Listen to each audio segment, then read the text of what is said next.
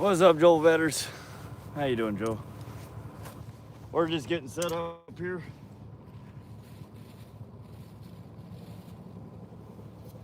Just getting our first pole in the water. What's up, Bob? How you guys doing?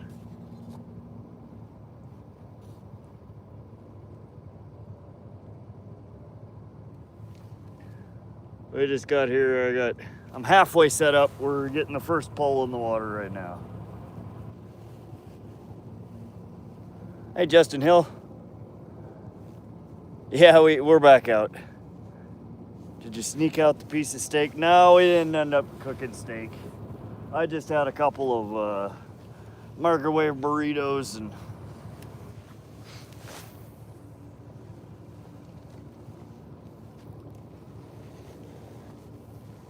steak would have taken too long, unfortunately.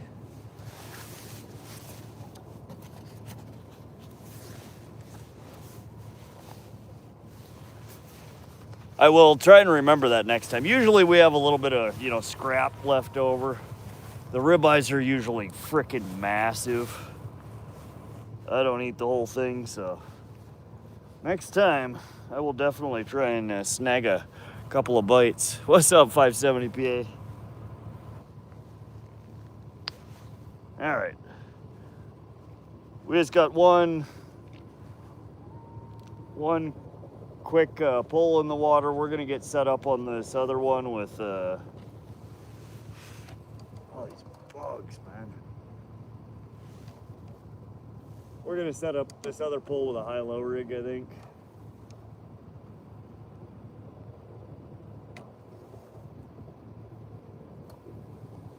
All right, derby pull number one. Let's get a bell on that guy.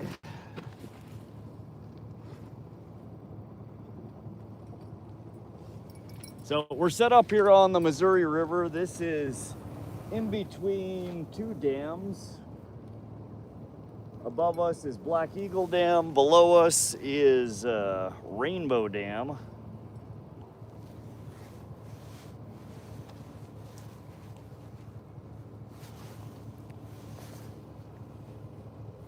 Tina's burritos are good. I think I've had those before. No, I just had a couple of bean and cheese Reese's burritos. They're decent.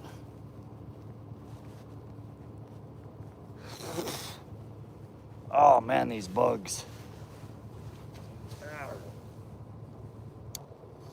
Yeah, we might have to readjust these lights here. In fact, let me back us up slightly. Sorry guys, don't mean to jumble you around. These bugs are just ridiculous. I need to get a little bit back from them. How's everybody doing tonight?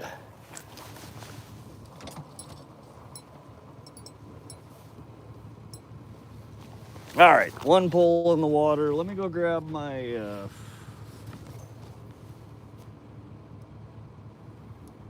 high-low rig. And I brought a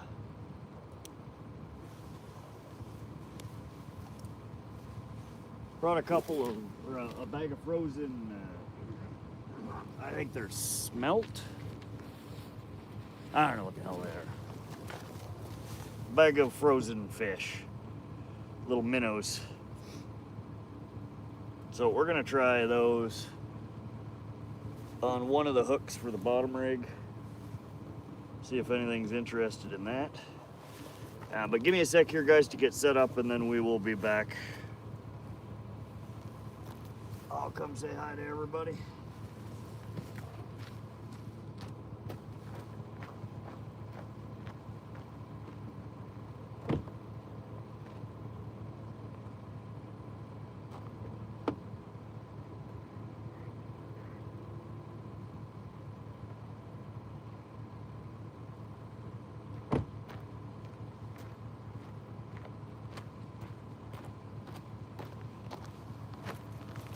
All right, let's get set up here.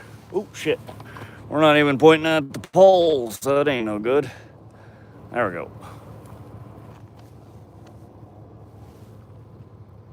There goes a tangle. No, no tangles. Rod doesn't mean I have a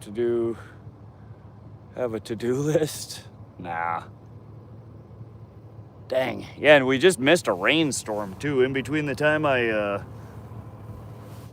ended the last live and started this one, a rainstorm came through.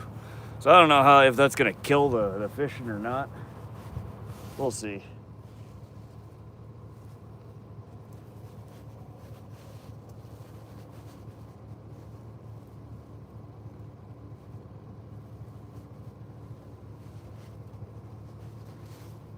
But let's get a second rig in the water. Technically we're in the Missouri River, but we're on a reservoir right now in between two dams. So I am allowed not just one pole, but two poles. Put a little piece of canned anchovies with the crawlers for some good scent. Joel, so I don't have canned anchovies, but I have, they're little bait fish, little frozen smelt. Same basic thing. Or similar, I should say. I need to update the location still. We are on the Missouri River. I believe this reservoir is technically called Toston Reservoir.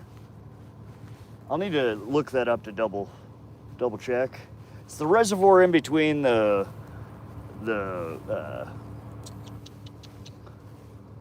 Black Eagle Dam and the Rainbow Dam, right in Great Falls location. Stop typing the period after. So it's just .where, not .where period.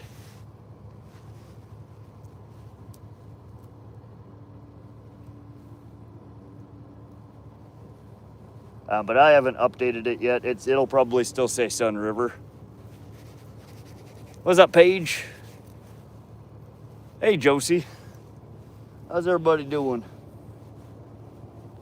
I'm just untangling my high-low rig that I tied up. So instead of using the steel leader high-low that I normally do, I tied one up just using fluorocarbon, 30-pound fluoro. And then instead of, for the bottom leg of it where the sinker goes, since I keep losing the damn things with snags, and I'm pretty sure is the sinker snagging, we tied up 12-pound fluoro instead of the 30. So it's just, there's the top standoff, there's the bottom standoff, and then we have 12-pound fluoro at the bottom with a sinker instead. Hopefully that'll keep us from losing our rig quite so often.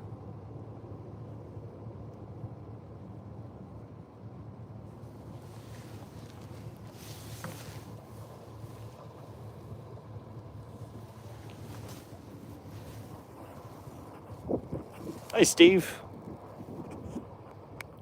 Can you give me some tips on catching bass?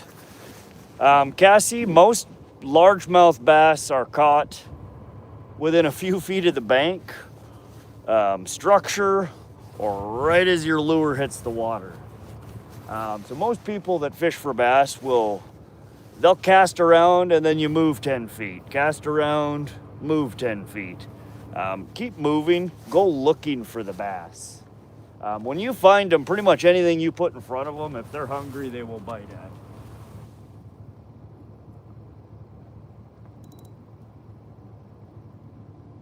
But don't be too quick to pull your pole out of the water when you're fishing for them. Again, you'll get lots of strikes right at the bank. All right.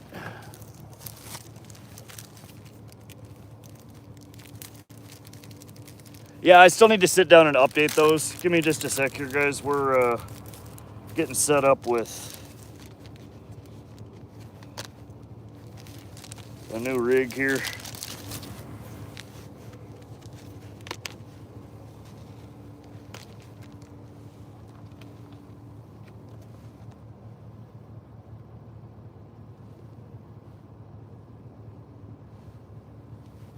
shit. That doesn't come with the right thing. Let me throw it. Ow! Owie, owie, owie.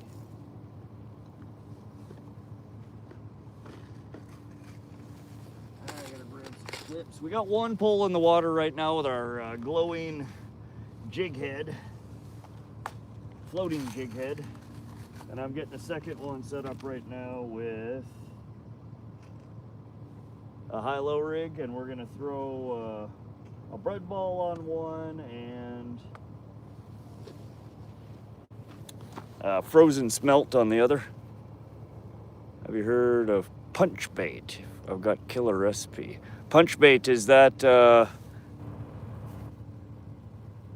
would imagine a variation of a pack bait. What's a punch bait, Nacho? 10:33 here. That's early.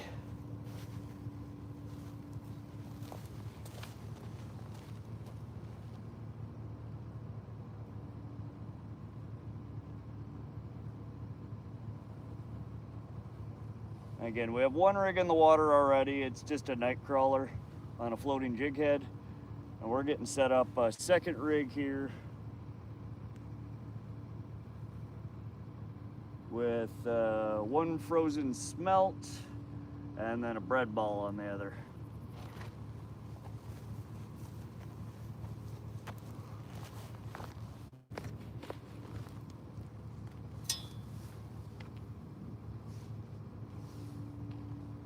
You guys give me just a minute here. Keep an eye on this second pole here. We do have a bell on it. Yeah, you dip the treble hook in. Shiznit is potent.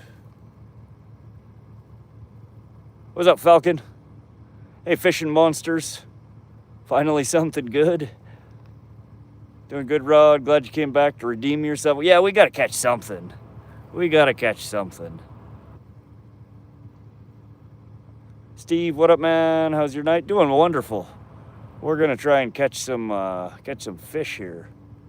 Falcon's a night owl also. Paige Hanning, when can I go fishing with you? Come on over, Paige. Just finished cleaning up my uncle's boat and getting it out of his garage. Hopefully he gets registered so I can bring it out soon. Nice. Yeah, so they just changed the registration laws here in Montana for boats. When you register your boat, you pay a one-time fee, and it's basically a lifetime registration for it. But they used to, up until last year, make you go back in every 3 years and get a new certification sticker, some kind of stupid sticker you had to update on your boat. And last year, they voted out that requirement, so you no longer have to do that. So you register it once and you're good to go. Jesse's back. Hey, what's up, J-Roo? I'm going fishing in the AM, bass, salmon, and perch. Nice. Where are you from, Paige? I'm assuming you're not from Montana. I could be wrong, but that's my assumption. Okay. All right, we need one more clip. One more clip.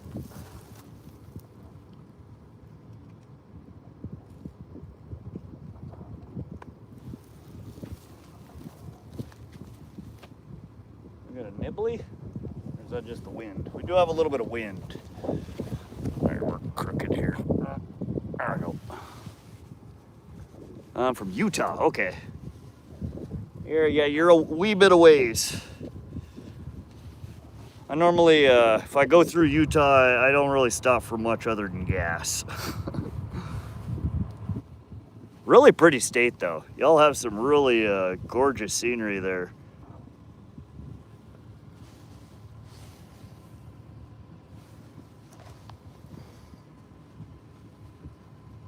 Hey, 420, welcome back. All right, hold on. Man, these clips when they're new, I need to stop cutting my fingernails so damn short. They're rough to get open. I should be using my pliers. Ugh. All right, there's one half.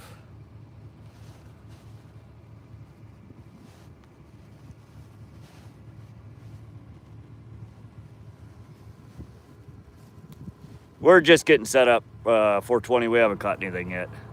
What kind of lighted corks are those?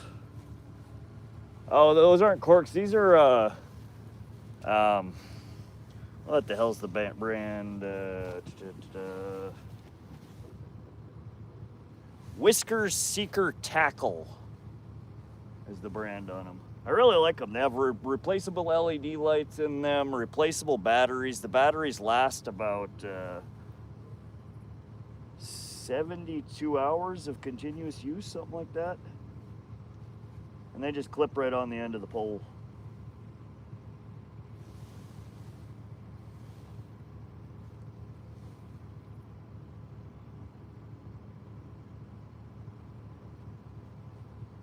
How the hell did I do that? I'm on now. There we go. Yeah, and in the 15 minutes I've been here, before I turned on the camera, I guess it was more like 10 minutes, I pulled up and started unloading shit. I've had one sheriff and one local police officer roll by and flash their lights, and what are you doing? I'm fishing, man. What the fuck does it look like I'm doing? Those are lights, yeah. If you ever stop by Utah Lake, let me know. I'll show you some good spots.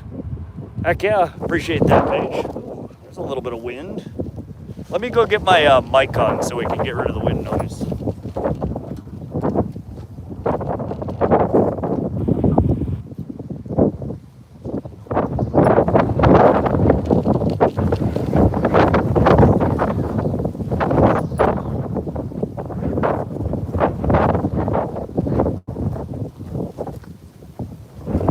Dang, are we gonna get a windstorm here? Wind came out of nowhere. Yep.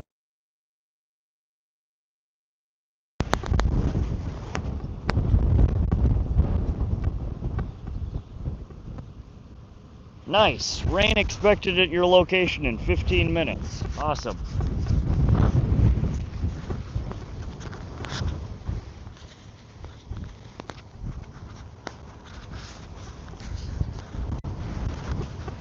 Well, this should be fun.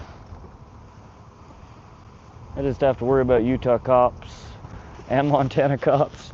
Rain is good for fishing. Yeah, it is, but it's not good for electronics. You guys hear me all right?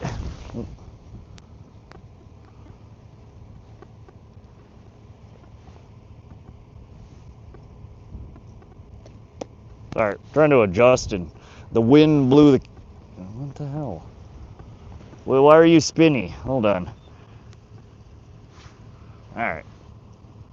Now let's move it back. All right, well, this could get interesting. I don't know. We just got a rain alert. The wind came out of nowhere.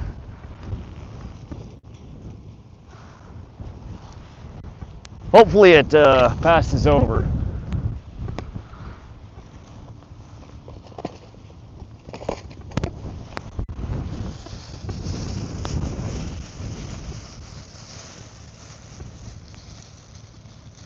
All right, let's get a bread ball on one pole or one hook.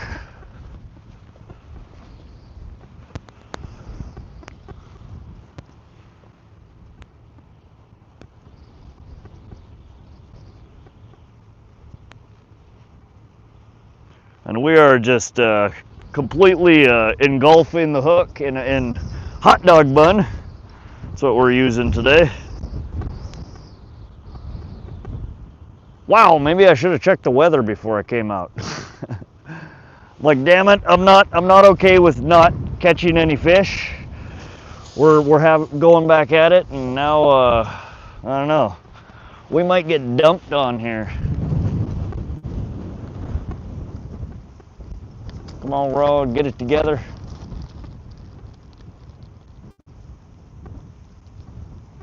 It literally player windy. They have automatic trackers for camera, follows your movement.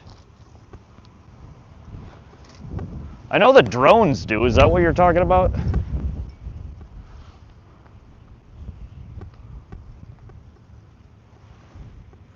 All right, and then on this second hook, we're throwing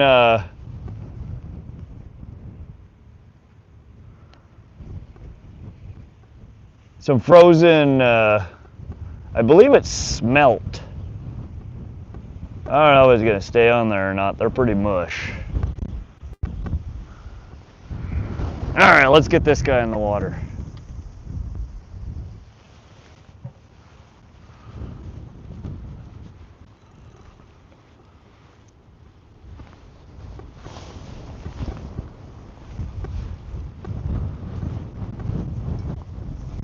We're gonna switch sides here.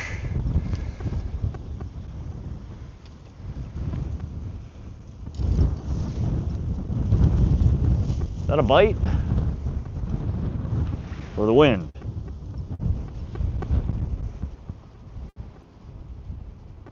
Oh, this is gonna be fun. I can't tell what. That's a bite. Bite, bite, bite, bite. Shit, did I miss it? So too hard to tell what's going on here in the wind. No cameras, SWFF just used his. I heard about it. No, that was definitely a bite, Joel. Not the wind. It was a jerk, jerk, jerk, not a jingle, jingle. That's our worm rig. All right. The bell might not work.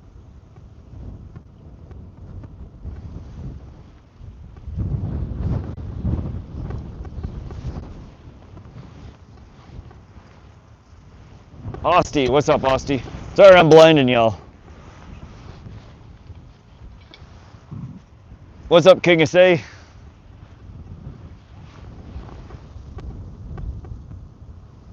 All right, so we have a floating jig head on the orange, tipped with a night crawler, and then we have on the second line here a high-low rig. One of them is a bread ball, and the other hook is a frozen smelt.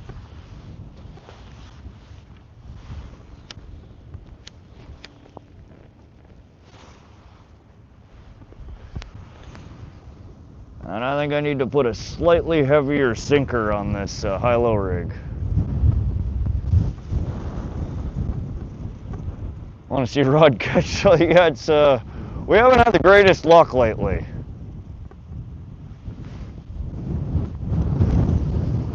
All right, I gotta check the weather and see if this rain is gonna pass over us or if we're just gonna get dumped on.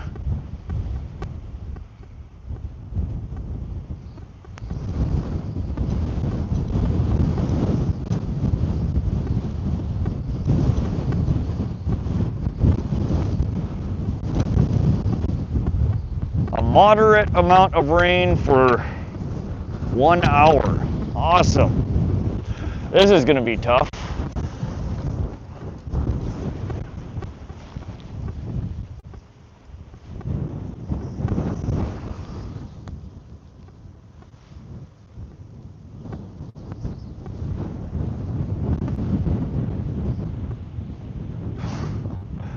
Yeah, I don't think we're going to see the bites. I'm going to have to hold a pole. And did it rain earlier today? From the time we got home until I left again, it rained. My truck was wet. The whole bed of the truck was wet. I didn't see anything at here in Great Falls. It didn't look like it rained, so I think maybe I just beat the storm that was coming. So the storm that hit Vaughn an hour ago, I think, is hitting us right now. Bob S. The camera, I'm not worried about getting wet. It's more the batteries. The batteries can't get wet.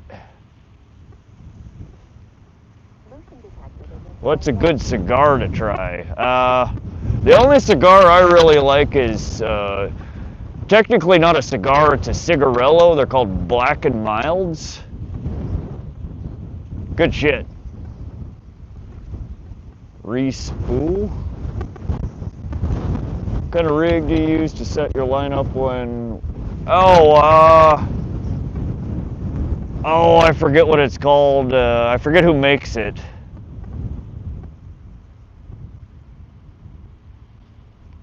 Come on, wind, knock it off. In fact, that's what I need to check. I don't care about the rain, I need to look at the wind. God, I just left SoCal's live, and he had like 22-mile-an-hour winds. I'm like, man, that's too much wind for me. We got here and it was perfect, and now it's... I think we got windier weather than he had on his. 420, if you ask me again tomorrow, when I get home, it's sitting right below my desk. I just restrung these two lines. I forget who makes it, though.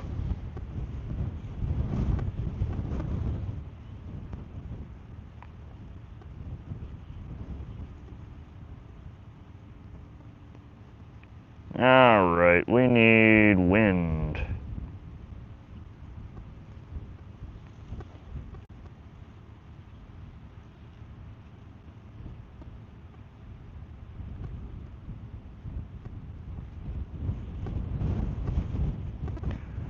All right, looks like the wind's supposed to die down after this rainstorm goes by. So it looks like we're gonna have about an hour of nastiness, and it should get better after. Can't wait to get my poles in the water. Just got my Whisker Seeker poles in the mail today. Gonna put Cast King 6,000 reel. Nice, Austie. Yeah, I picked up 2 Whisker Seeker reels earlier this year. I've still yet to put line on them and put them in the water. They look like nice rods and reels, though.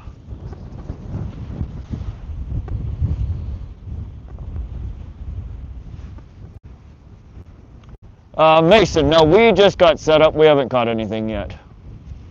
I never said I was smart, man. Oh, man, it's gonna be windy. That stinks. It's like I should have waited an hour to come out.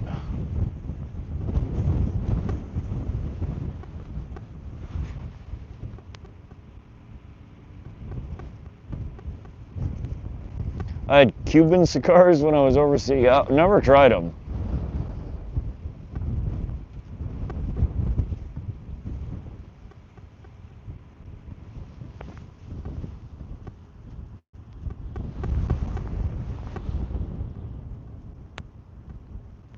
Yeah, 570, the problem with the...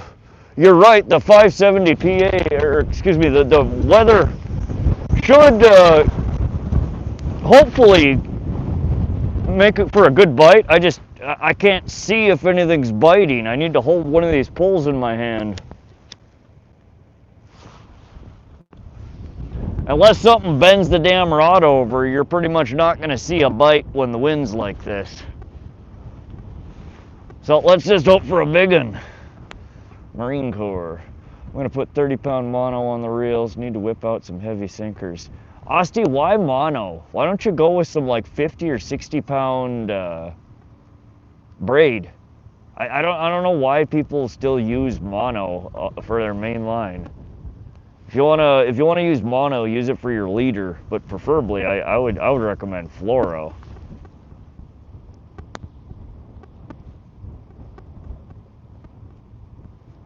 Mono has really bad tensile strength. It breaks really easily. It's good for cut resistance, but the strength on it is crap.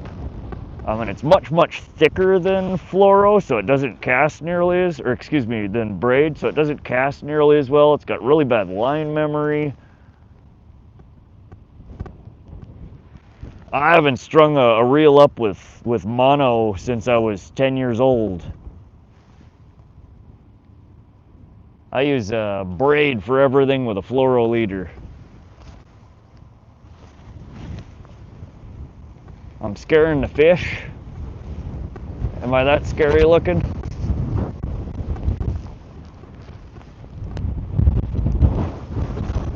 All right, you guys, hold on to something. This wind feels like it's getting nasty. You might get blown away. Ice fish. Mr. Bojangles, I never have. This year I am going to try it, though. I'm going to try and do some... excuse me. We're going to try and do some ice fishing streams this year.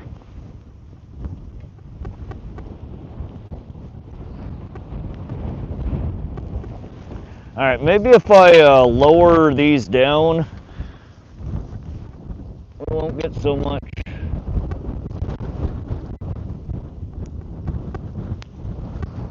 No, that ain't gonna help. Never mind.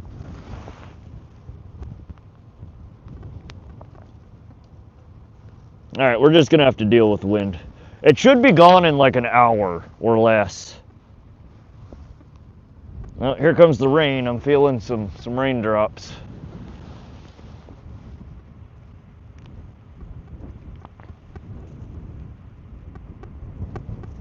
Yeah, Austie, the braid is going to be much, so like a 30-pound braid is about the same size as 8-pound mono. So I mean, you're going to be able to get way more line on your reel. You'll get way further casts. I don't know if there's ever a good reason to use mono as your main line these days. It can make sense for your leader because a mono line will float, whereas fluoro sinks. So there are some uses for a mono leader, but for your main line, I don't know of a valid reason why anyone would use it anymore. You need a live scope. What's up, Vladimir? Hey, Stephanie. Paige says I have a pit bull. I used braid last time and I just snapped. I guess I got caught on a rock. Yeah, so that's one difference. So braid has really good tensile strength, which means that like pull resistance, side to side, it's very strong.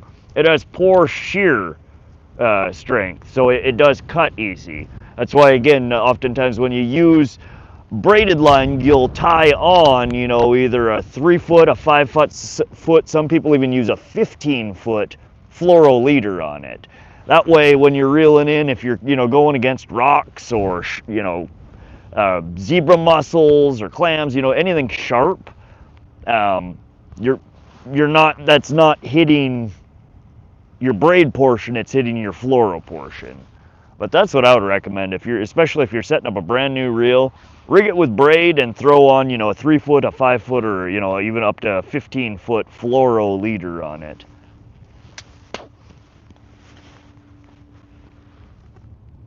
Much better than throwing the whole thing full of mono. Sorry, Vladimir. I studies a bit of Russian, but I suck. I do. The cost is the reason. You're talking a few dollars difference, Joel.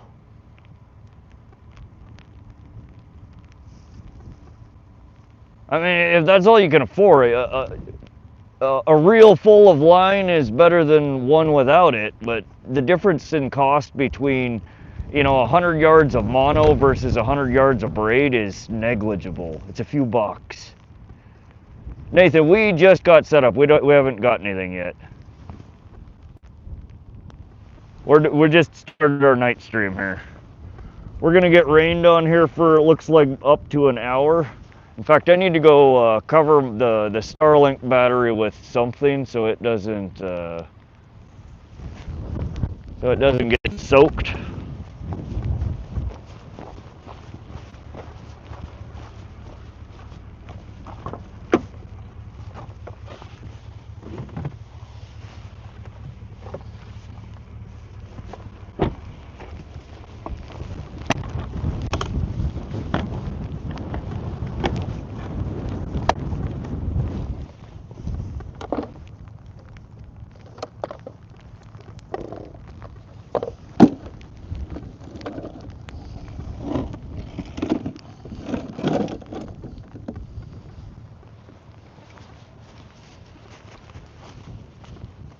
All right.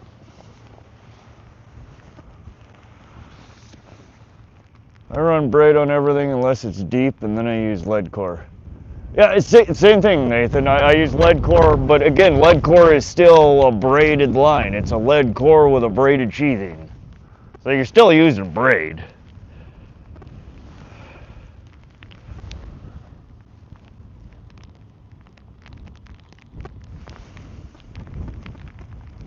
It's always good to drink Mountain Dew when you're fishing.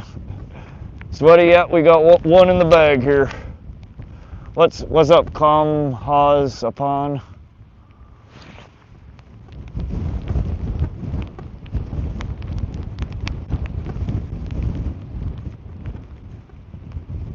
I use either spider wire or fire line, steel line for deep leader. Aiden, are you camping out there? No, we're just at the edge of town here. We're gonna do probably 4 to 6 hours of night fishing here. We have about an hour of nasty wind and rain, it looks like, and then it should get nicer. So hang in there, guys. The wobblies of the pole here should get better here shortly.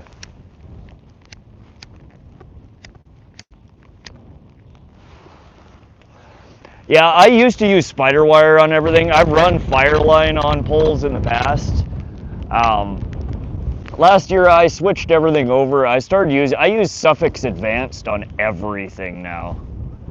Suffix Advanced braid for my my spinner rods here. Suffix Advanced lead core for my trolling rods. It's a few bucks more than Firewire or spider wire.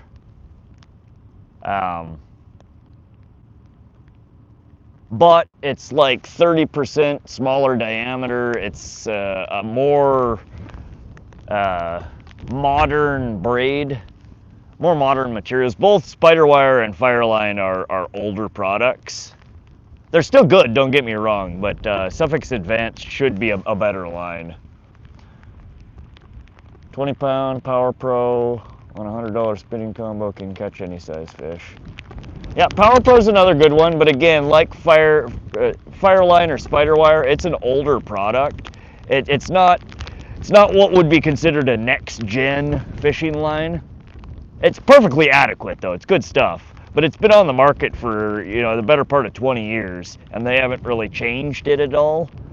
Suffix Advanced is a fairly new line to the market. I think it came out within the last 5 years or so.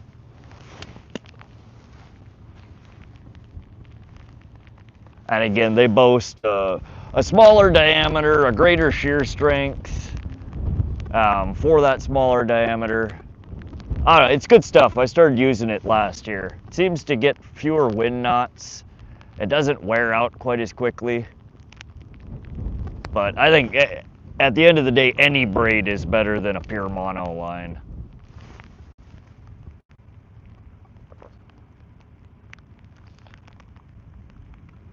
Liz Ramsey, what bait do you use? So on the orange pole here, we have what's called a high-low rig. So there's 2 metal standoffs on it, and each one has a hook. So we're actually running 2 different baits on this one. It is, no, I take that back. This one is our floating jig head, chartreuse floating jig head tipped with a night crawler. This is, the green one is the one with 2 baits on it. On the high-low, we have a bread ball on one, which is hot dog buns, targeting carp. And then on the other hook, we have a frozen smelt, which will, there's walleye in here, there's northern pike in here, there's bullheads, common carp, rainbow trout, brown trout, burbot.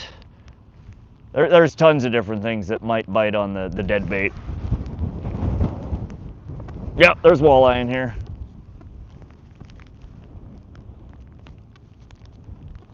But I'm just kind of waiting for this wind to die down here. It's supposed to calm down within the next half hour, 45 minutes.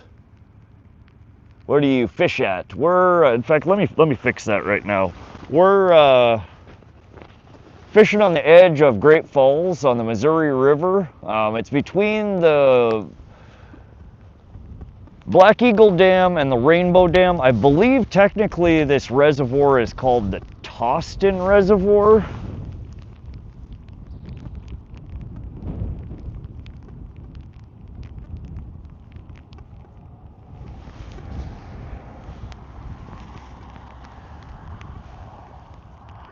Let me see here. Let me update. In fact, let me look at a map real quick. I think this is Toston Reservoir.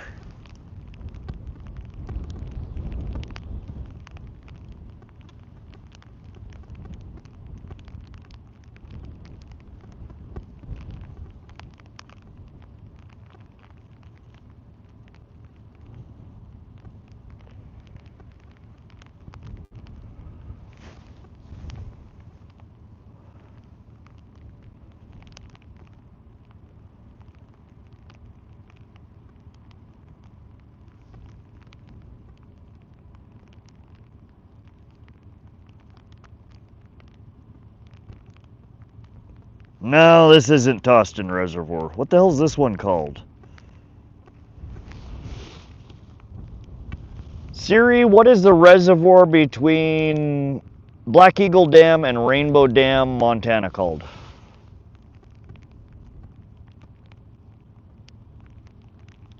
This bitch has no idea. Hope you catch tonight. Thanks, Stephanie. Yeah, we caught 20. Actually, I caught one right after the stream ended too. We had 23 walleye on that trip.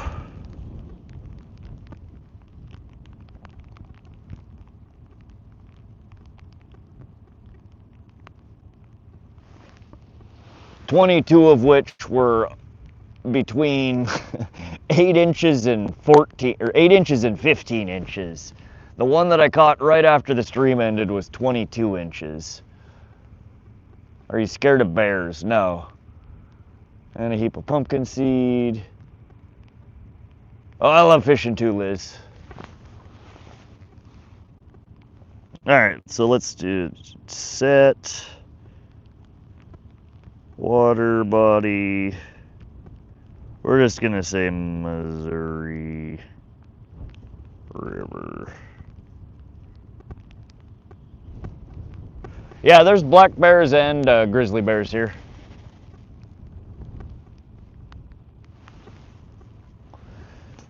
Jesus Christ, yeah, there's rainbow trout and brown trout in here. I've seen brook trout marked on FishBrain, but the pictures were so terrible that I can't tell if it actually is a brook trout or not. I've never caught a brook trout out of the Missouri. I know that there are rainbow trout and brown trout both in here, though.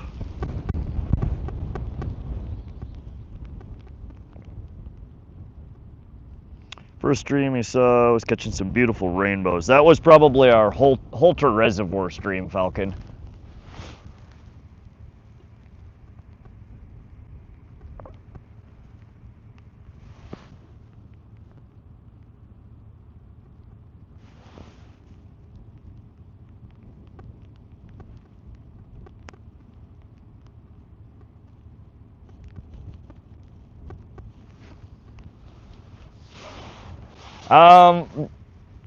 Jesus, we have bread bowls out targeting carp. We have worms out targeting whatever wants to bite a worm, which could be walleye, rainbow browns, burbot.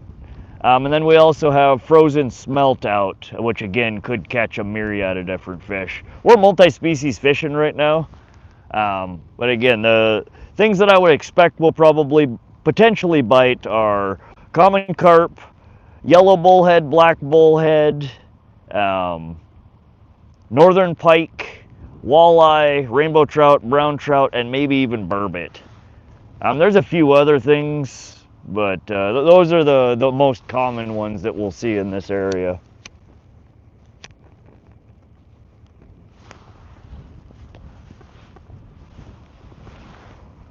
Do brooks get big? Not really that big here in Montana. Somebody type, in fact, just type .record space brook space trout, and you can see what the state record is for brook trout. Brook normally don't get as big as other trout species, at least not here in Montana.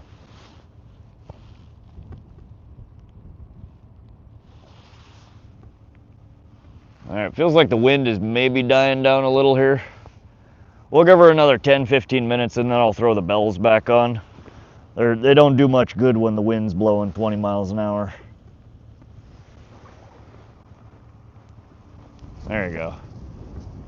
Dang, that's a lot bigger than I thought. 9-pound brookie with an unknown length. See, that's garbage. John Cook.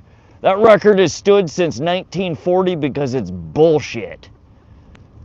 How do they? I don't understand how they have records in the record book from like 100 years ago or 70 years ago or whatever the hell that is. 60. That's 80, 85 years ago with no length recorded, but some redonkulous weight.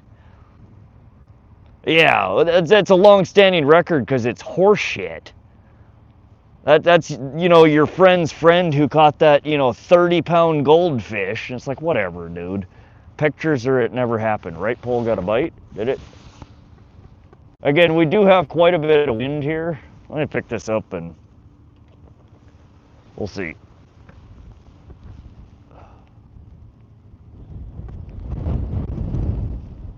The wind is supposed to die down within the next half hour or so.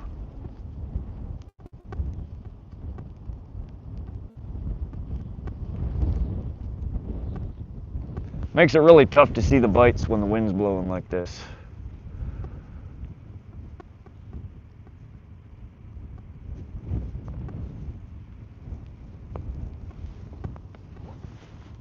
Yeah, so we're technically on a reservoir. We're between two dams. I forget what the hell what they actually call this reservoir though. It's between Black Eagle Dam and right down from us over here. We're fishing right above the Rainbow Dam. Let me turn the camera over. You guys can see the lights from the dam right there. That's the top of the dam. We're in the reservoir right above that.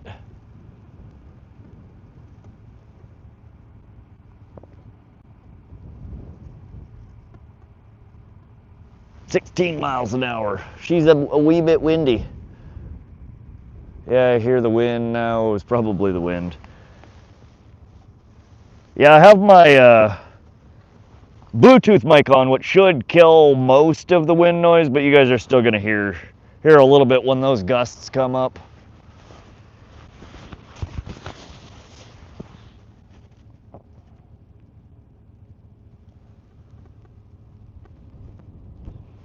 But I looked at the forecast and it said the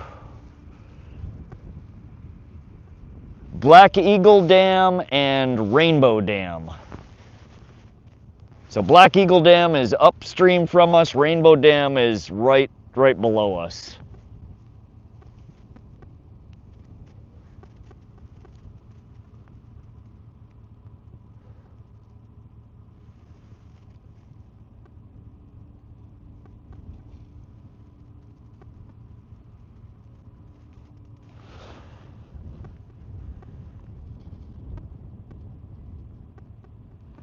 Good old Nightbot. Yeah, we're adding more and more features to Nightbot to try and make it more useful. Green Valley Lake, Lake Hemet, Diamond Valley, Lake Gregory. I'm gonna try out Big Bear next. Pretty good trout fishing. Nice.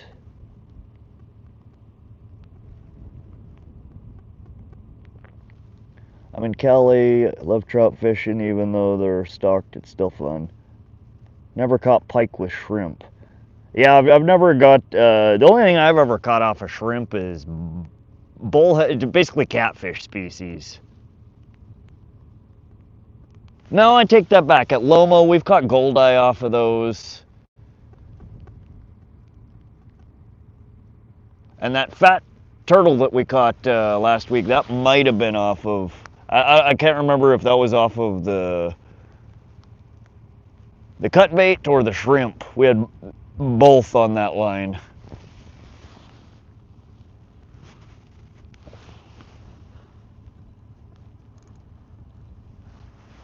Alright, we're gonna lower the drag on these guys just slightly.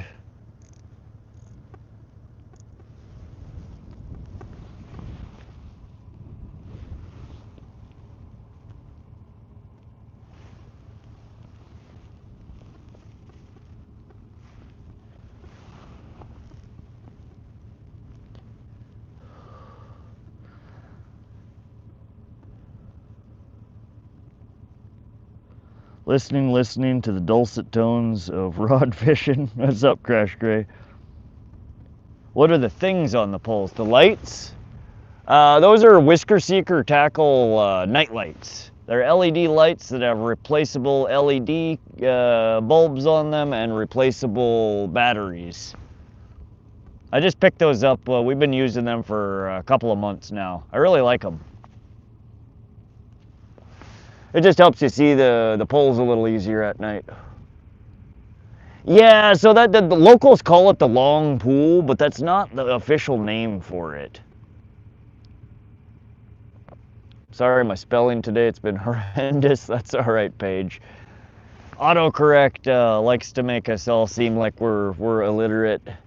Use crawfish tails. Nobody's good for trout, pike, and some others. Liz, absolutely. I've almost every pike I've opened up for a very long time had a belly full of craw. I've never actually caught a pike using craw as bait though, which I don't understand. What's up, Loki?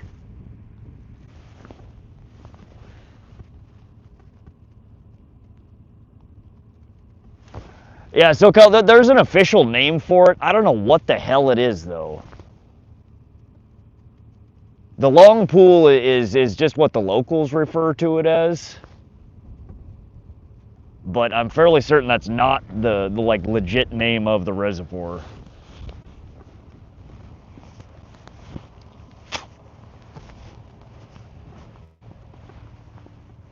All right, I'm grabbing my soda.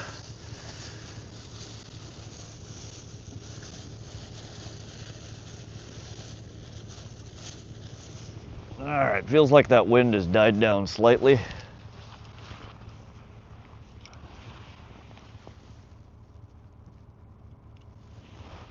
We're gonna throw some bells on there.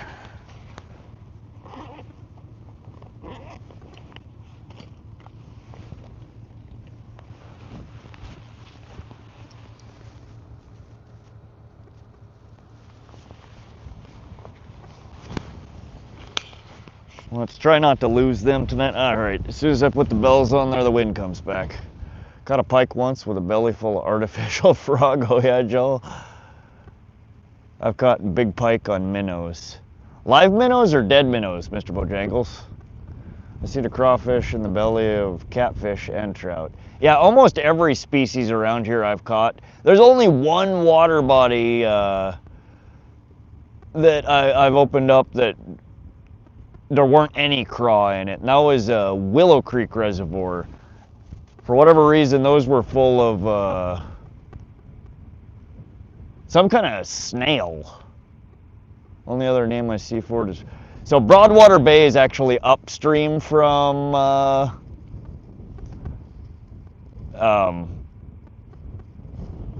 God, COVID brain.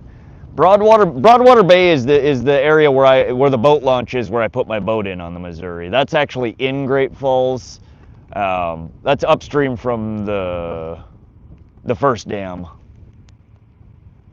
My river is full of pike. What are you using? We have bread balls, we have night crawlers, and we have frozen smelt on the line. So we have 2 poles, 3 hooks, and 3 different baits. Okay, well, thanks for looking, SoCal. Yeah, I'm not sure offhand. Do you catch and release, or do you keep? Both, Liz. For the most part on the streams that we run here, it's mostly catch and release. Most of the fish that I keep are earlier in the year. I stock my freezer up for the year. But most of the time on the streams, if you're watching, it'll be catch and release. Had Fubro rip over with a 24.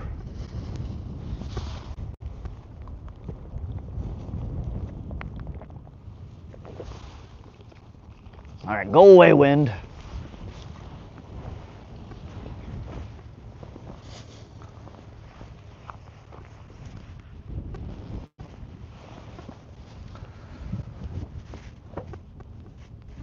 I should go down and catch a craw though. That'd be good to throw on one of these hooks. How long you been out? Stream's been running for 55 minutes. We've had poles in the water for about 45.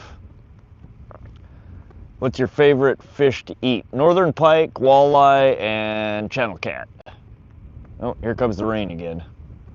Felt so damn bad for that turtle. That was my first ever turtle catch. So Cal, that's what I'm telling you, man. That's why I hate catching them. Getting the hooks out of them is such a pain in the ass. 9 times out of 10, you're better off, like, just find the line, clip it as close to the turtle as possible, and get her back in the water. It oftentimes isn't worth screwing with, especially if you can't see well. Yeah, we had one bite on the chartreuse floating jig head. which is the orange pole, orange light. So green tipped with orange, green tipped with green. So if you guys are gonna call out bites, call out either orange or green. Salmon is the best by far. Any other answer's wrong. I don't know. The salmon around here, they're good, but they taste almost identical for me to rainbow trout. The rainbow trout and the kokanee salmon, or at least that's the only salmon that I've tried is kokanee salmon, and they're both pretty fishy. I like fish, but I like a very mild tasting fish. I don't like a strong bite. Yeah, Joel, there was that you called wind. The first one was a bite. That was right after we got the pole in the water. That was right as the wind was picking up. You said it was the wind, but I felt it in my hand. It was a definite bite. If it ain't chartreuse, there ain't no use. That's right. Bite orange. Now again, you gotta see how both of the poles are kind of swaying. We're getting gusts up to 15, 20 miles an hour right now. Couldn't see the dang line or the cutter or pliers. Finally got it cut and hauled off, but the dock hook was way down his throat. Yeah, that's rough.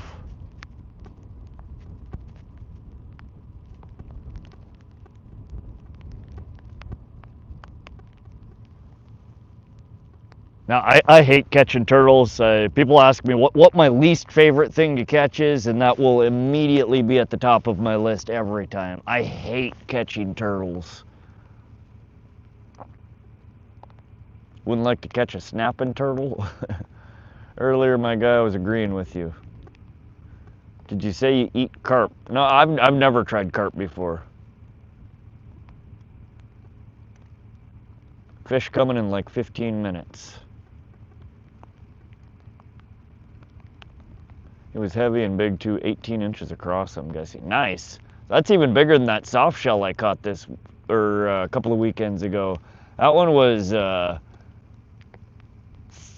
15 inches long by like 13 inches wide, 12 and a half wide, something like that. 11 pounds. The fish you will get will bend the rod. Yeah, if we get anything decent, you're gonna hear the bell jingle. There will be more than just a tap, tap, tap. There are bullhead in here. See, there might be some tap, tap, taps, but we're not worried about those. We're looking for a good fish. And Bob, yeah, they've been in the water a while. We've had at least one nibble on this one. Let's at least get this one back out. The other one's got very soft bait on it, bread ball and frozen fish, both of which are basically going to have to be replaced every time we reel it in. So I'm going to try not to recast that one if I don't have to. Again, if anything hits on this, it's going to be it'll be a definite hit. The worm could be nibbles. Let's see here. Get over here. Ah, yeah, she's all chewed up. We've had some nibblies on that one.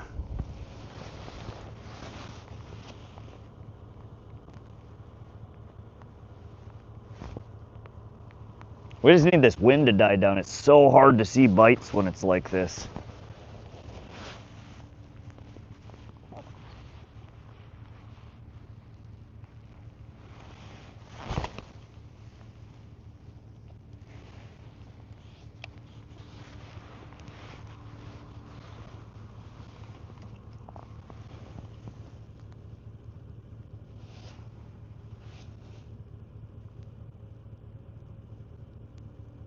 All right, we're just reeling the slack out of the line. I like to feel I stop when I feel tension.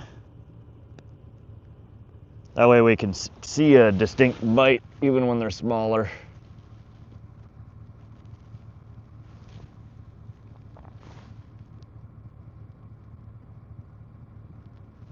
There we go.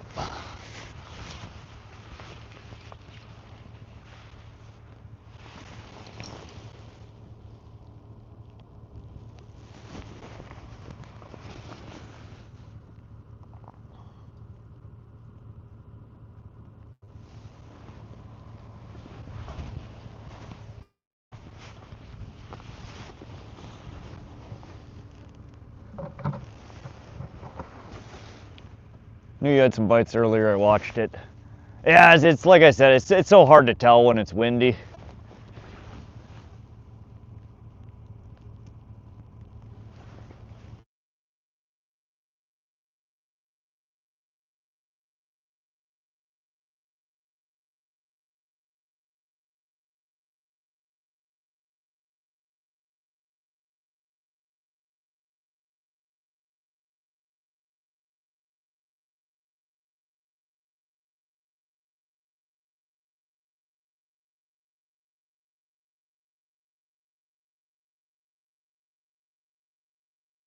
It's a big old stingray. It was about 4 foot across when I was down in Florida.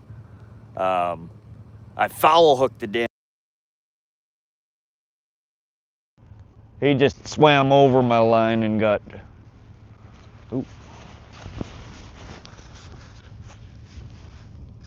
Is the sound back, or can you guys still hear or not hear me? What's up, Steve? Do you like traveling? All right.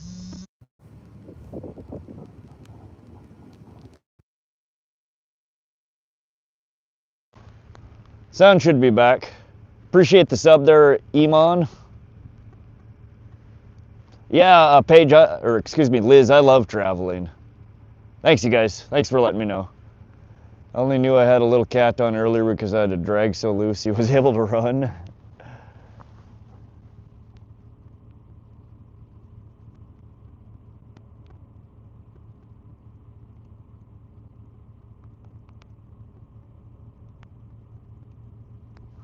All right,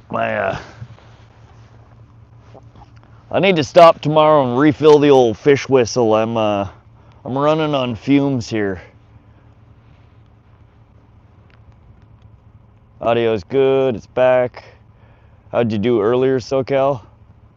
He did one common carp, just under 5 pounds, and then one channel cat that was, I don't know, maybe 2 pounds. Oh yeah, and the big ass turtle. I forgot about the big ass turtle that we were literally just talking about. Yeah, she's gonna be faint. I don't know if the fish will hear her.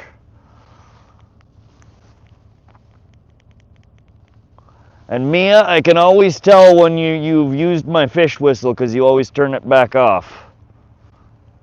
I'm on to you.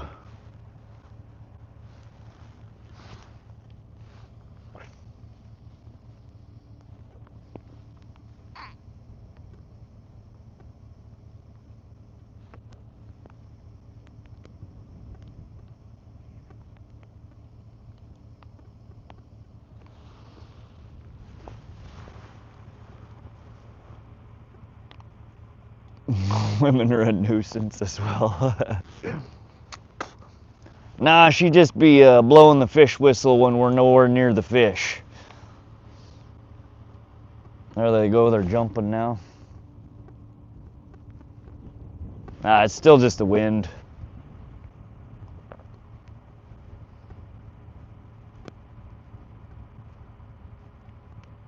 Gotta make your own fish whistle bushes. Benjamin Franklin, cheers.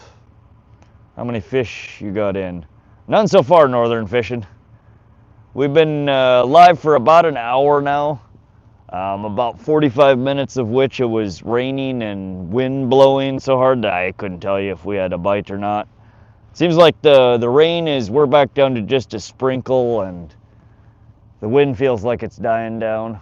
Still a few gusts here and there, but it's supposed to improve over the next half hour or hour. Going to the river tomorrow, hoping to catch some big kitties. Nice, Sweaty. Wind and nibbles. That's early still. We're only 11:28. We'll be out here for a while. Try Lake Tahoe on the border of Nevada and California. Great for trout.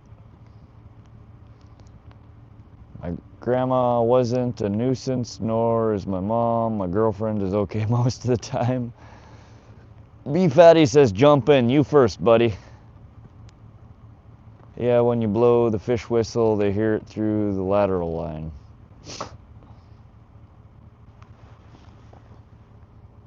There's many good women fishing, just not near me.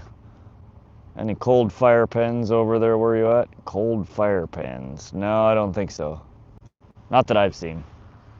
It's a cool beard. Thanks, Pika. If it smells like trout, get out.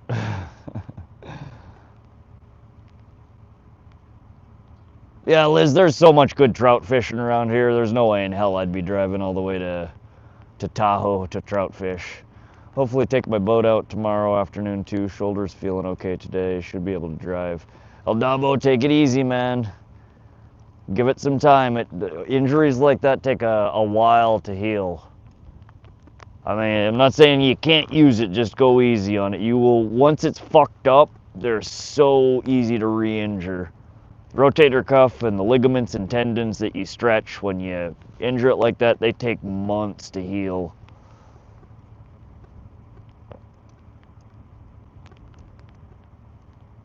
They're known for being massive. Appreciate the sub there, Aaron J. What's up, Daryl Opar? Come up to Manitoba, free lodging. One of these days, El Dabo, I might take you up on that. Probably next year. It's the only wax fish whistle I would recommend. I'll have to look that up. Cold fire. I was expecting Jesus to tell you to cast it over there and then you catch heaps. Tell me about it. I just had my knee replaced. Ouch. My basement. Ah, shit, y'all.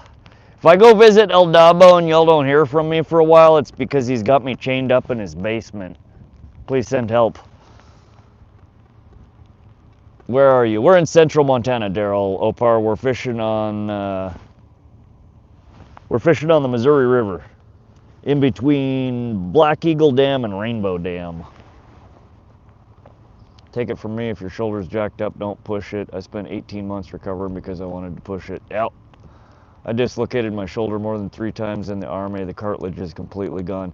Yeah, Paige, the first time I dislocated my shoulder, I was 15 years old, practicing for a snowboarding competition. I've dislocated it since then. I mean, I've lost count. I've fully dislocated it probably 15 times. I've had to go to the emergency room to have help putting it back in because sometimes I just can't get it back in. I think I've been to the emergency room 5 or 6 times now over the past 30 years. They told me after the second time that I did it that my rotator cuff was destroyed and that I needed surgery, and I just have never gotten the surgery. I was in the Carson River a few days ago, seeing trout migrating upstream, also caught a 15-pound carp. Nice, Daryl. That's a nice fat carp. Those are so fun. Healing to Steve, if you want it, bro. Don't worry, it's okay. YOLO though, right? My shoulder will be fine. It will be, just it'll start to feel better. Just don't push it, because you will re-injure it and you'll fuck it up worse than the first time. Just go easy on it. How does the fish whistle work? It's kind of like crossing your fingers and hoping. That's how it works.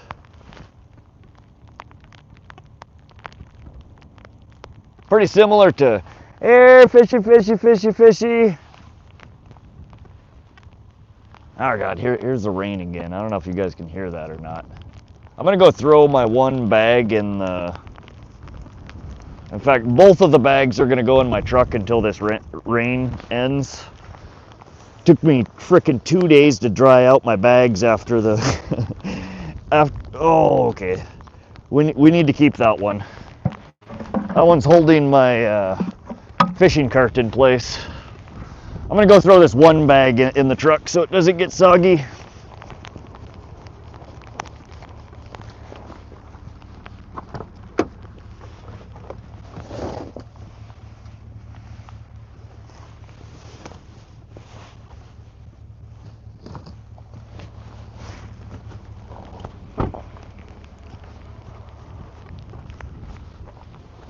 We're gonna throw something over this bag so that'll get soggy and not the bag. Got my truck blanket. Oh God. I thought the wind was gonna go away. What the hell, weather report?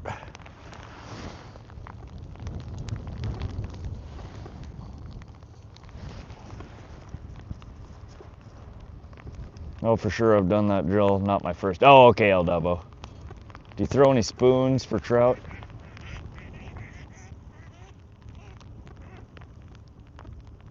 What the fuck do you want, ducks?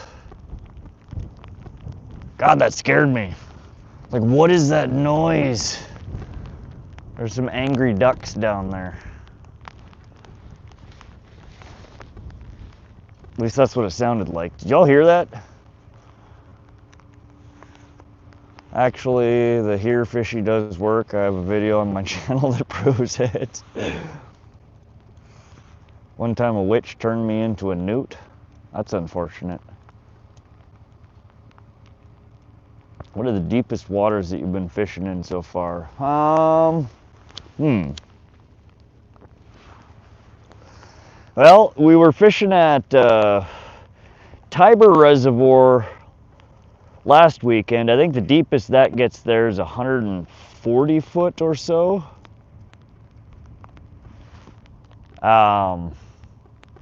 Halter, I think, gets to be around 120 foot. I don't know. I think those are probably about the deepest that I've fished in around here. Daryl, we're using night crawlers on the orange pole. The green pole over here, we have a bread ball on one hook and then a frozen smelt, so dead bait on the other one. Mackerel is always best cut bait. Mackerel works all right. Maybe a coyote bothering them. I don't know, it sounds like it's right down at the water's edge.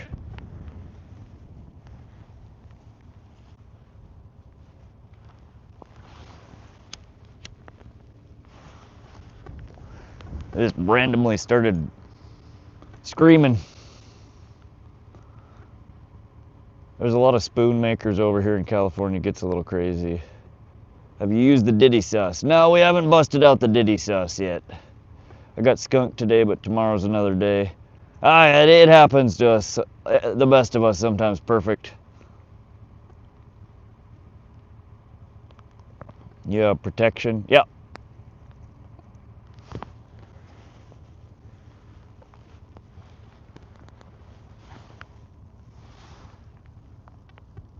Come on, fishy, fishy, fishy. Yeah, and with the wind like this, we pretty much need a fat bite that's gonna bend these poles over. It's gonna be hard to tell if there's a bite otherwise.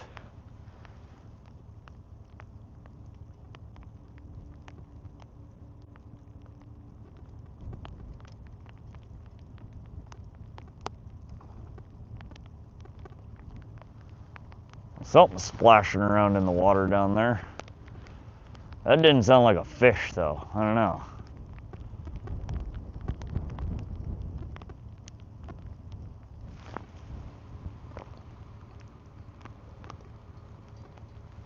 .38 special.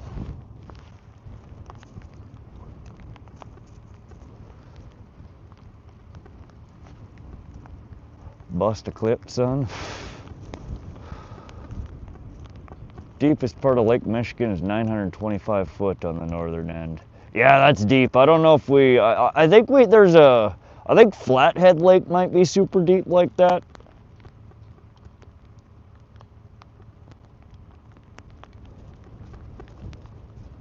Yeah, I know, perfect.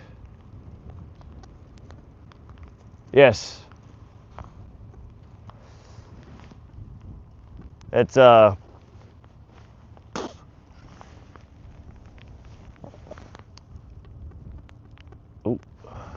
got a bite.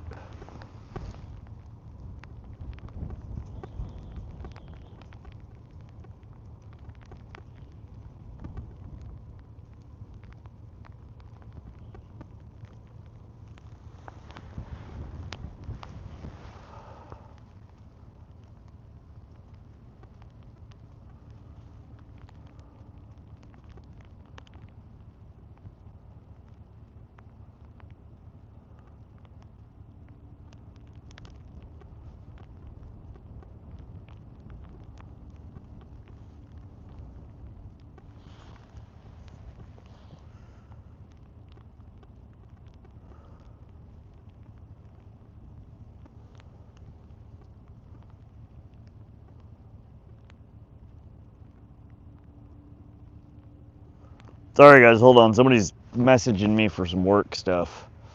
Got a website down. Want to go up to Ontario for some good steelhead. Can we see it? No, I don't take it out. She stays holstered unless it's needed. Average is 425. Wow. Yeah, most of our water bodies aren't that deep here.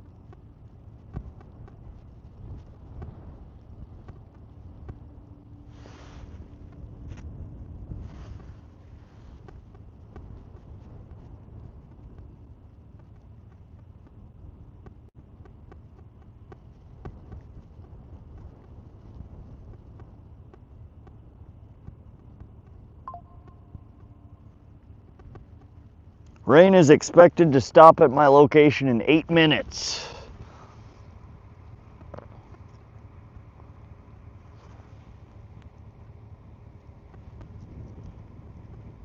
The website's down. I was joking about the dynamite. What's up, Nicker? Better bites during the day or night. Jesus, it depends on what species you're after. There are certain species, like walleye, tend to bite better during the night. So I'm told. Burbot bite better at night. Oftentimes channel cat. There are a lot of species that are nocturnal versus diurnal. So a night species versus a day species. So it really depends. Some fish will bite all day, all night. It doesn't matter. A carp, for example, is up all during the day and during the night. Bullhead catfish, you tend to only catch at night.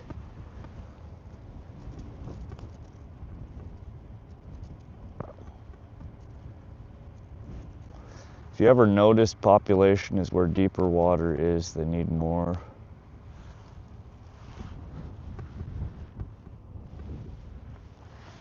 Ooh, that might have been a bite.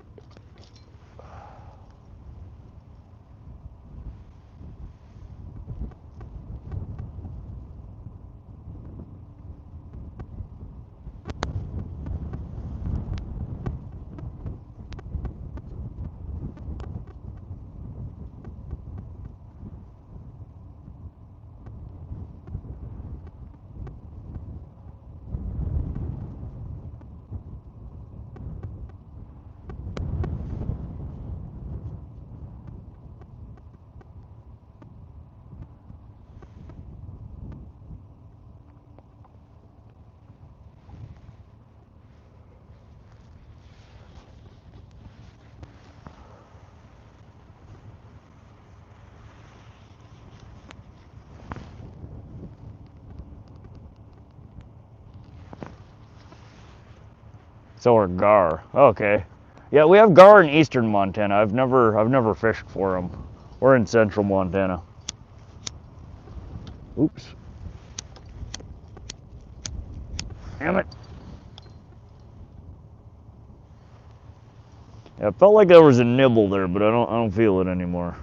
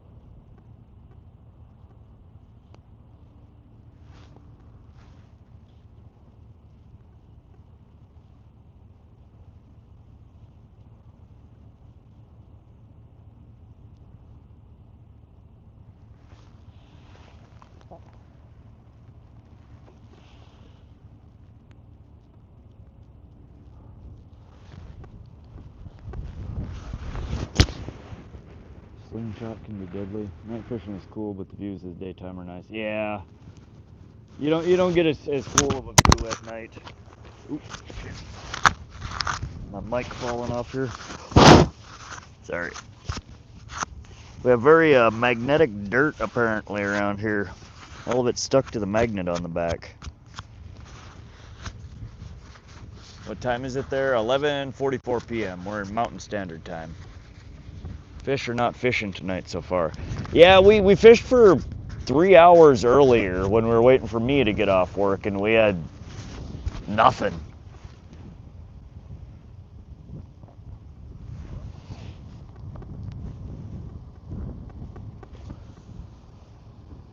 Are those ugly sticks? Yeah, ugly stick carbon, medium light, fast action, 6'10". They're really nice poles. Cheap poles, but I love them.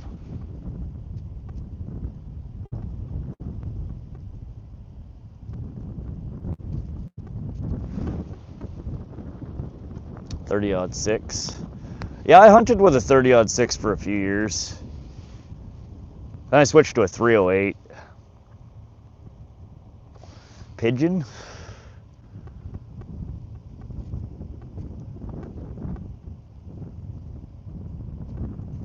Now the pistol that I use is a Kimber.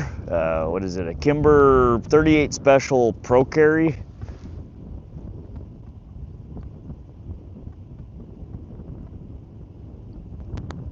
She's pretty nice.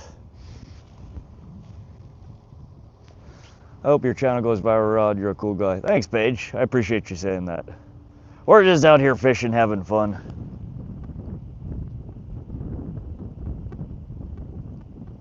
I'm not too worried about the subs or the stats. It's interesting to look at. It's cool to see more and more people subbing to the channel and getting memberships and stuff like that. But at the end of the day, I have just as much fun streaming for one person as I do for 100 or 1,000. So I have a St. Croix, my favorite rod. Some of my buddies make fun when fishing for tarpon and snook, but I love it. I love my 308 over the 30-06. My 308 has better accuracy. Yeah, so I had, I forget who the hell makes it. The 30-06 that I had was a pump action 30-06, which I thought was cool as hell. It is the most inaccurate rifle I've ever shot in my fucking life. I shot it for a few years, and it's also is an older one, and it had a metal butt pad on it. That sucker hurt. Everybody that shot that gun was like, good God, man, I could barely put a clip through that. Like, it was a pain in the ass trying to sight that rifle in. I would always take friends with it. I'm like, all right, you take a couple shots, you take a couple shots, and after they, you know, got it mostly sighted in, then I'd put a few clips through it to make sure. But yeah, that rifle, incredibly inaccurate. I ended up giving it to a buddy when I moved away from Montana the first time. I sold and gave away everything that I owned, and I went backpacking for like 3 years traveling. He shot it for a season. He sold it to his dad. His dad shot it for a season. He sold it to a buddy. The buddy shot it for a couple of years. Like, it just got passed from person to person to person. It's such a cool rifle. I mean, you don't often see a pump action hunting rifle. And I thought it was going to be the coolest thing, but I fucking hated that gun. Everybody who shot it hated that gun.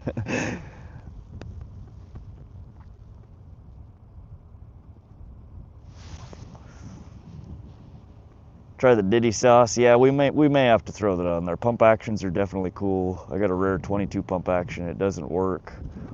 My lever action, it's old as fuck. Yeah, this one was, it was an older rifle. It was probably circa 1970, maybe 1980. It was an older gun.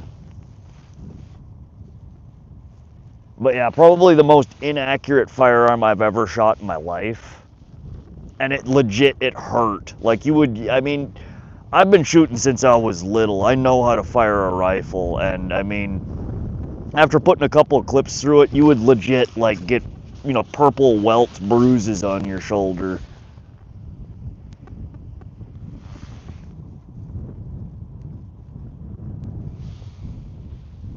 It was not a fun gun to shoot.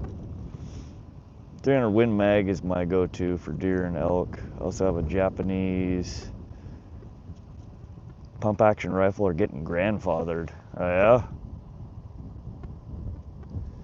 7mm I've been using for 20 plus years.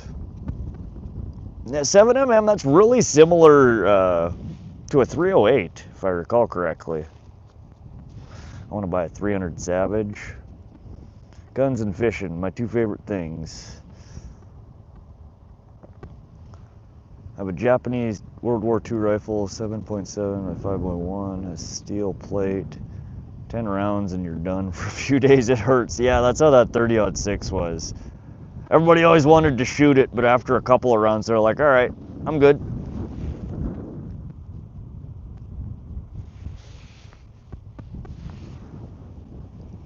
What are you trying to catch? Carp, pike, walleye, trout, anything that wants to bite. We have 3 different baits on. We have red balls, we have night crawlers, and we have smelt, frozen smelt.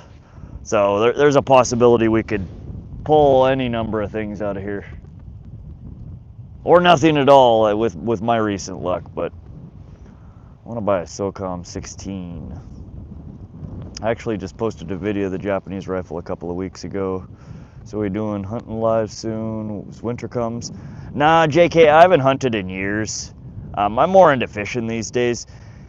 Sometime in the next few years, I may pick up a new rifle and do some elk hunting. But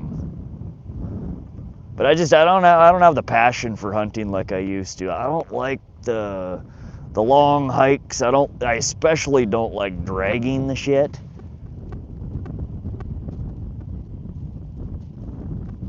I do enjoy eating them though. Planning a live from the deer woods Thursday. Yeah, SoCal does hunting. If you guys like hunting and fishing, go add SoCal. He's got a really good channel. He fishes in Southern California. He does saltwater fishing. He does freshwater fishing. And he does dirt bike, riding, and hunting as well. He's going to be doing some live stream hunts.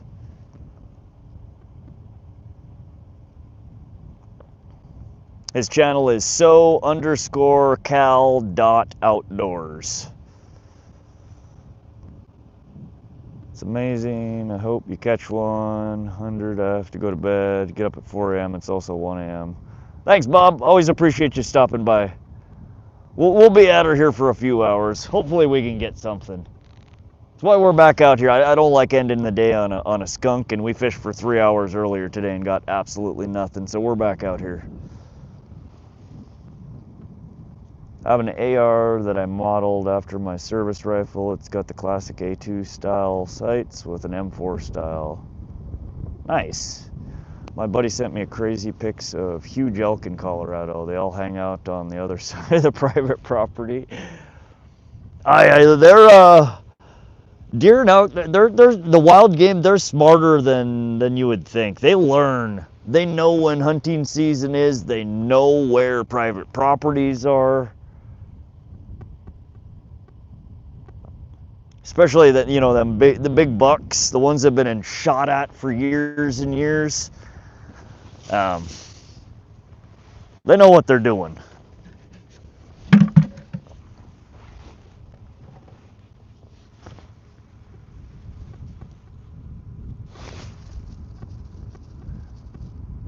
Kevin Bana says, good luck. What time is it there? 11:53 p.m. We're almost midnight.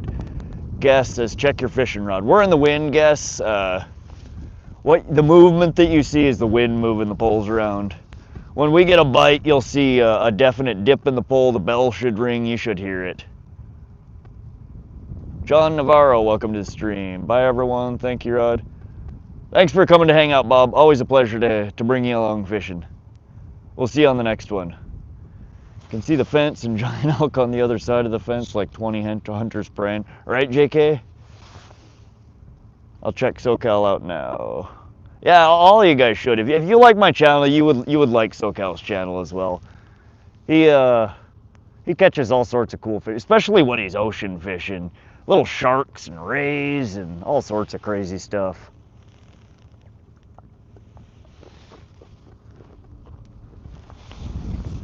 He's a real cool guy too. I bow hunt, so it's different than rifle. I gotta be 30 yards, not 300. What's up, Randy Kinsey? Yeah, I know, Randy, I know. We're having a rough night. Storm system has come through, and I think it's screwing with the fish. We're still at it though. Trayton V, can you shout out my YouTube channel? I just did, Trayton V. How you doing, Trayton? Shaded Sharp, what's going on, buddy? I'm pretty decent at bow hunting, but I've never done any big game. Yeah, I have a hard enough time getting the tags filled with a rifle. I would starve if I had to depend on getting something with a bow. I don't know why I've always wanted to, just no one to go with. I'll be deer hunting for the first time on the 24th. Nice, Paige. Where do you get your floating jig heads? I order most of my stuff from Sportsman's Warehouse. And if I can't find it on Sportsman's Warehouse, I usually will go to Amazon. Prices usually aren't as good on Amazon. No, Big Homer, you haven't missed anything. We're having a slow night. I've only been hunting once, got a doe. My buddy is a huge hunter. I used to run his boat. He would trade fishing trips for hunting trips. Nice. 450 to 600 here for me. Bad day fishing better than a good day at work. Absolutely. We're out here, we're having fun. A fish would be nice, but I'm still enjoying it. The guides from the Kennedy Ranch are in Texas. I could have gone hunting there for free. Colleen died. And irregular bucks. Oh, okay, so they'll let you kill the ones that they're really not, that aren't prize bucks. Where do you get floating jig heads? Sportsman's Warehouse is where I get them, but you can get them from almost any sporting goods store. Bass Pros, Amazon, North 40. I think mine are VMC brand floating jigs. Chartreuse green.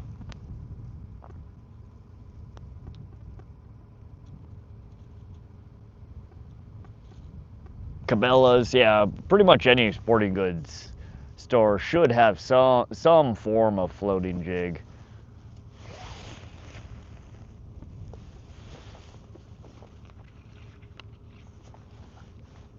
They're handy, especially if you're in a super snaggy area where a normal jig head will get stuck in the rocks.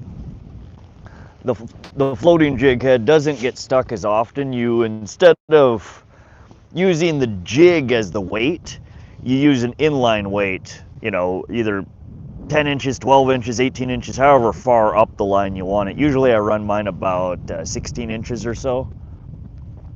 And you can use, you know, the little snap weights. What the hell are they called? Oh, my brain. Somebody, what are the little stupid clip-on weights called? This channel's his name. It is, other than the space is a dot. Split shot. Thank you, Homer. Yeah, most people use split shot. I freaking hate split shots. I end up pinching them on with like my teeth, which you really should not do. Lead in the mouth is bad. Metal on teeth is bad. They fall off all the time. I hate split shot, so I use an inline weight. It's got a swivel on both sides. So you clip it to your main line and then either add another clip for your hook to clip onto, or you feed your loop through and then. But yeah, they're little inline weights. It tends to snag up way less. And again, it gives you a slightly different presentation than an actual jig, which is, on the bottom and you're skipping it off the bottom. When you're fishing with a floating jig head, you can fish it static. And like in a river, your floating jig head will bobble in the current, which is enough to get nearly any species to bite at it without even bait on it. Or you can treat it like a normal jig, but again, your presentation is however long your leader is off of the bottom. So you're not fishing straight bottom, you're always fishing a little bit off the bottom. They're useful.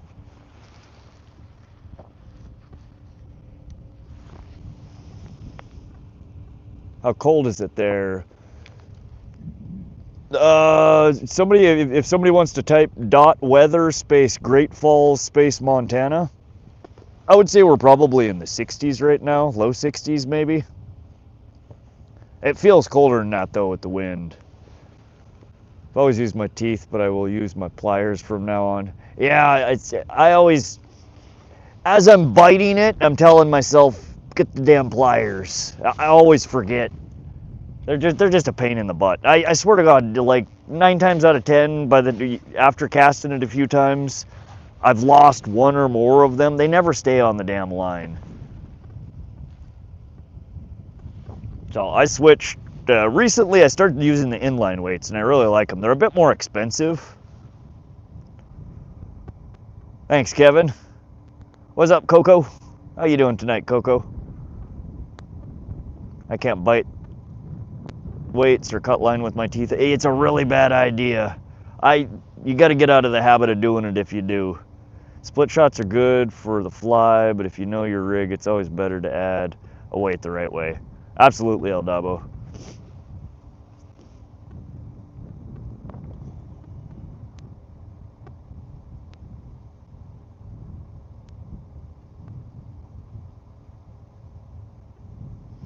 Yeah, 60 with the wind blowing east by southeast at 5 miles an hour. So yeah, it's 60 base temperature, but the feels like temp is probably closer to 55, maybe a little cooler. I think I've worn out a few teeth biting line. Yeah, it's really bad for your teeth. It has to be blue Nightbot for Link to work too. Yeah, that's the only command that I have set up to... No, members can use Link. So green or blue can use Link, I think. I'm good as cold can be though. Oh, dang, Coco. Where are you at, Coco? Liz, I buy my floating jig heads from sportsmanswarehouse.com. Yeah, the link only works if you're on a desktop.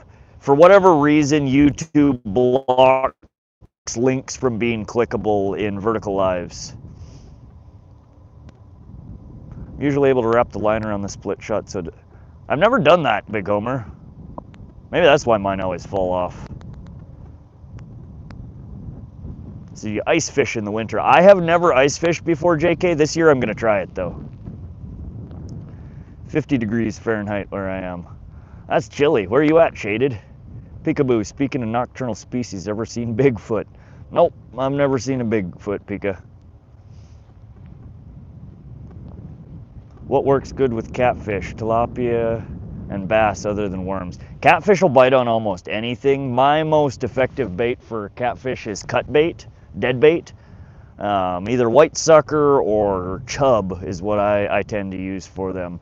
But chicken liver, hot dogs, bacon, I hear. I've never tried bacon, but again, catfish is one of those fish you can go to your refrigerator and pretty much take anything out of it and a catfish will bite it. It's more about finding the catfish and having the bait in the water as the catfish are schooling by. I find the best time to fish for catfish is usually dawn and dusk. Mark Clapper, how you doing tonight, buddy? Yeah, we haven't caught anything yet, Mark. Gummy worms too. String cheese. I mean, you pretty much can't go wrong with putting anything on the end of the hook for catfish. Some things work better than others, but catfish will bite on damn near anything. They're a bottom feeder. They're constantly, they pick up everything to see if it's food.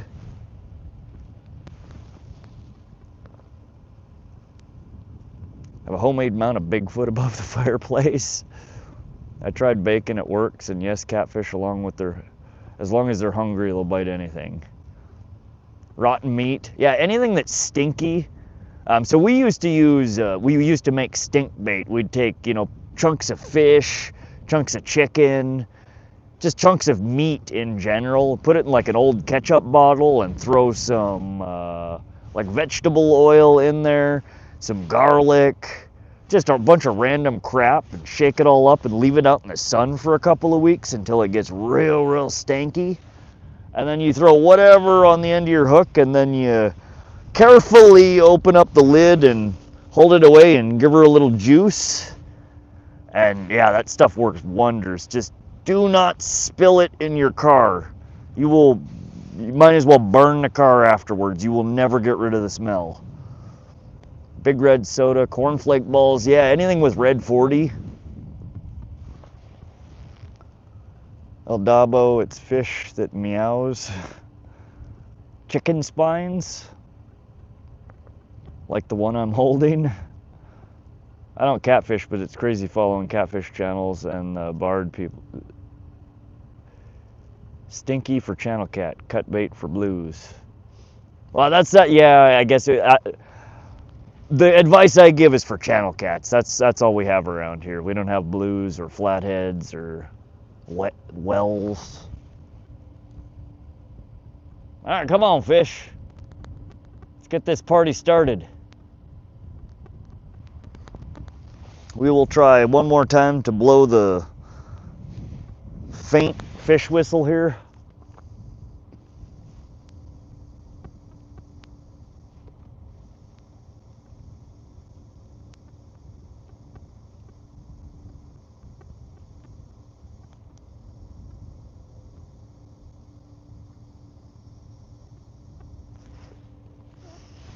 Yep, she's toast. I don't think we have tilapia. Born and raised in Montana, yep.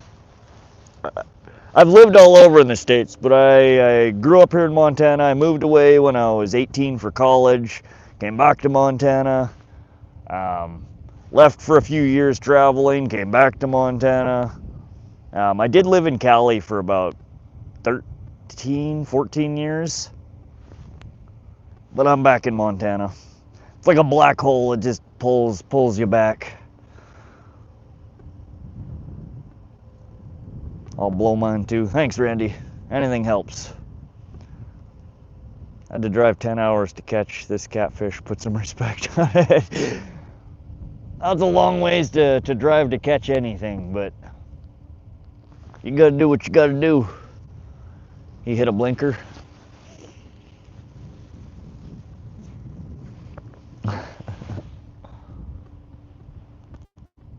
Come on now.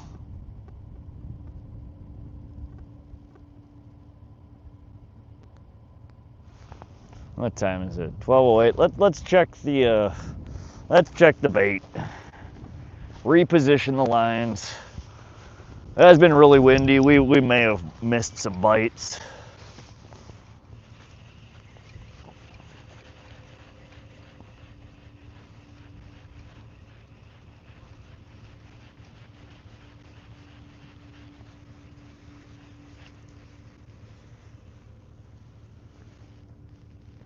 Huh. Well, that's interesting.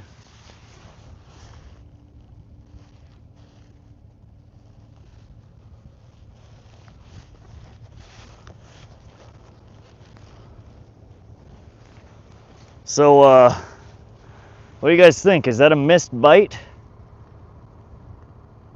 We're bit off a quarter of an inch below the knot. Somebody tell me how that happens.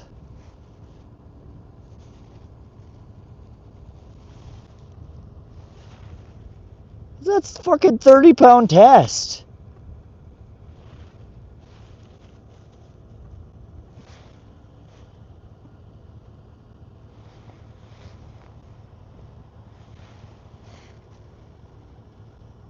Yeah, that's the inline weight I was talking about. The fuck? The only thing around here that would two possible things: a pike or a turtle that we missed in the fucking wind. Well, son of a bitch. We missed that shit. That should have made the damn bell go crazy. 30-pound fucking test fluoro. Bit clean through. Yeah, the metal leader kind of kills the action of a floating jig head, though. A 30-pound fluoro leader should take a bite from a pretty good-sized fish, but yeah, this goddamn thing bit us off. All right, let's tie up a new floating jig head since they seem to like it. Give me a sec. I gotta go grab my backpack. That's where my jig heads are at. Son of a bitch.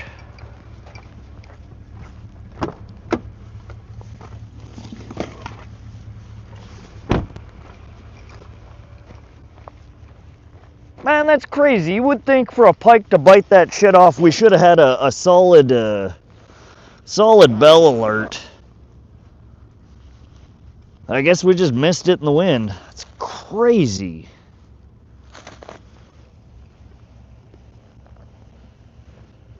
It's a mermaid.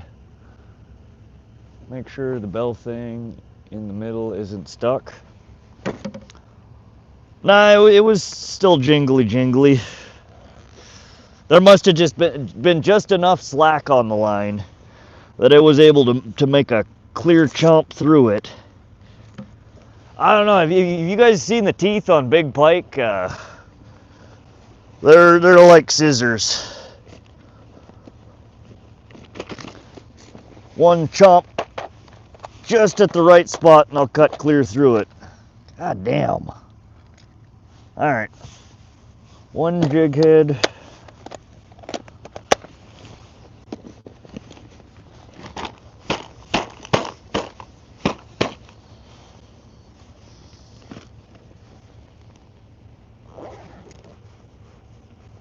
I fished 30-pound fluoro leaders.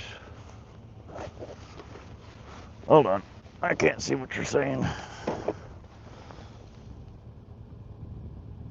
Fish 30-pound fluoro leaders for tuna. A lake fish should be no match unless you're Jeremy Wade. What is that, Duck's Revenge? Check the other fishing rod then.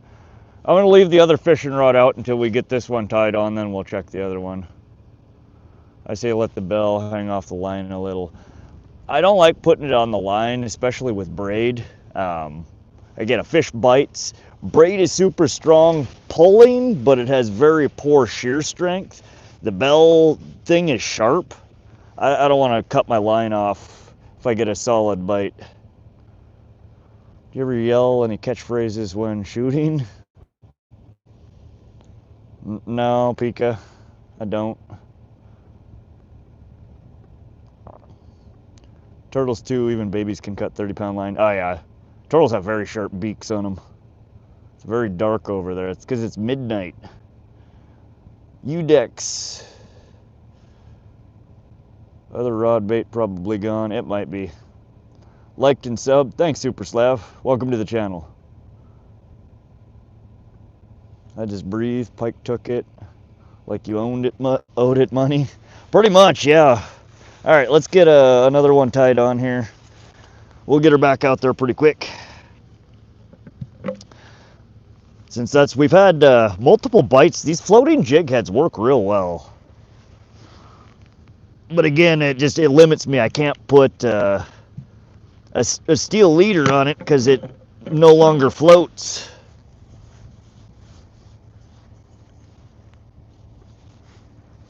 But a 30-pound leader should be plenty enough to handle most stuff, unless they bite it just right, which apparently they did. He got a lucky bite on it.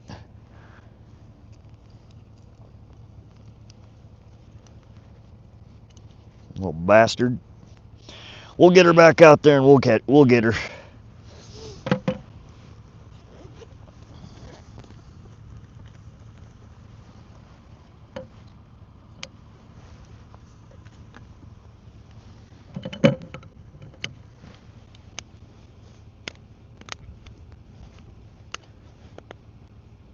Make an indicator bobber with a bell on the bottom. And for the top, it's a hook with the point cut off. You put it on the line. We use them for trout fishing. Huh, I'm not understanding what you're describing there. What you should do, Jesus, if you want to help me out, take a picture of that and post it on my, if you go to my channel, there's a community link. If you click on there, you'll see that other people have posted fish they've caught. There's conversations about different lures, different places. Go take a picture of that and post it on my community page so I can see what you're talking about. Sounds interesting, but it's hard to picture what you're describing.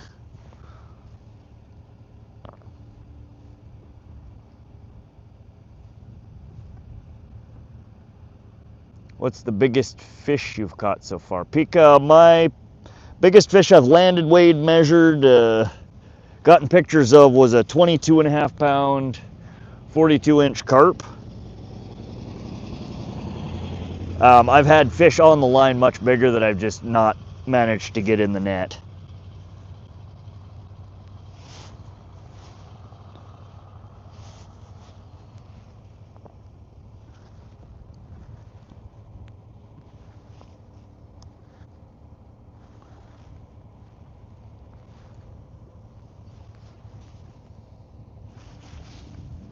Man, I can't believe that damn thing bit the line off. It's insane.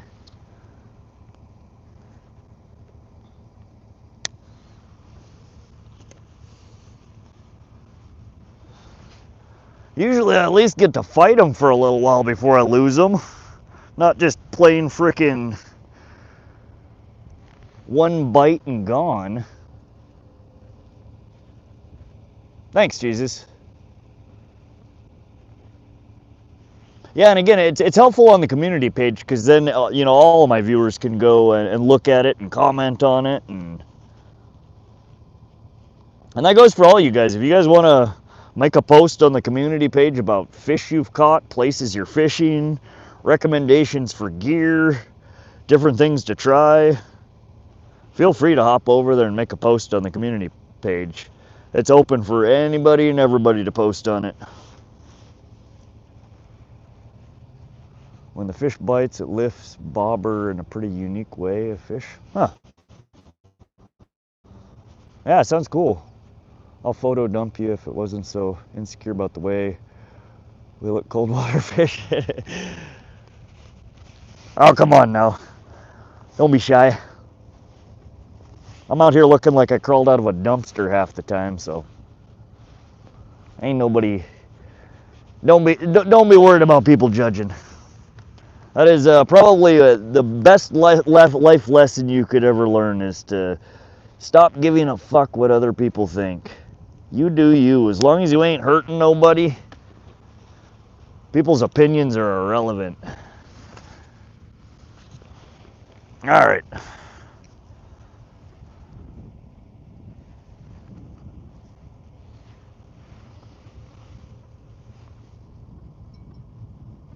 All right. We got a fresh jig head tied on. We're on 30-pound fluoro leader. Let's get this guy clipped back on and back out in the water so we can hopefully catch him this time. Little bastard. God, I might have to switch to 50-pound fluoro. I hate to do that though. Fluoro bigger than 30 gets real hard to tie knots in. At least clean knots.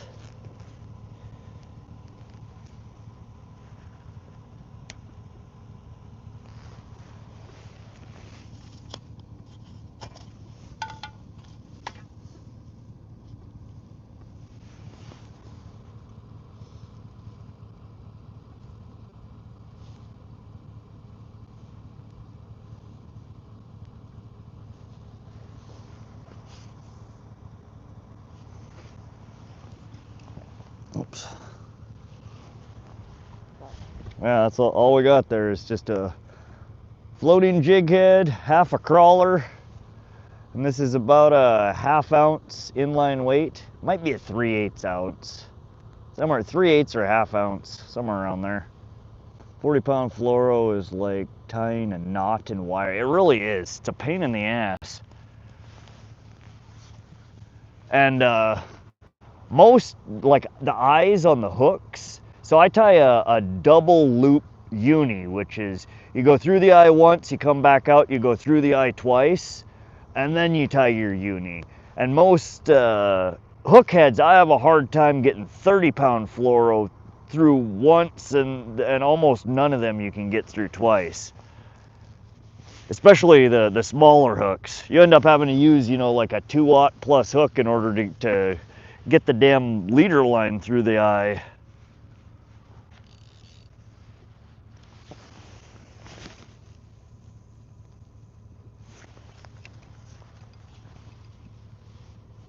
All right, let's get this guy snugged up, the bell on, and then we'll check the bait on the other line.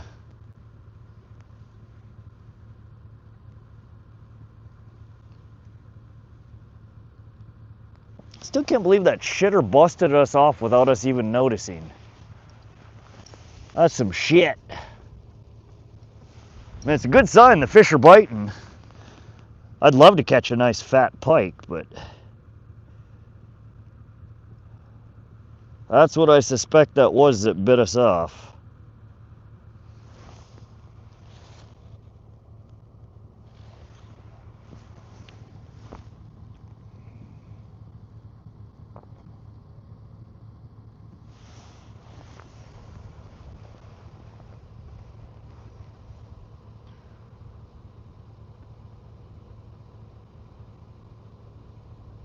Internet is wild, too ruthless for me. Artificial corn, huh, sweetie? Sweaty? I do have some of that in my bag for a carp.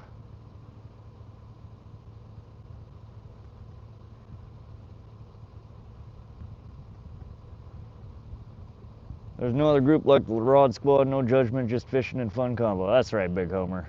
I hope you guys are all having fun when you come and hang out here. I would not recommend people fish at cold midnight. What people think of me is none of my business, right? It's irrelevant. Everybody's gonna judge. It doesn't matter. Doesn't matter who you are, what you look like, what you do. There's always gonna be people judging. If you live your life worrying about what other people are thinking or saying about you, you're not gonna have very much fun.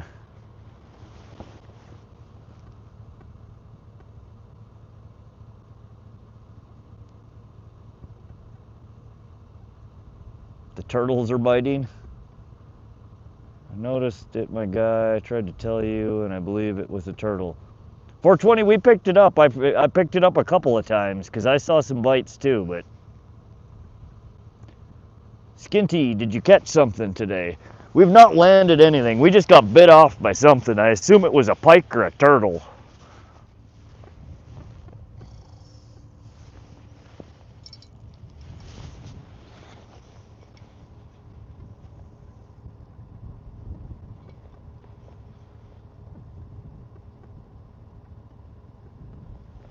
What kind of catfish? In this part of the river, probably the only catfish that we'll see is yellow bullhead or black bullhead. Never a dull moment in rod streams. I've been doing a ton of pike fishing this year, and they can swim by slicing the line and you won't even feel it. Really, El Davo? Huh. Yeah, see, most of the pike that I catch, I'm either trolling or casting cranks. It's not as often when I get a pike, unless I'm dead baiting. And normally when I'm dead baiting, I'm running a steel leader, so that ain't biting shit off. But again, the floating jig head it doesn't work well with a steel leader. It's too heavy. So that's why I'm running the heavier fluoro. Do we have a fish on here? Or just some garbage? Just some garbage. Never mind.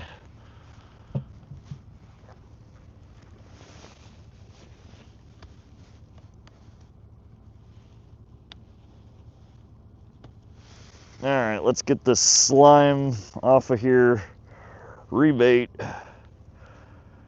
because we are missing our bait on both hooks, of course.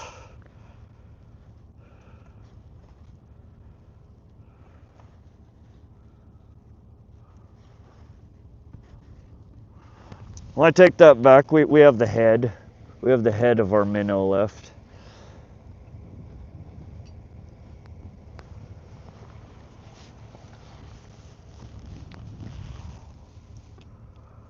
Yeah, the wind's died down. I think we probably lost both of those while the wind was still kicking.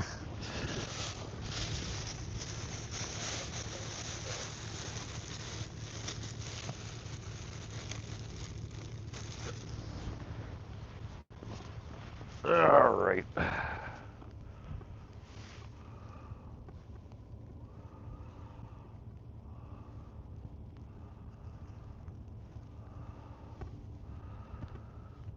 All right, so this is a high-low rig. We have 2 hooks on here.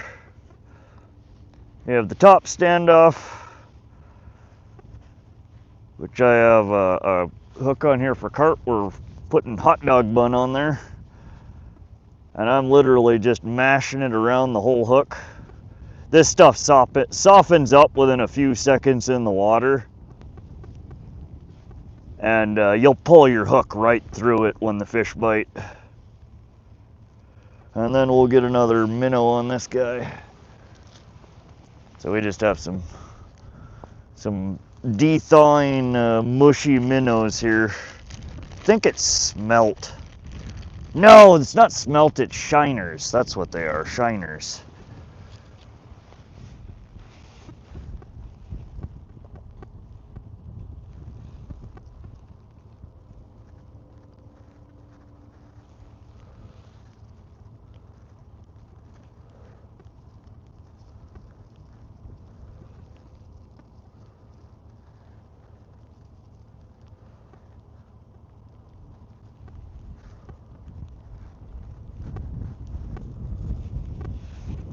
All right, baited back up. Let's try this again.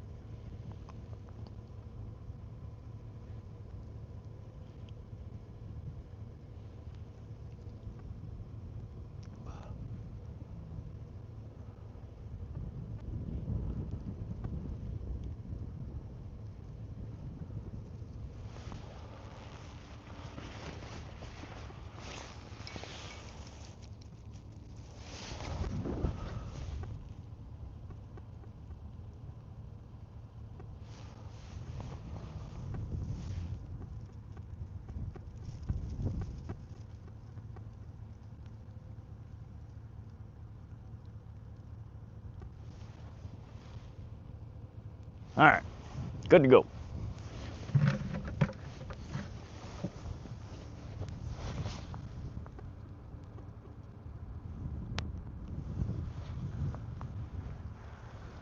The double negative, right?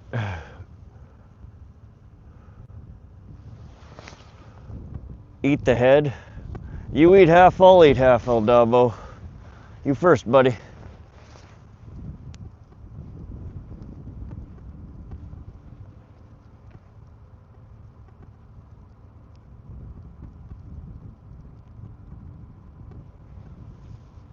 I want to try doing a few fishing shows. The thing is, there are already tons of successful fishing channels that cover my area. That's all right, man. I mean, do it for the fun, not for the fame, not for the money, not for the... I mean, that's my opinion. I'm out here, I'm having fun. That's all that matters for me. If I'm enjoying myself, I think, oh, shit. Sorry. Over here abusing y'all. I figure if I'm having fun doing something that, you know, that maybe a few people out there might enjoy it as well. So I just have to try to have fun, have a good attitude, and, you know, hopefully the people watching enjoy it as well. Frozen bait sucks when it starts to thaw. Gotta hook them in the brain pan or they don't stay on. Yeah.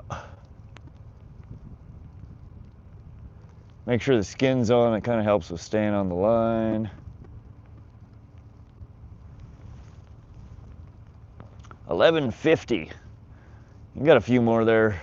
You got 338,000 views. Serve a brother up. What's up? We got a fish, dude. My lives were actually productive today. Yeah, you got some subs. I'm afraid to say that your outfit seems like you are a mysterious alien who just landed on Earth. I might be. You never know.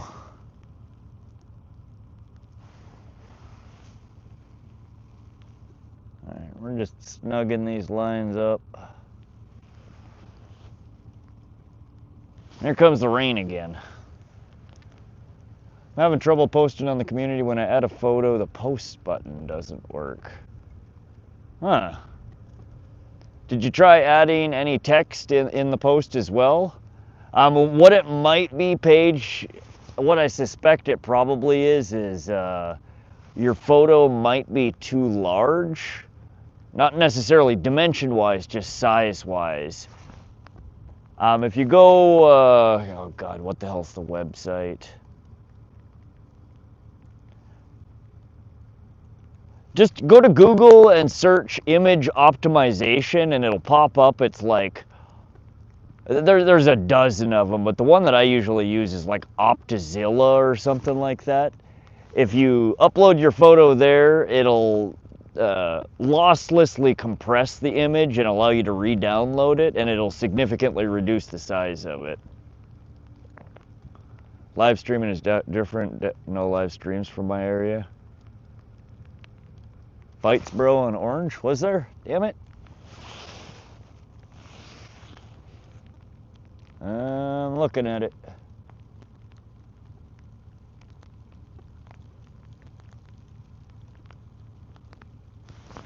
Got the damn rain starting here again.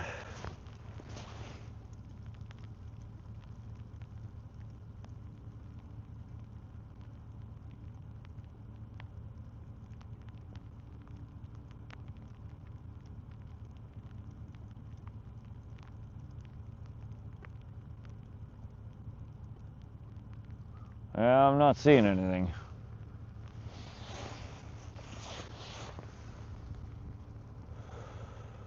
It was going down a bit. Yeah, probably wind. And there is a small amount of current here as well. We are in a reservoir, but there is, the dam downstream from here is letting some water through, so there is some amount of river current. Not a whole lot right now though, because they have most of the spillways closed. But we do still have some gusts picking up here. You'll see both of those poles are kind of bobbling around a little bit. According to my dad, hooks don't set themselves. You should be holding the rod. Oh, I do. I definitely catch more fish when I'm holding the rods.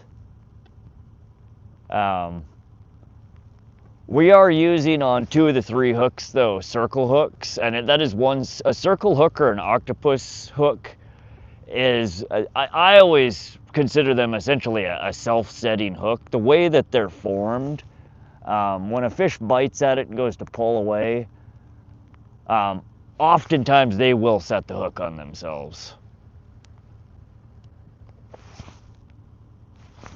Look at that, we got 3 people on the wear. Good job, guys. Poor Nightbot. Yeah. Well, so a lot of the commands I have set with what's called a timeout on it, or oh, I don't know what to refer to it as. It's basically the command can only be called once every 15 seconds. So if 5 people call it, you know, in quick succession, only one of those calls is actually going to make it through.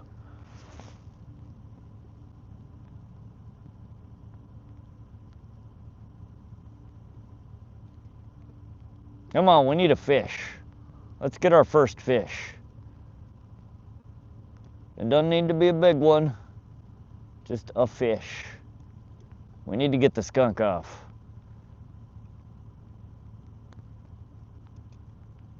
I feel like the green floating jig is going to be our saving grace here. Come on, little buddy. It's what everything was biting on the other night when we fished as well. I only catfish with circle hooks. Yeah, I try to. Circle hooks or octopus hooks I run on a lot of my rigs. Sometimes I use just, you know, like a snelled bait hook, but that's usually just a matter of convenience. You know, I got a package of them right here. I'll throw one on rather than tying a leader on a hook.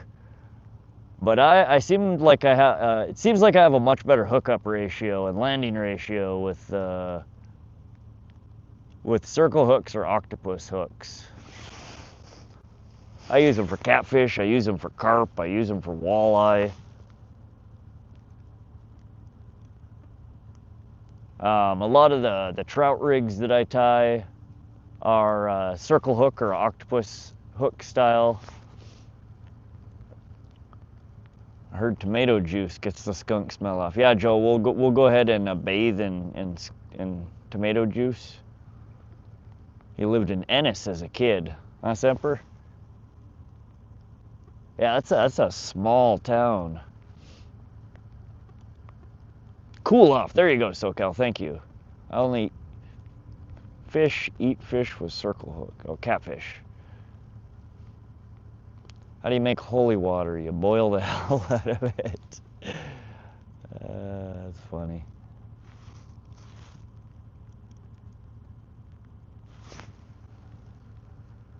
I was never introduced to still fishing until I went south. Oh, really?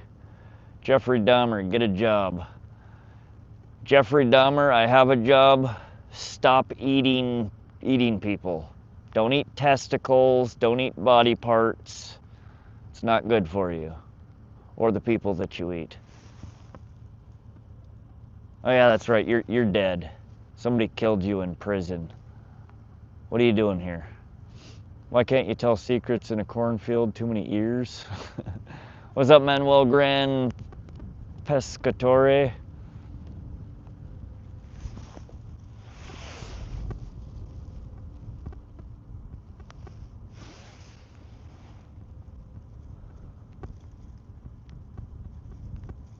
Yeah, I've been in the tech industry for the better part of 20 years. My salary is not small. How do you move on from heartbreak? Sean, that's a tough one, buddy. We could talk about that for hours, but the reality is this is a fishing channel here, I'm not a therapist. The only advice I could say is focus on yourself. Try and find something that, find yourself a hobby. Find yourself something that you enjoy. And get back to a place in life to where you're enjoying life and you'll get over it. Just knocked my bass off the wall. What are you doing, El Dabo? He's over there raving.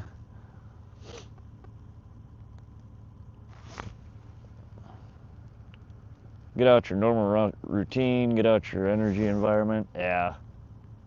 You just gotta find something to take your mind off of it. That sucks. I've been through my fair share of them, and you'll feel miserable for a while, and then one day it won't hurt so bad. Grab a pole and go fishing. Good advice, Homer. In fact, that is the advice. Go catch a fish or two. You'll find yourself a new hobby. Too drunk. Knock it off, El Dabo. Knock it off. You too, Nightbot. Stop reminding us that we haven't caught anything. It is small, but it's beautiful. My grandma used to work at the Silver Dollar there. I miss Montana. My uncle still lives there. Yeah, Montana, it's one of them places that kind of grows on you after time. I hated it when I was younger. God, what is splashing around down there? I keep hearing like thrashing in the water right down here. I want to cast over there, but it's like 20 foot of bank before the the shoreline. This fucking wind needs to knock it off.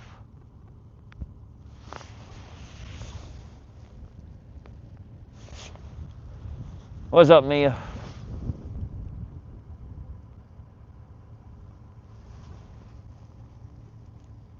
Don't ask me for advice, we'll just end up fishing. Duck, maybe? It could be. There were those belligerent ducks. Ooh, what's this? Something just...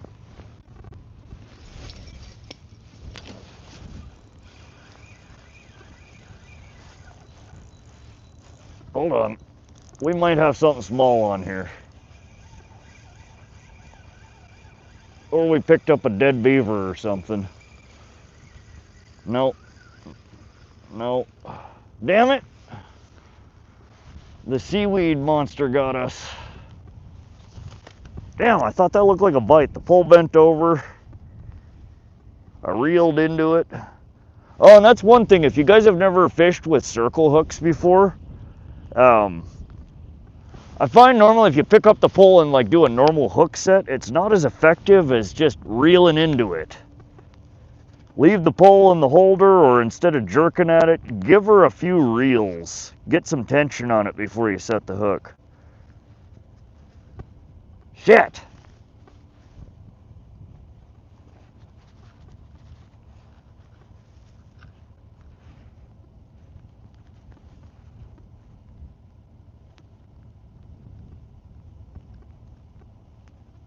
Pretty sure that was just weeds going by that I thought was a bite. Alright. We still have our minnow. Let's get another red ball on here.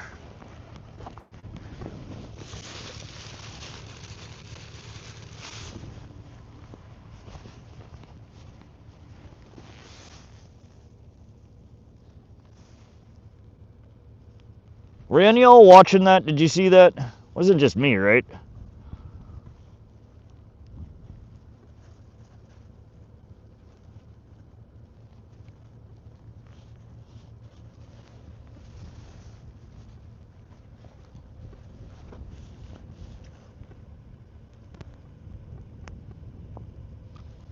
Alright, what the hell? We're gonna add another minnow on here. We got plenty of hook. It bent. Definitely a bite. Just you.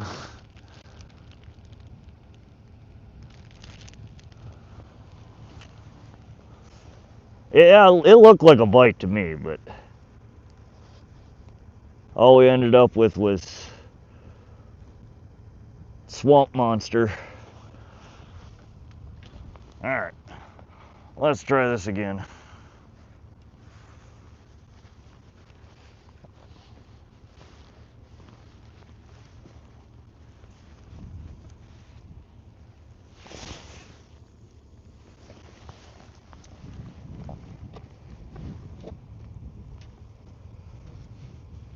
Probably should have let her go for another couple of seconds before I reeled on it. I'm getting a little antsy here. We haven't caught anything all day.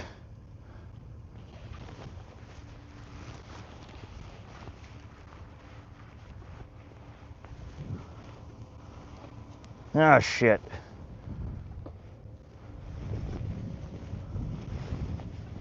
I don't know where the bell went. Alright, do I got another one handy? We're gonna have to look for that in a minute.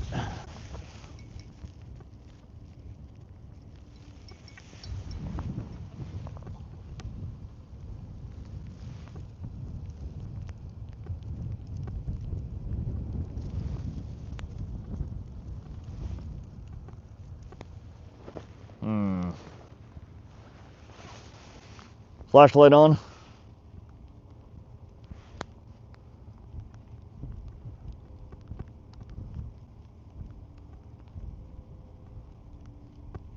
There we go. There it is. Sweet. That took half a second.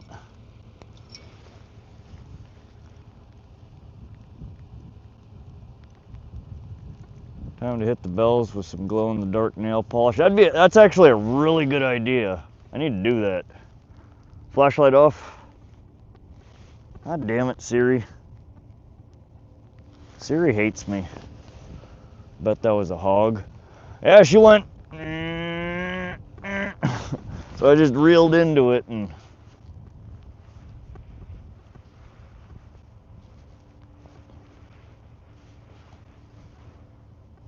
I think it was a carp. That was the bread ball was gone. The minnow was still there though.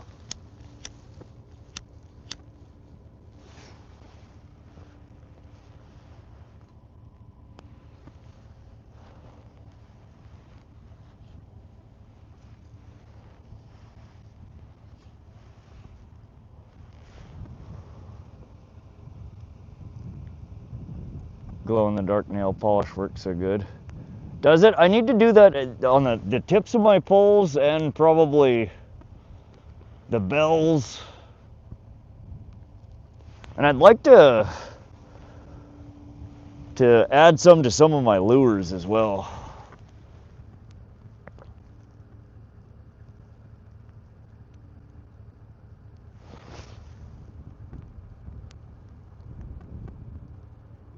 I think we got this angling thing down now. If only there was a way to pull the line in faster, some sort of device.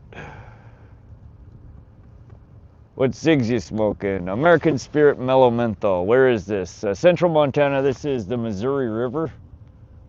We're fishing between Black Eagle Dam and Rainbow Dam. The locals here call it the long stretch or the long pool. I don't know what the actual name of the reservoir is. On the lures it works great. Doing a catch and cook, landed myself a box of KD and a burger. Well, you've caught more than we have, El Dabo.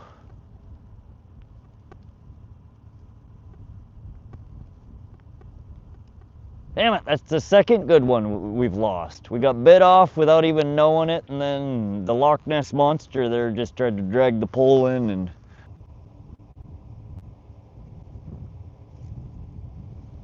Alright, I think we're live.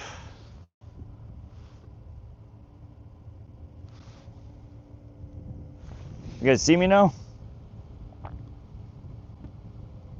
Yeah, I don't know what the deal was. The battery didn't die. It's still got two bars on it. It randomly powered off.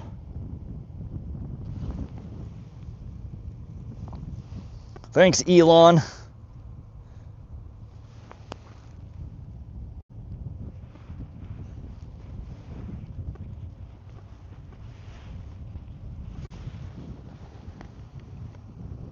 High quality dead air time. The sponsor says buy my drug. Side effect may include death and or herpes. I expect both, goddammit.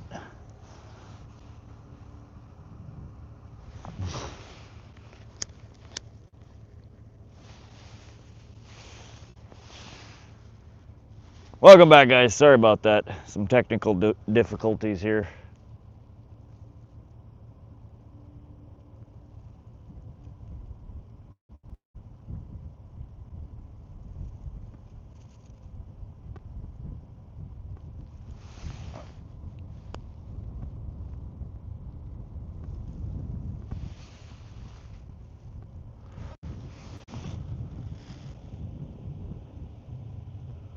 Back to our feature presentation of watching poles bobble in the wind.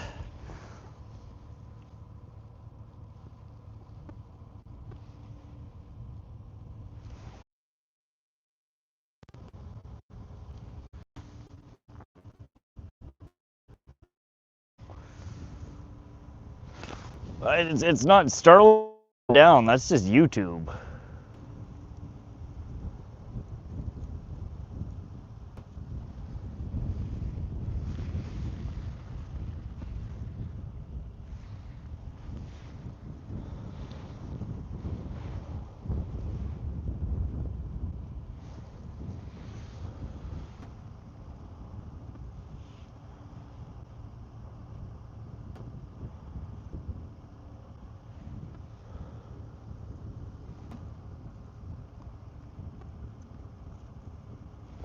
I don't know what the deal is, guys.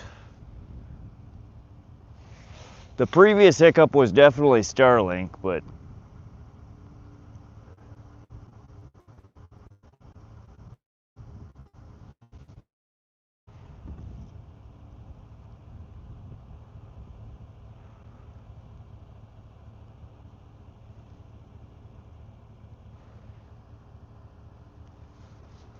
one of my lives went into spiral loop of death today for no reason. I had 5 bars of signal. Yeah.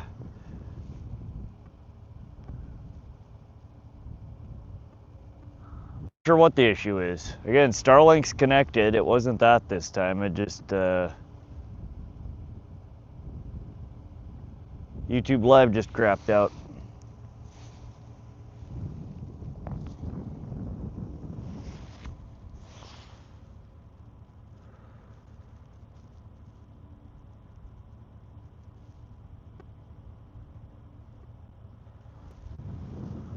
What's up? Welcome back, everybody.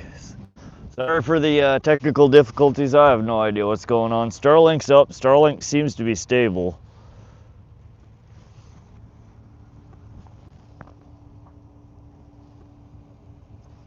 A Wi-Fi gator, they're evolving. What's up, Sebastian? How you doing, buddy?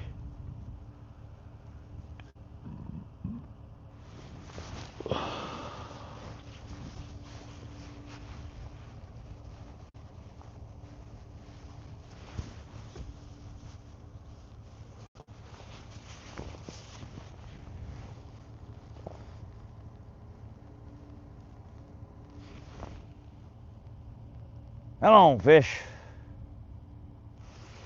We've been patient. It's time. Come on, buddy. Come on. You too. Come on.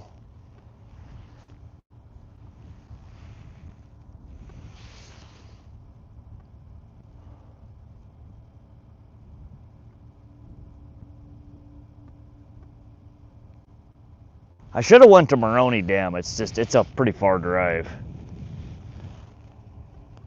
Did all those updates in July, and ever since it's screwed up. Ever since COVID. Why are you rubbing like that? We're trying to coax a fish in.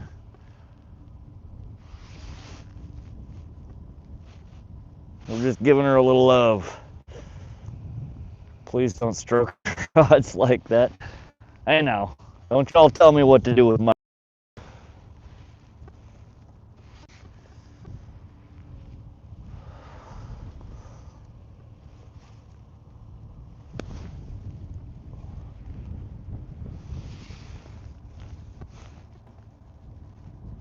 We've been hours without a fish. I'm just, sometimes you gotta try some different things.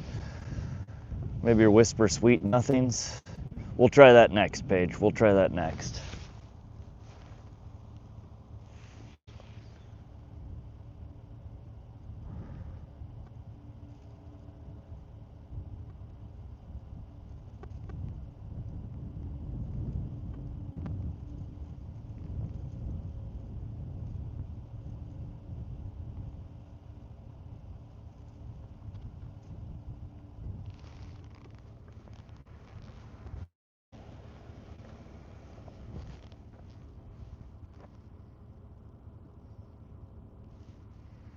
What the hell did I do with my net?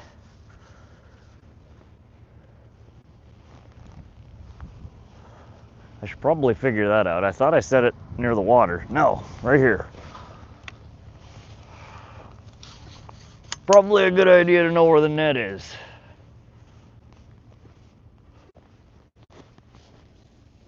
It's not falling in the water. Alright, get this bullshit out of the way here.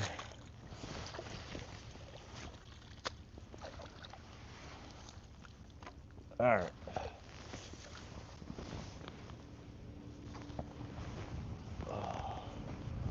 Now we're ready. That was the problem. We didn't have the net in the water yet. I believe you're a loner. Thanks, Emmanuel. I appreciate your insight there. They call him the masturbator. Sometimes.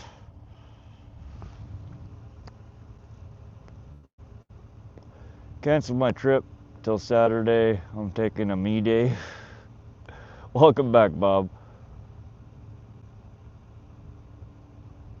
Okay, I'm freaking drunk, guys. I'm gonna eat and sleep. Alright, El Dapo. Don't break anything else, dude. Get some food, go to bed. We'll catch you on the next one. Nayla MBA, hello sir, I'm from Indonesia. Good fishing night. Welcome, Nayla. We're here in central Montana in the United States.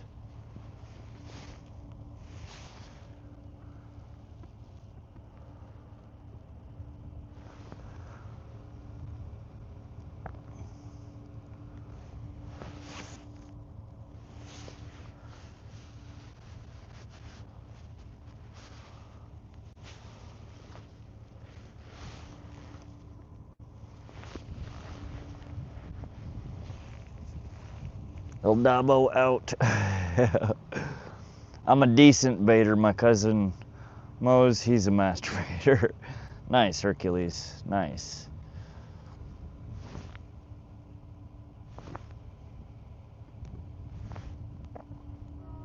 Maybe someday you'll be a masturbator too. Ames, hi all. Hope you get a fish. Maybe a mackerel. Thanks, Ames. There's no mackerel in here though. We're after carp, northern pike, walleye, rainbow trout, brown trout, white sucker. In fact, that's what I'd like to catch. If we could catch a white sucker, we could cut that bad boy up and bait the other line here properly.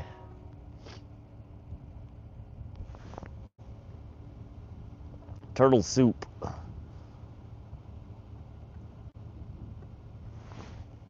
Now we're fishing in freshwater here, central Montana. This is the Missouri River.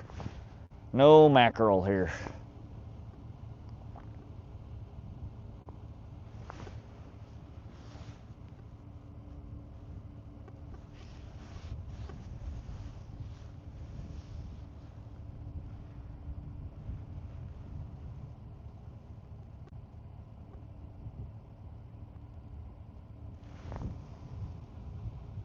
And fish. Duck stew. Duck hunting is some of the funnest hunting I've ever done in my life. I had to quit doing it though. I can't stand duck. I tried for like 3 years. Every year I'd harvest ducks and cook them in various different ways. And I hated it. Every damn time I'd cook them. So I had to quit. I don't like killing stuff that I don't enjoy eating. And I don't enjoy eating ducks.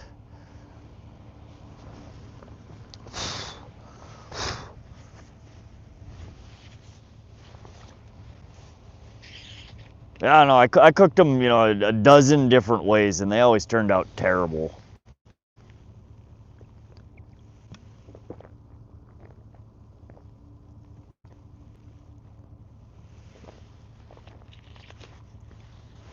Geese is better, but still not great. Geese are hard as hell to bag. Them damn things, they fly so high. You'll hit them and they'll, you know, collapse and go down 10, 20 foot, and then they just keep on flying. Which also I don't like doing. I don't like injuring things and not getting them. So I stopped geese hunting as well. If I was starving, it'd be a feast. Looks like you got a nibble on the right one, I think. Possibly. We are in a bit of wind. We have wind and then current from the river, so it's so hard to tell. This wind needs to die down a few miles an hour. So we got kind of this bobble going on both the poles, and that's just the wind blowing it.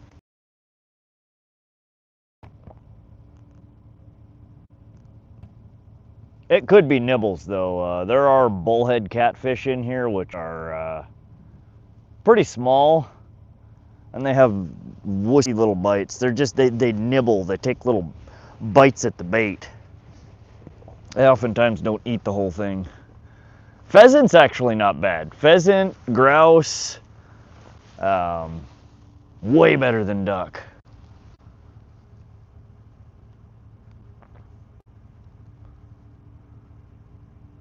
It is, it's mirrored. So my right is your left is my right.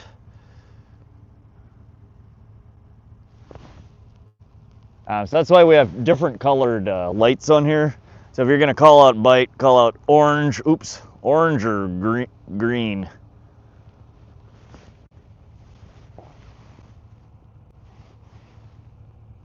We do have bells on there though. If anything a decent size bites, we should hear a jingle jingle. Pheasant is dry when you get an old one.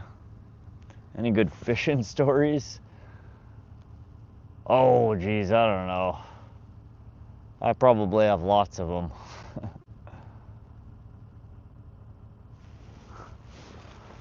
Hold on. Let me. Mia just sent me a picture from our, where were we at? Salmon Lake, I think.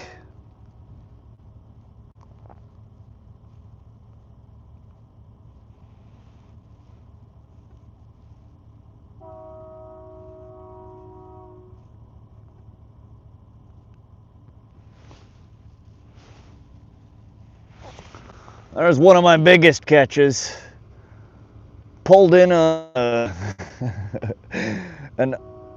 ugly stick carbon medium light fast action 6'10", 30-pound braid. That is a waterlogged piece of log about 8 feet long. That sucker had to have weighed 125 pounds.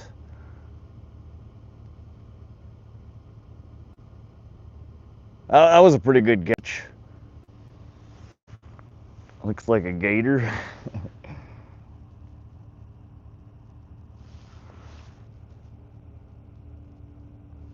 Just soggy wet. Ah, shit, man. You had wood?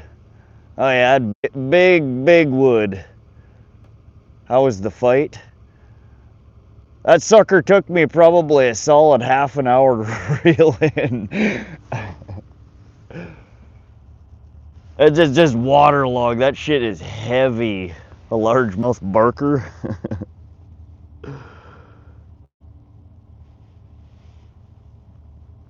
No, we've caught a few like that. That wasn't even the biggest one. I pulled in one that had to have weighed, oh god, that sucker had to have weighed 150, 175 pounds. It was just a monster. That was from Loma.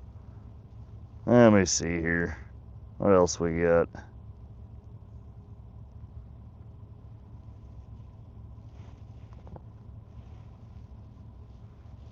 There's the biggest fish I've ever caught.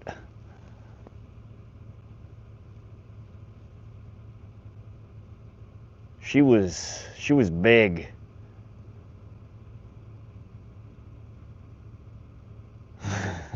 I don't even know what it was. But she was on the end of a treble hook one day when I pulled her in.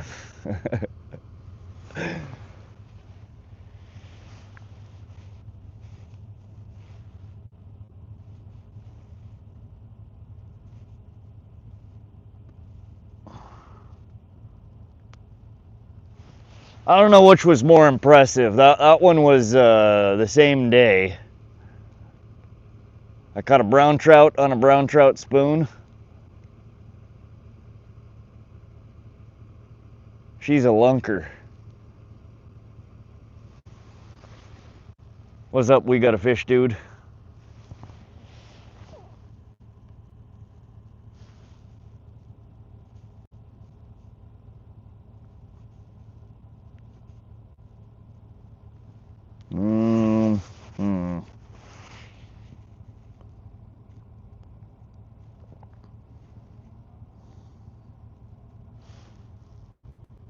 Come on, goddammit. Excuse me.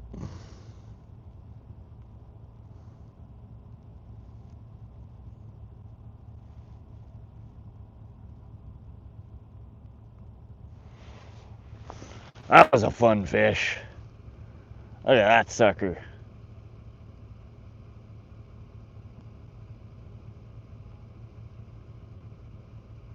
biggest cat of the year so far. She was fun. That bastard almost, I almost ended up in the water a couple of times trying to pull her in.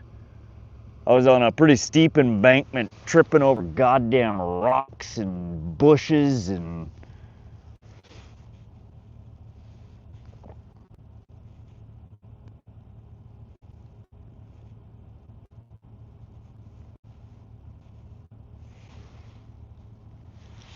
That one was the same day.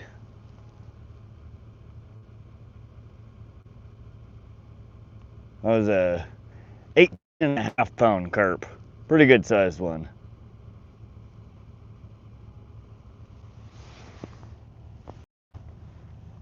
Big carp are so fun. I love catching carp.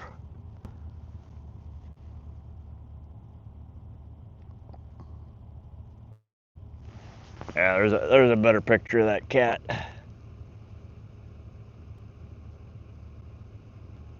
She was good sized. I think that one was about 15 pound or so, 15.5 pounds.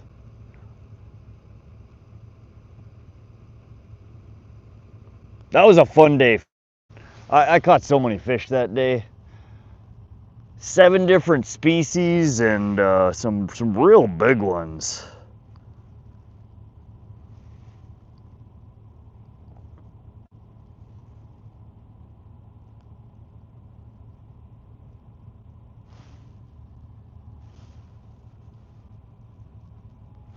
Those are cool. Sauger? Same family as walleye. Really pretty fish.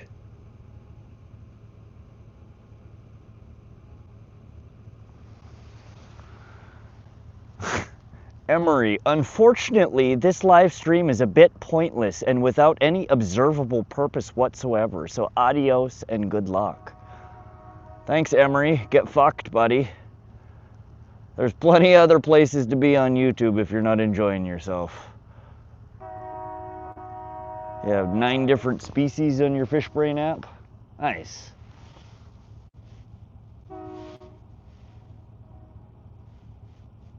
What do we have on Fishbrain?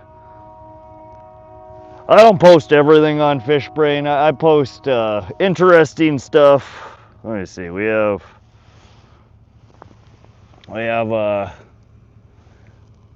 30 species logged, 361 catches. I have 155 followers, and I'm following 54 people.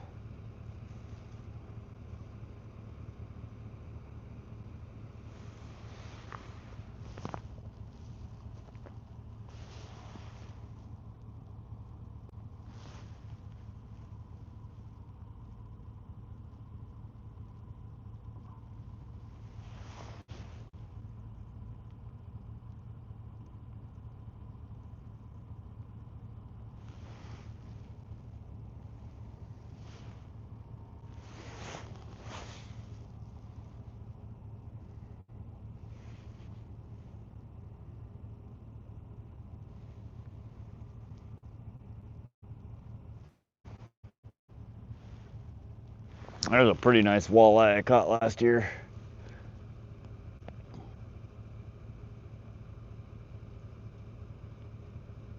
Just under 7 pounds. Pretty nice.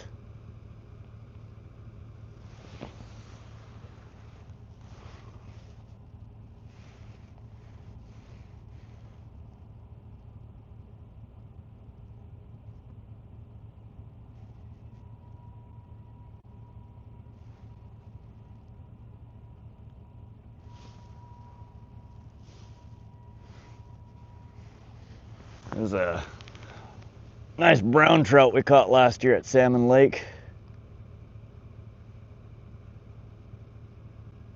Just at about 5 pounds.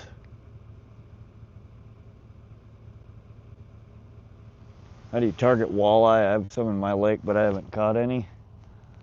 Walleye can be tricky. Walleye, I'm not great at catching them yet.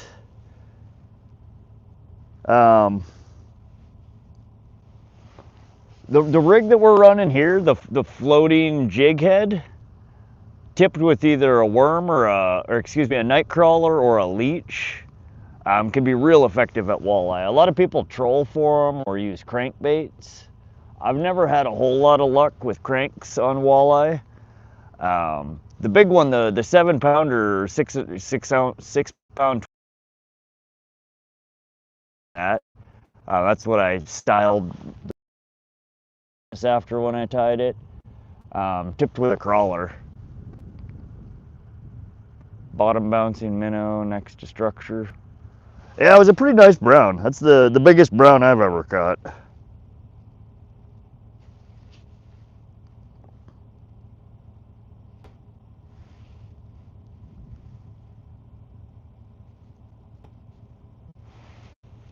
And this is why I don't eat perch. That's the biggest perch I've ever caught. That thing is a monster compared to most of the perch I've caught.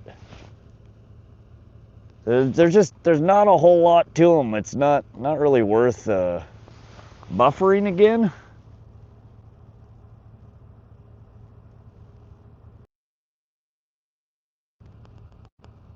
All right, we're back. No? Well, I'm back anyway. We restarted the live.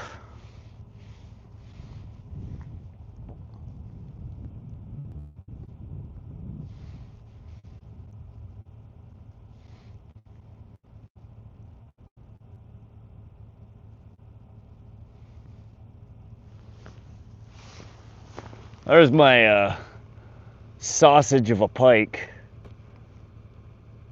That was a nice pike. Not super long, but she was fat.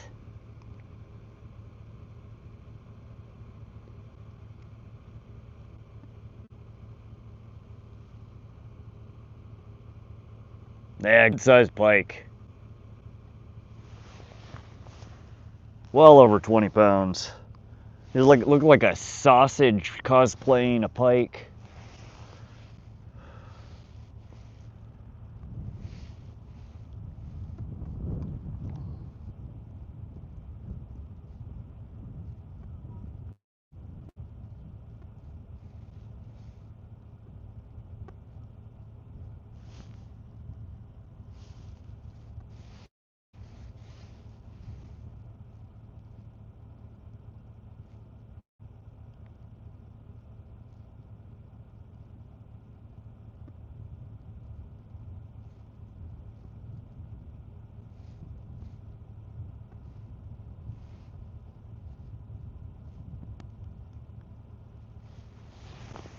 These are, if you guys have never seen them, that's a kokanee salmon. That's what the males look like when they're spawning. Look at how deformed their mouths get. They're terrible to eat though. Those fish were disgusting. Just like mush. Really neat looking though. That's the one and only time I took spawning kokanee salmon home to try and eat. They aren't very good.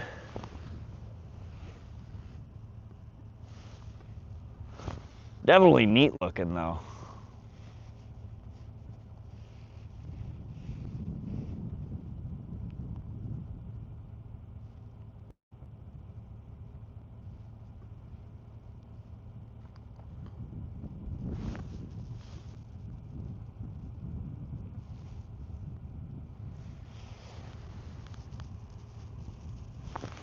These are fun to catch. Sturgeon.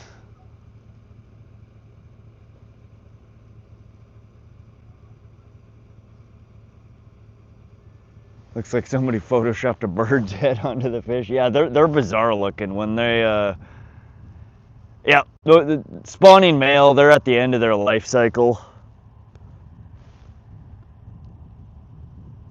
They get big and gnarly. They get that big deformed jaw on them and turn the pinkish reddish.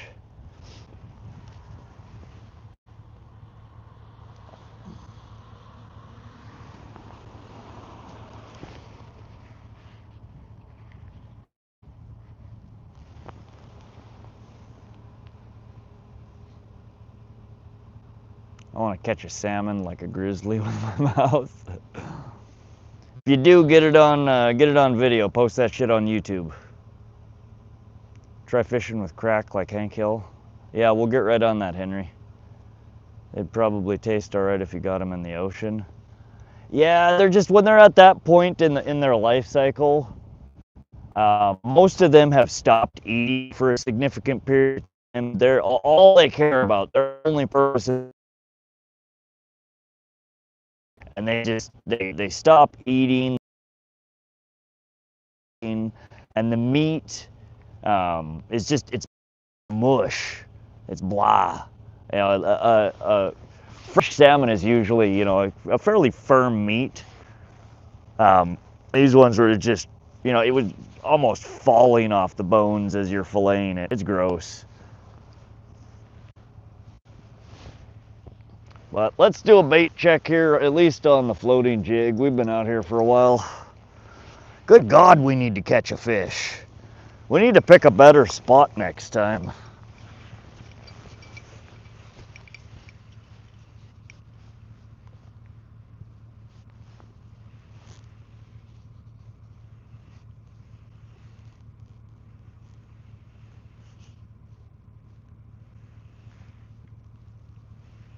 I don't know if it's the weather or what. We have not had a great bite here lately.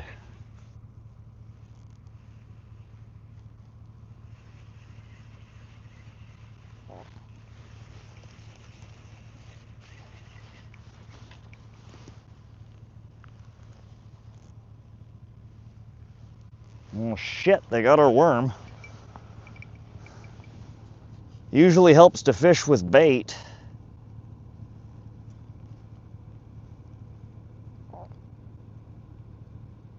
Usually, not always.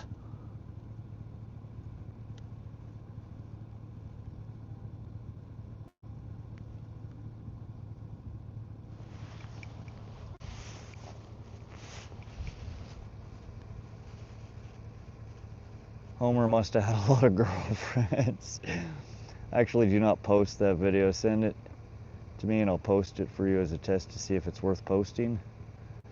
You ice fish at all? Henry, I never have. I'm going to try this year, though. I've got a buddy who's got a whole bunch of ice fishing gear. He invited me last year, but I had just recently had a shoulder injury, and I was in no shape to be fishing. This year, though, my shoulder's feeling a lot better, so I think we're going to try ice fishing. Yeah, so Cal, I don't know if I'm going to enjoy it or not. I don't particularly like being cold, especially my fingers and toes.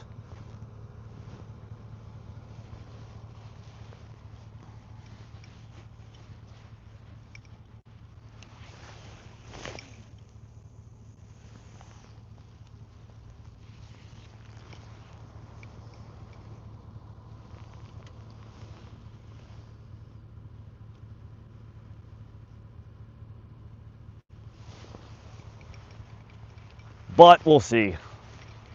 It looks fun. And I definitely, I go through fishing withdrawal going the long winter without being able to fish. So I really need to figure something out to do in the winter.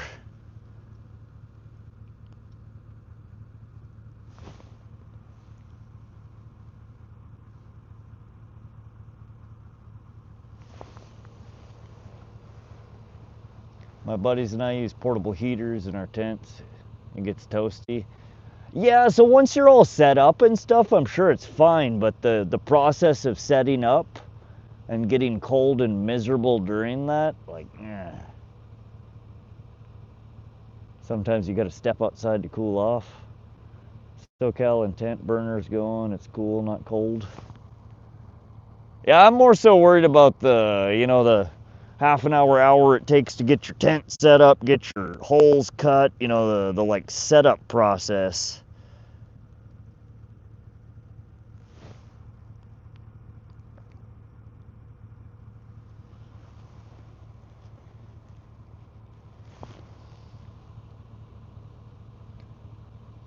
Caught my PB catfish, 20-inch catfish. Nice, Rough Rider.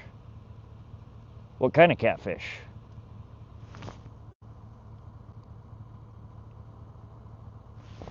Channel cat, blue cat, flathead. A heater over the ice that's holding me from falling into a frozen lake just sounds sketchy. Yeah. I don't know. SoCal, a lot of the ice it depends on where you're fishing, but oftentimes I think your ice is, you know, multiple feet thick.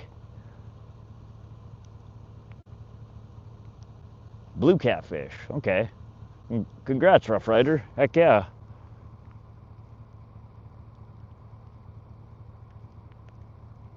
All we've done tonight is we got our 30-pound fluoro leader bit off by what we assume was probably a pike. And then we missed another solid bite that I think was a carp. Other than that, we've just had a few nibbles. Make sure ice is 3 inches. A pop-up sled tent with areas for holes. Took about 6 minutes to get in the water. How big is that? Does it fit in the bed of a truck? Because that doesn't sound bad if I could just drag the whole structure out there. Does it fit in the bed of a truck, and how much does the damn thing weigh?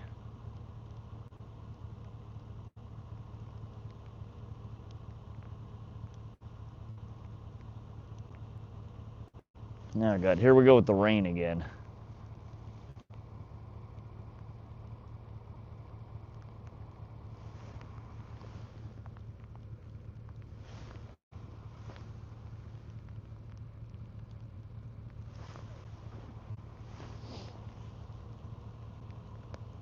I don't ice fishing if it's sunny.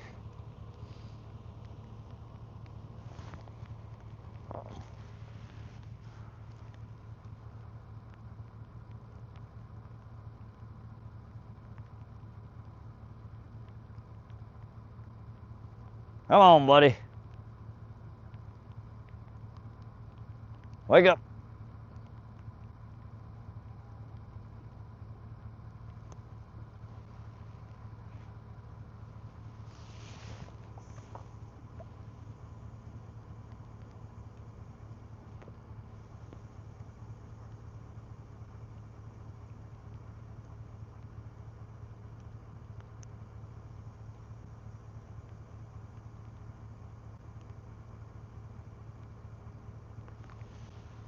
Oh, oh, oh, there's a nibble. That's a definite nibble. Come on. Let's get more than a nibble.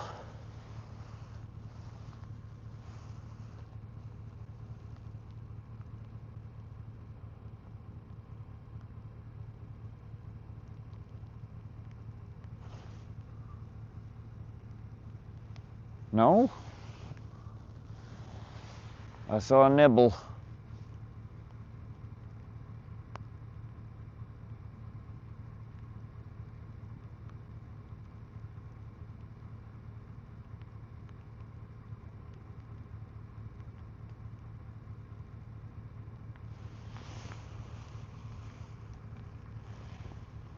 Oh, Jesus. Now here the wind comes back. Shit.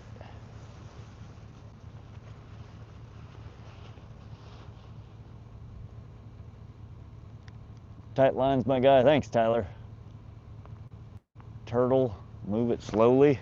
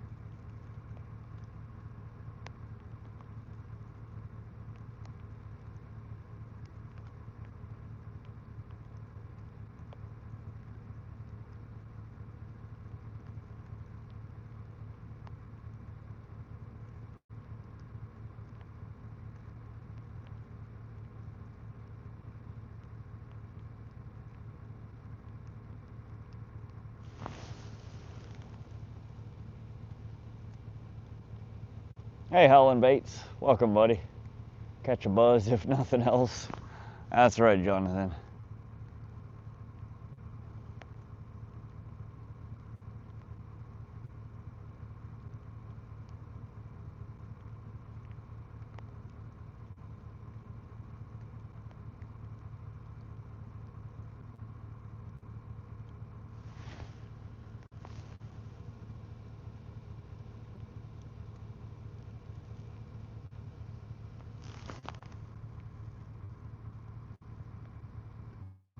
Come on, goddammit. Stop toying with us.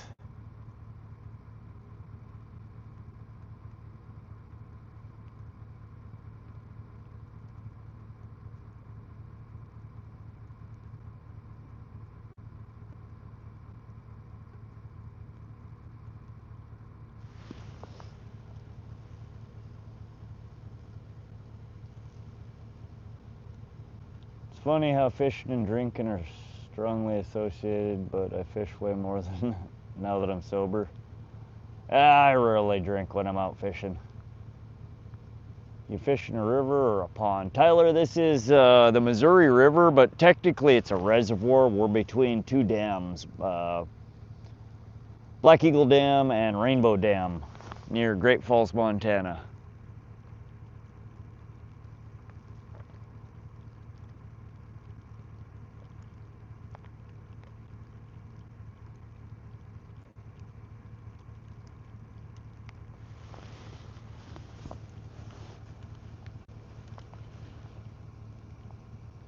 I enjoy fishing at night. Yeah, Brooklyn, night fishing is fun.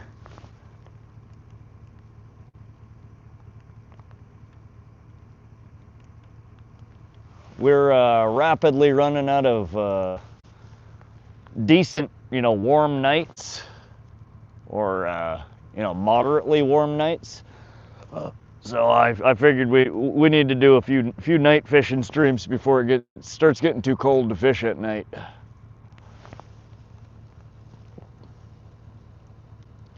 What size hooks you got on? So we have the pole here with the orange light is a floating jig head. It's about the equivalent of a size 1 or a 1/0 hook. On the pole with the green light, that's got a high-low rig on it, so we actually have 2 hooks on it. One of them is a 1/0 octopus circle hook. The other one is a probably about a size 2 circle hook. And one of them's got a bread ball, the other one has frozen dead shiners, and then the floating chartreuse green jig head has a nightcrawler tip. Got a 25-pound catfish on live bait. Nice, Tyler. Unfortunately, we don't get fish with live bait in most of the water bodies in central Montana here. We can fish with dead bait, not live bait.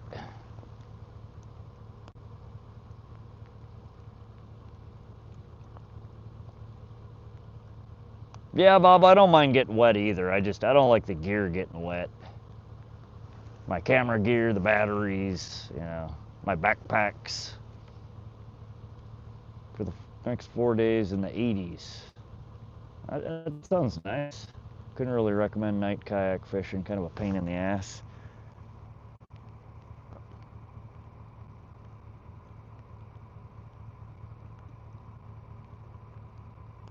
Yeah, you wouldn't catch me in a kayak fishing.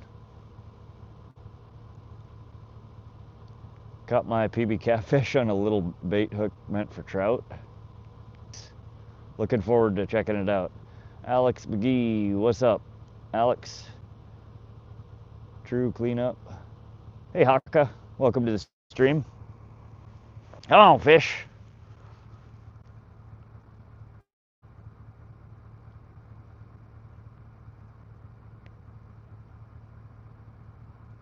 One of these poles just needs to bend over. We need some action here.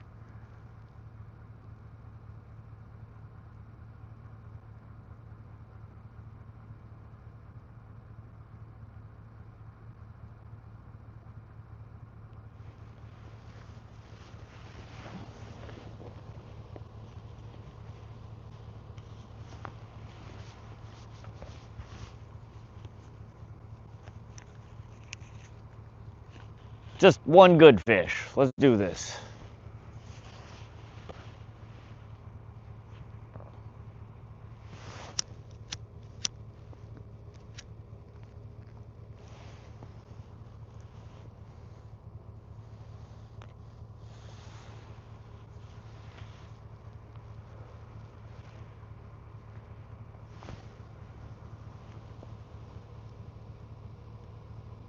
What kind of light do you use?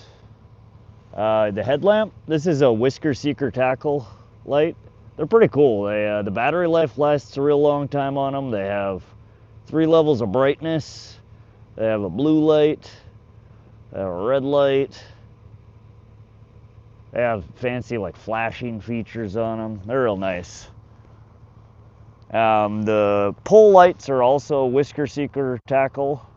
They just clip on. They have replaceable LED lights and replaceable batteries in them. You get about 72 hours of runtime in each of them. And then as for lights to see, I use my DeWalt work lights. I have 2 of them. I set 1 on each side of the rigs.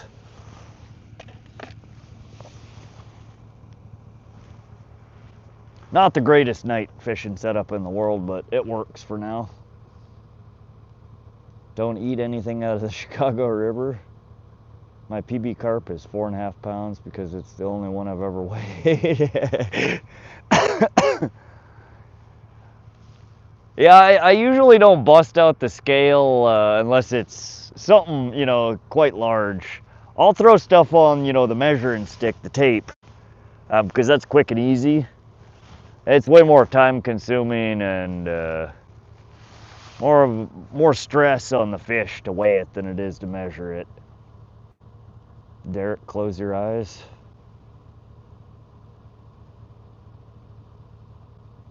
Ah, I'm sorry, Derek. Yeah, that's rough. When you're quitting smoking, it's tough watching other people smoke. Keep at it though, man. I wish I could quit. It's the worst habit.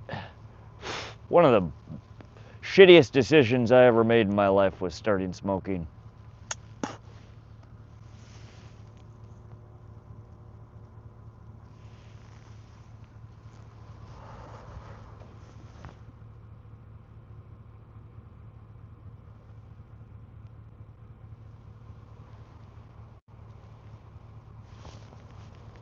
So if you've made it a month, man, you've made it over the hump.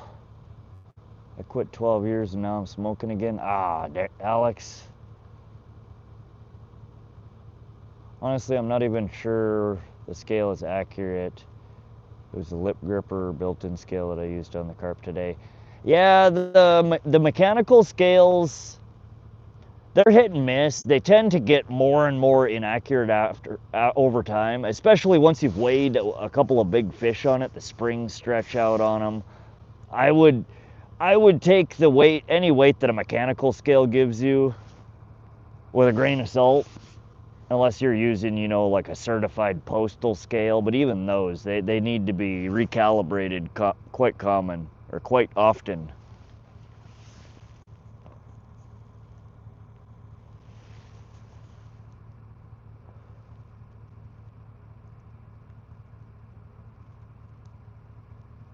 I have a couple of digital scales. I trust those much more. How long you been out there so far? 3 hours. 3 hours and 15 minutes with 0 fish. We did have something bite off our 30-pound leader. I think it was a good-sized pike that swam by and jacked our floating jig head. And then we did have a solid bite on the carp rod. Our rod bent over and I reeled on it and fish was gone. But other than that, we've just had a few nibbles and bait stealers. Haven't had anything real interesting tonight. Called that 1-800-QUIT-NOW hotline and surprisingly it helped. I've been smoking for 28 years. Whatever works, man. I don't know. For me, it's just one of those things that I have not yet decided in my mind that I need or really want to quit, other than I tell myself all the time. It's like I don't even enjoy cigarettes like 95% of the time. But until I've made it up in my mind that I'm done, I'm never gonna quit. You can get over the you know, the physical addiction aspect of it in, you know, less than a week. It's more so the mental part of it. If you're not dead set on quitting, you're not gonna quit.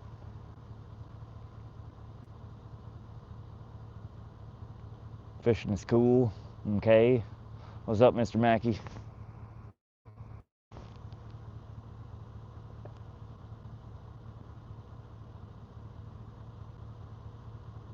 Started dating a smoker and that did it. Yeah. No, it's tough to be around it if you're trying to quit. The longest I've ever quit for, I quit for 6 months when I was in college. The girl that I was dating at the time, we quit together, and I quit. I was miserable. I had quit. Every time I walked by somebody smoking, it still drove me nuts. Eating meals, you want that after meal cigarette. I found out after 6 months, we both were on the same college campus, and I happened to bump into her in between classes, and she's out there puffing on a cigarette. I'm like, you bitch. I thought we quit. She's like, oh yeah, about that. I made it a week. I've been sneaking. And I literally, out of spite, I skipped my next class. I walked to the gas station and bought a pack of cigarettes. Like, you son of a bitch, you're gonna lie to me? I'm gonna smoke too. And I shouldn't have, because I was done. I'd been done for 6 months. I'd gotten out of the habit. And I've tried a few times since then. I've tried, the medicines and the patches, the gums, vapes. Nothing seems to do it for me.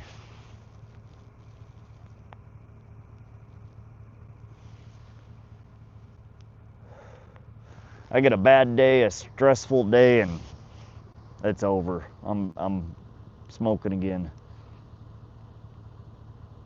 For me, it's the association of things. Hop in the truck, light one up, eat one, light one up, go get yeah. That first morning smoke after you wake up, the after meal cigarette, there's just those, your brain connects those things, and it's tough. Worst part of quitting is when your sense of smell comes back. Turns out every damn bathroom smells like piss.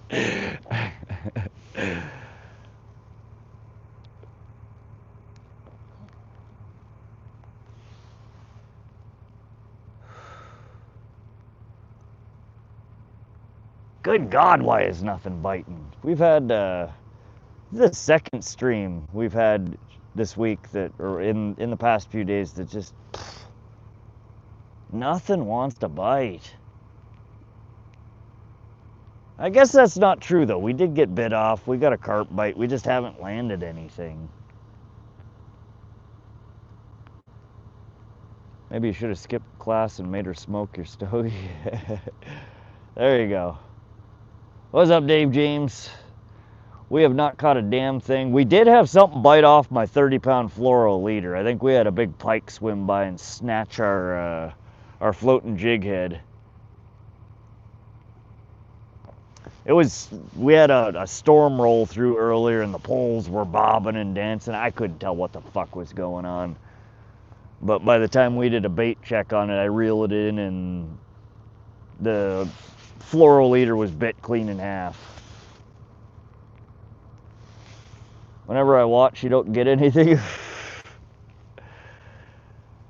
I'm telling you, it's the curse of the camera, you guys. If I were to shut this camera off, within 30 minutes, we'd be pulling in fish. I swear to God, every time I turn the camera on, it's like the fish are gone. Or maybe it's just you, Paige. You're jinxing us. Kidding.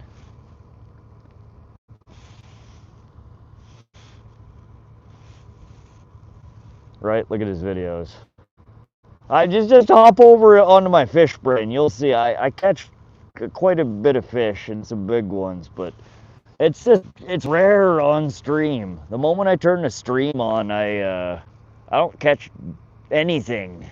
Or if I do, it's babies.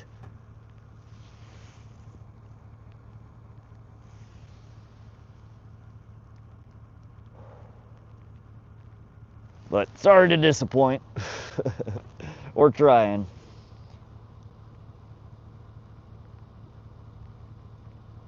Good days, bad days. Nah, that's true, Falcon. That's why I have wire trace at the end. Yeah, Dave, that's why I'm using a floating jig head, though. And it doesn't take much weight to make a floating jig head not float. So that's why I opt 30-pound fluoro is usually, I mean, that's a big enough fluoro. I've caught some pretty big pike on 30-pound fluoro. But they bite it just right and that shit cuts like butter, so. Brandon LaForge, feeling generous. Feeling generous about what? Hillbilly, curse of the camera is so real, isn't it? Does it still cost? Never used fish brain. There's a free version of it, Bob S, and there's a paid version. You don't have to have the paid version. The paid version just has limited functionality compared to the paid version. You can still see on the free version people catching, you know, what they're catching, what water body they're catching, but you can't see where on the water body they're catching it. You can't see what they're catching it with. You don't get any of the analytics, so like what time of the day your catches. So like that's one of the main things that I use it for is the metrics on it. Seeing, you know, over the past 3 years, I can look at every one of my pike catches and see if there's a certain time of the day that I'm catching them, if the wind is blowing a certain direction when I'm catching them, if the moon cycle is, you know, a certain phase when I'm catching them. And I like looking into that stuff because I have noticed some interesting trends over time with that. But if you don't care about the analytics and you just want to see what fish are in what water body, fish brain is great. Never fish with fluoro. Yeah, it's again, I've been running this floating jig a lot lately, and it's, unless I'm using a super thin, lightweight wire trace, it breaks the floating nature of it. I could try, and I haven't tried. Most of the time, if I'm fishing in a water body that I know pike are in there. Damn, that's some grumbling thunder back there. I'm using like 60, 80-pound steel leader. I do have some, you know, like 20, 30-pound steel leaders, but they're significantly heavier than fluoro. I don't think my floating jig is going to float with them. There are probably Buddhist monks watching and praying. The fishing spots app powered by Fish Angler has more features on the free version. Yeah, I've never heard of that one. About to get a storm.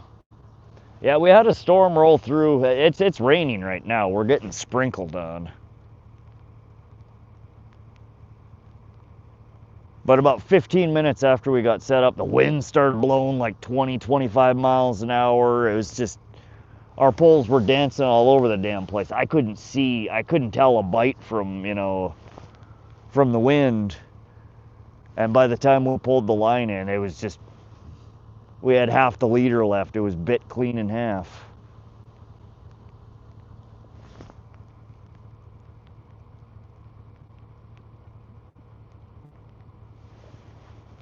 I gotta see something here. Fish brain. Oop. Map. Current location. Oh, come on, fish brain. There we go.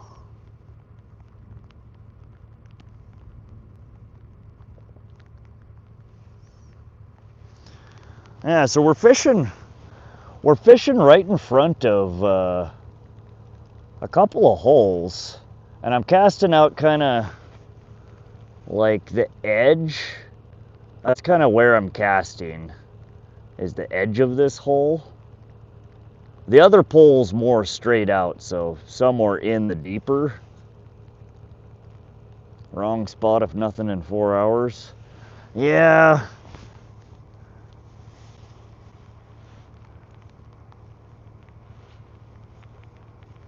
It's just, I have so much shit when I'm streaming. It's tough. If I were fishing and the camera weren't rolling, I'm way more mobile. I'll fish an hour, 2 hours at a spot, and if I'm not getting anything, I move. I'm not getting anything, I move. But when you got all the gear for, you know, for the live stream, it's a pain in the ass to pack everything up and then set everything back out. And oftentimes, you know, while I'm tearing shit down and putting stuff in the truck, half the people leave. You know, then when I'm driving, even more people, it's basically, I mean, my stream dies every time I pick up and move somewhere.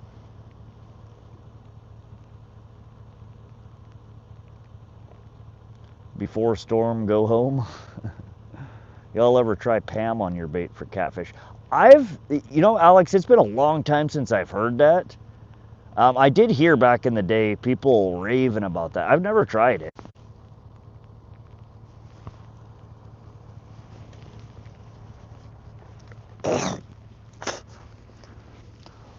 But to be fair, Bob, we have had 2 solid bites. I mean, we got one line bit off, which it had to have been a good-sized pike to do that.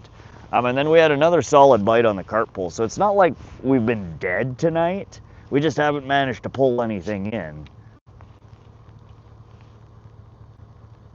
Safety first. Oh, I'm 10 feet away from the truck.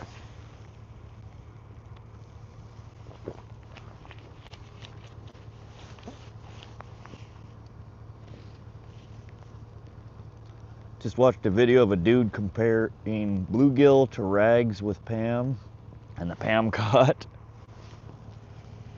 Huh. To be fair, I've caught bluegill off of an empty hook, so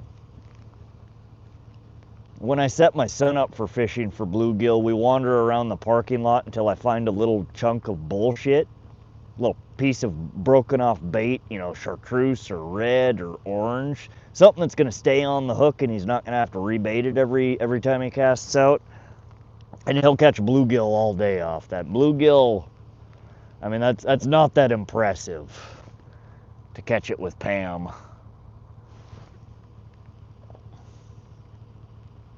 Sun drop? No, it's Mountain Dew, Derek. Rod, you gotta hold your rod. Yeah, maybe that's it. The rod just needs a little love. Wants to be in my hand.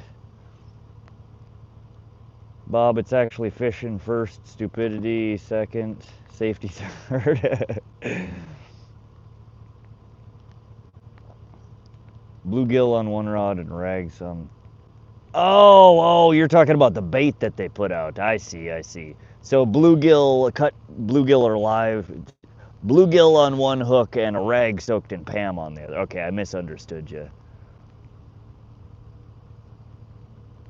Pam, it's like a buttery spray, you know, so instead of putting butter in your pan before you fry something, you spray the pan down with Pam. It's a buttered flavored non-stick.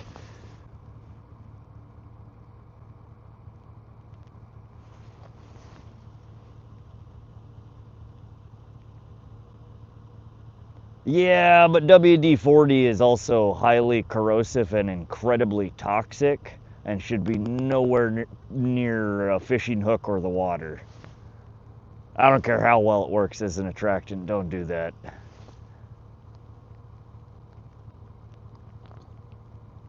Something I was reading recently was saying that the #1 cause of toddler poisoning in the United States is whatever the shit is that's in WD-40. It's incredibly poisonous. Like floral light. Pam sisters, Betty Crocker. Yeah, no, there are a couple of famous bass fishermen that made that popular, the WD-40. It does work from what I've heard. I've never tried it. But lots of attractants work and aren't incredibly poisonous and harmful to the fish and the water. So I would highly suggest against anybody using WD-40 on their hooks. Find something else. Alright, let's do a bait check and power up our UV jig here.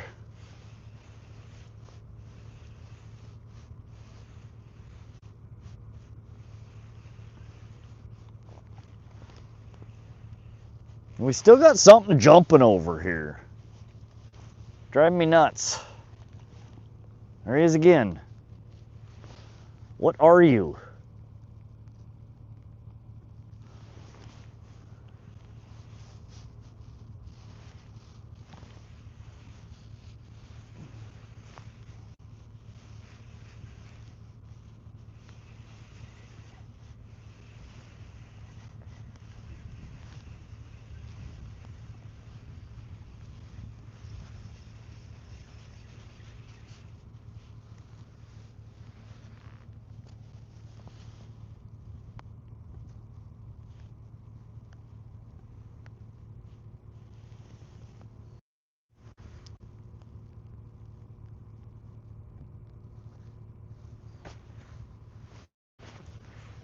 All right. Worm looks slightly chewed on, but she's still mostly whole.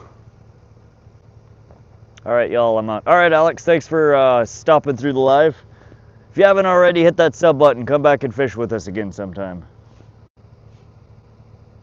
Noodling. Duncan J, be careful, please. Will do, Duncan. Roger that. No more WD-40. Because the original recipe had fish oil in it, they changed the recipe in the early 80s, so now it's just old wives. Oh, I didn't know that, SoCal. Crazy stuff.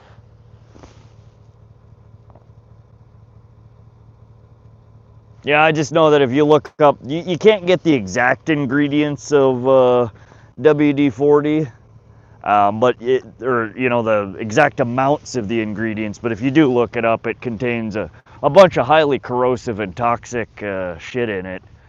It's absolutely terrible.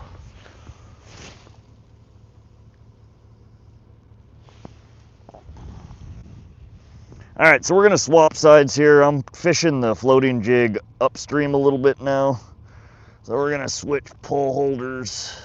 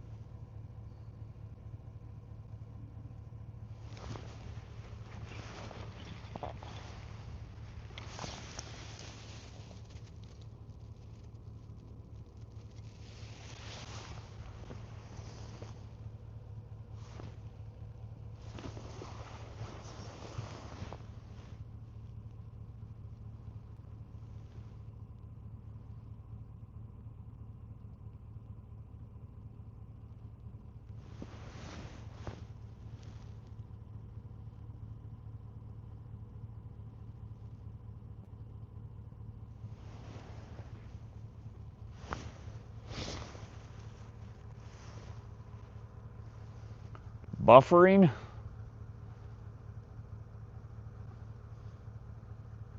Beans 30, what's your PB catfish? Just under 20 pounds. Channel cat. Richard DiPietro, Brandon LaForge.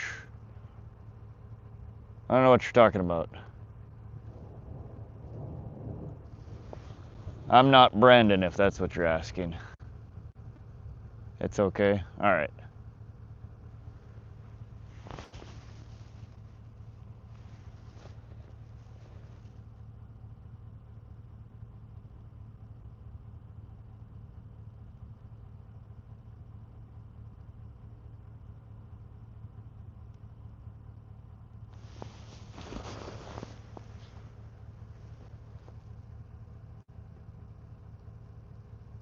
Oh yeah, bro, I've yet to get something nearly that big where I live. Oh, keep at it. If there's catfish, there's some big ones in there.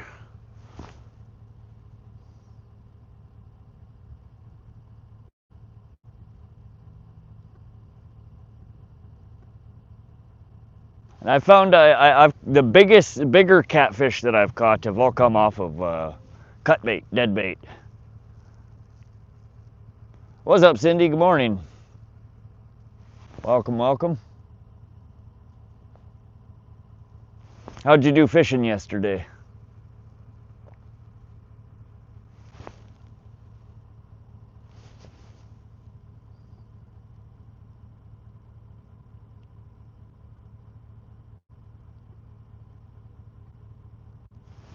Dang. Y'all seeing the flashing from the lightning? I tried many baits, but for some reason they always love frozen shrimp. Shrimp works, yeah. Raw shrimp.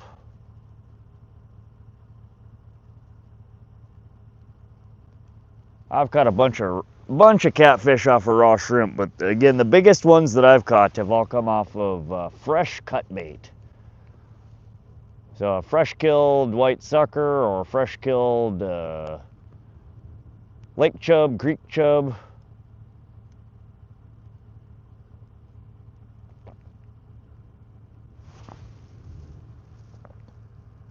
One turtle. Oh man. Well, that's more than we've caught, but I think I would prefer having a skunk than a turtle. I hate catching turtles. What kind of turtles do you catch over there? Are they snapping turtles or something else?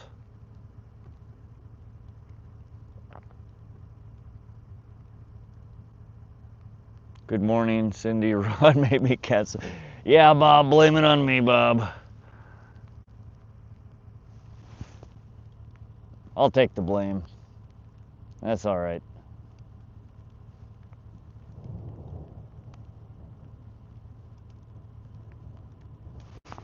Here comes the rain again.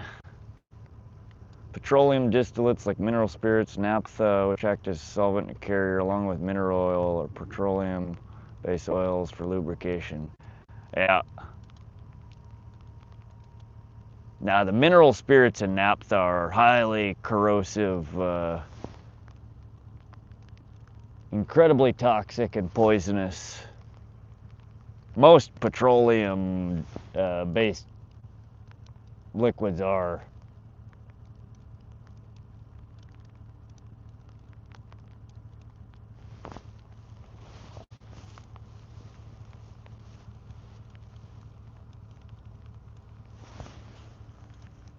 Sorry, that was me jiggling around the cart here.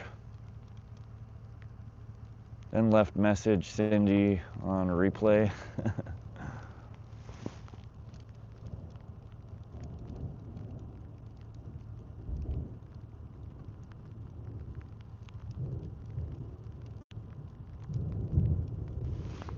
All right, knock it off, Storm.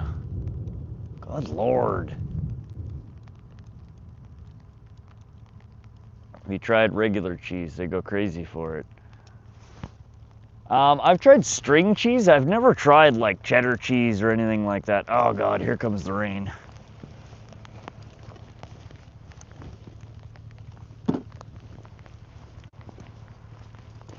All right, bringing the one backpack back to the truck so it doesn't get soaked.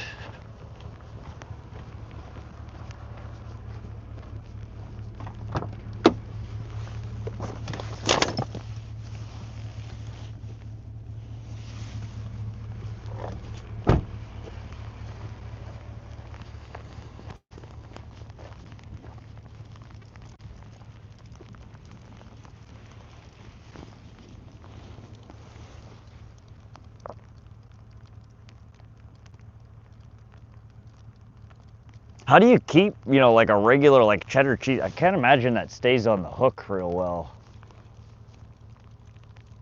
I know string cheese is a pain in the ass to keep on the hook even. Up to something outdoors. Good morning. What's up to something?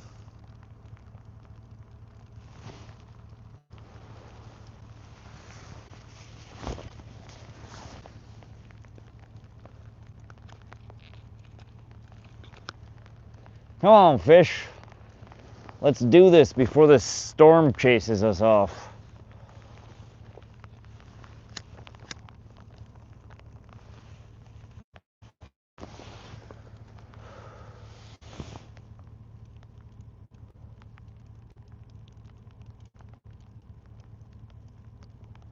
I can't believe we haven't even caught a bullhead yet. Them little bastards are usually, it's usually a fight trying to keep them things off of your line around here. Oh, there's something on the orange pole.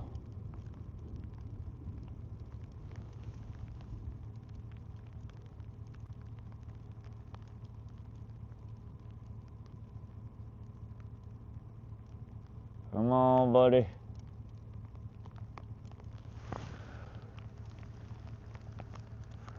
Just a regular block of cheddar works for most kind of fish. They swarm like piranha from my experience. Ball it up and smush it. Usually stays pretty good if you keep it from warming up. Okay, so kind of like a bread ball. Huh. Had cooking oil rod I did, it worked. Question rod, where are you at? Eddie Emoji Cat. We're in central Montana. This is the Missouri River. We're in between Black Eagle Dam and Rainbow Dam. It's a reservoir, and I don't know what the hell the reservoir is called.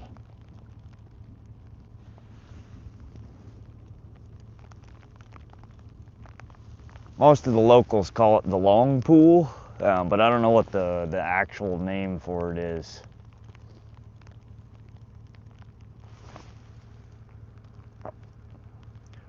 Appreciate the sub there, Eddie Emoji Cat. In Utah here, nice.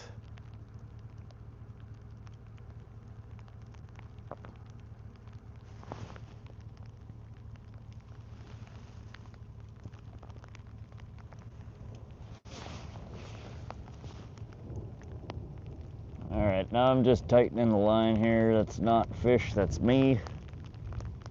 Can you guys hear that thunder or not? I'm curious. I'm in California on the Delta. Oh, that rain's picking up. A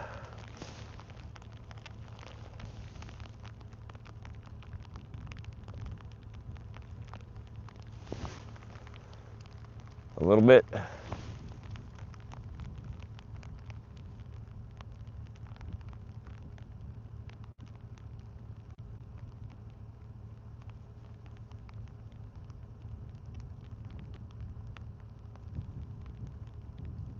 Well, here comes the wind again.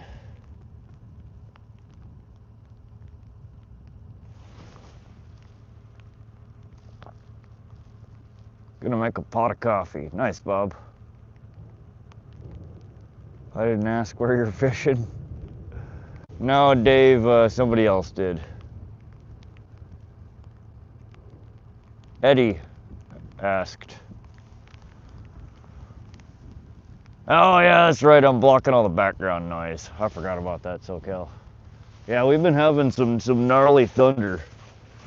You guys might be able to see the flashes from the lightning.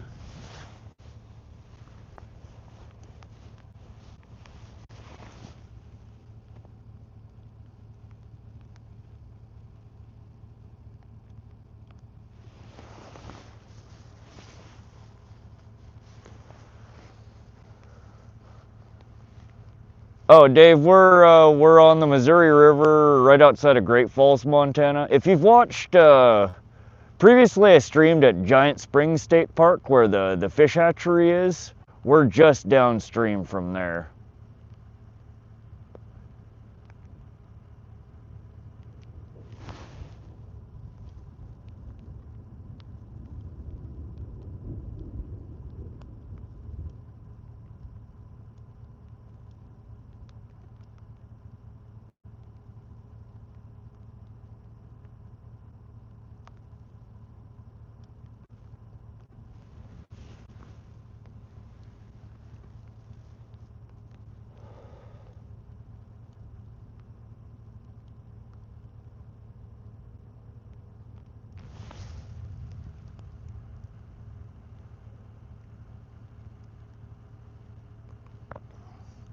Mic drop and troll, I see your rod.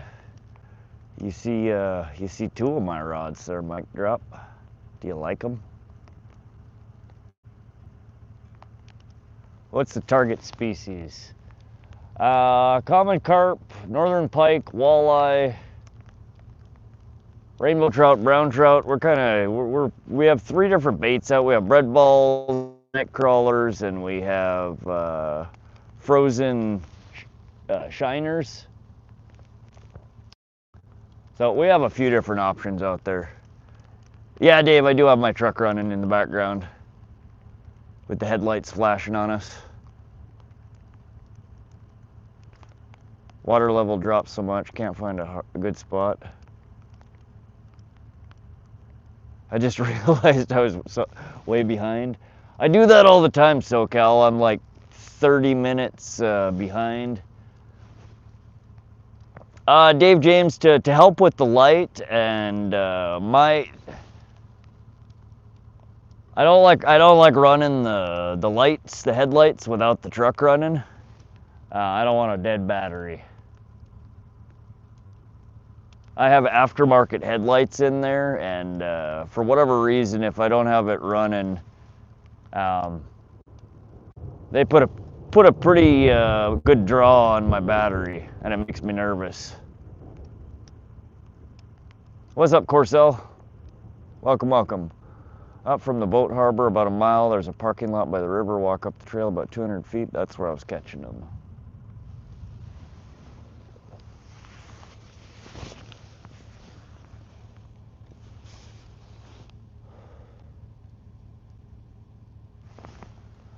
Yeah, I need to get an accessory battery in my truck. There's a spot for 2 batteries. I've just never spent too much time looking into how I go about wiring in a second battery. But while I only have 1 battery for accessories and, you know, the crank and the lights, I don't like running my truck for any period of time with just the headlights on.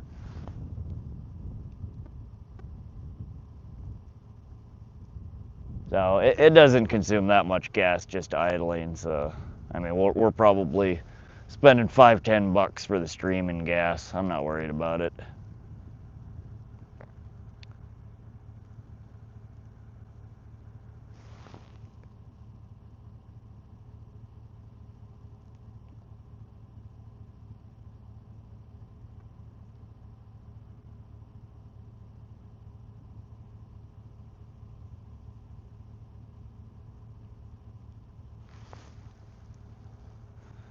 I fish with hot dogs or shrimp.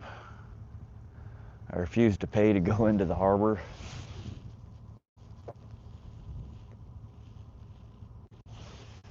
Yeah, there's only a couple of spots that I fish around here that I have to pay to put a boat in or to park the truck, but it's like $5-6. What's the light in the water? In the water. What are you looking at? Let me open up the stream, see if I can tell what you're looking at. There was a car that just drove by. There's a road on the other side of the river that leads to the dam down here. So let me pan over. We're sitting right up, I don't know, half a mile, maybe a mile from the dam. But right on the opposite side is a road that leads to that dam. Yeah, you probably saw the car driving by.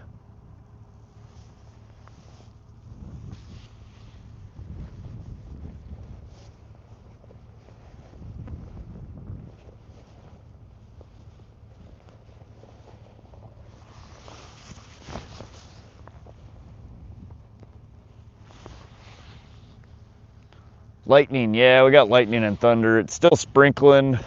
The wind's kind of coming back. I don't know if the storm is growing or if it's mostly past. I don't know.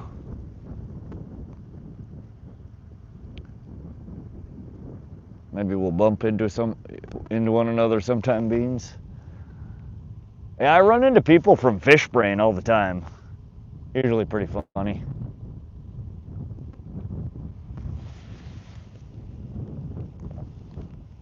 I've met some pretty cool people off of Fishbrain, honestly.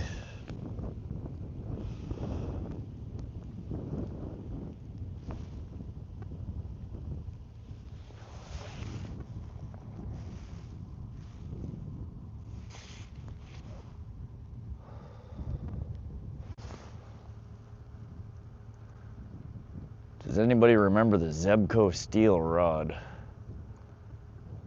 I remember the Zebco reels, but not the rods.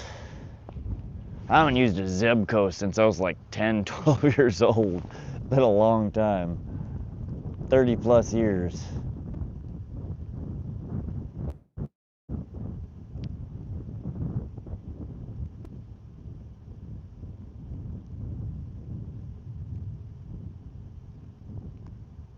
Oh God, this wind needs to go away. I don't like fishing in the wind.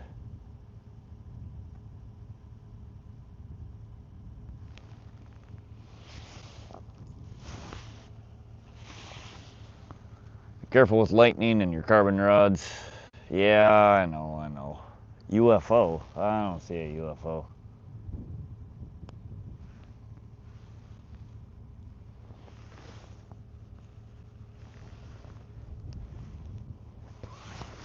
I keep looking at these damn work lights. All I see is spots.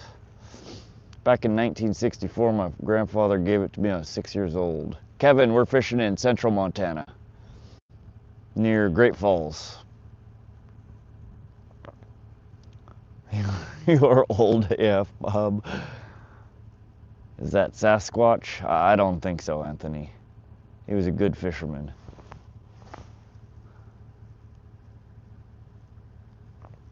Yeah, my gramps gave me my first rod as well. He never fished. He just sat on the shore and drank beer while we all fished. Tried looking up Utah fishing hotspots and they haven't updated anything in years. I can't really get much info. Sucks. Fishbrain doesn't have much info for there either. That's surprising. Fishbrain's there's quite a few people around here that use Fishbrain.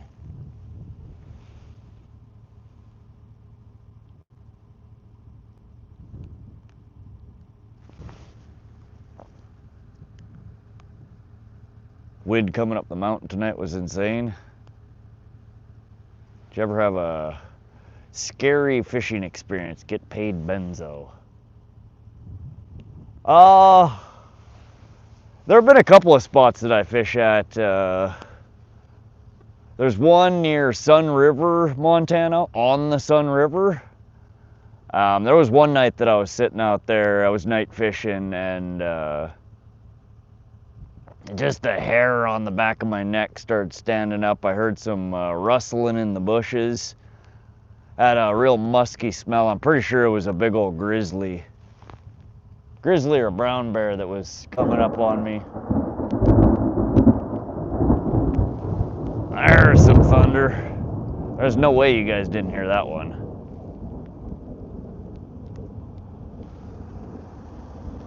But yeah, that was one of those days that where I was I thought about it for a quick sec and I was like, all right, getting back in the truck.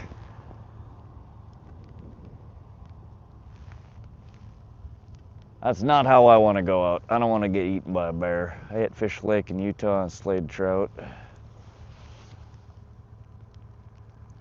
Never grandpa to fish with, so y'all got lucky. I'm sorry to hear that, Kevin. Gonna be 68 soon. We'll never stop fishing or chasing good-looking women. Damn straight, Bob. Damn straight. You get them. Go get them, Bob. All the girlfriends I've caught have been a bit scary at times. I'm from Tennessee. I catch a lot of bass in Percy Lake. Nice. Heard that one. Yeah. I figured that was a little more than just background noise. I haven't had the opportunity to fish lake, but I've hit Deer Creek Reservoir, slayed massive rainbows with corn power bait from Walmart. Do you carry? Not all the time, Dave. I do. It depends on where I'm at, but yeah, I have a Kimber 1911 38 special that I carry after my coffee.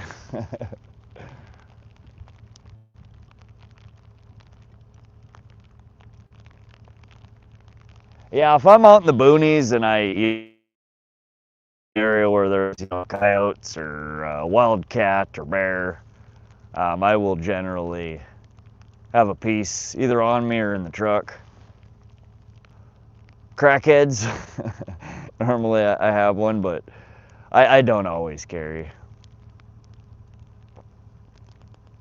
What do you have to drink and eat?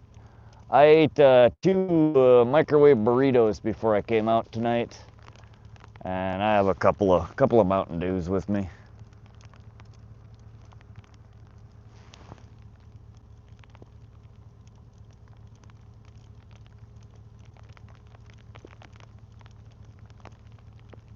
Good God, fish, come on! Y'all are killing me here. We had a 3-hour stream earlier with nothing. We're going on 4 hours now tonight. With we got our one floating jig bit off, and we missed a carp bite. Oh God! And here's the rain's really picking up.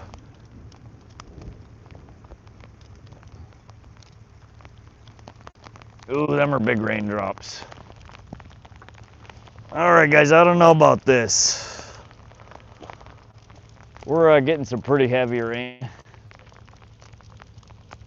We'll give her a few minutes here. If this rain doesn't die down a little bit here, I'm okay with a sprinkle, but I'm not digging the downpour.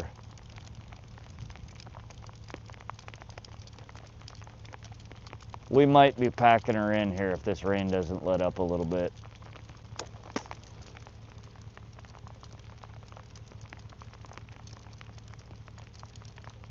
As much as I really want to stay till we get a fish, I'm not feeling too keen on the sogginess tonight. Never surrender. Fisherman, I'm there with you, buddy, but I got a whole bunch of recording gear out here, batteries, and I mean, I could always pull the truck up a little further and we could sit inside the truck and watch the poles.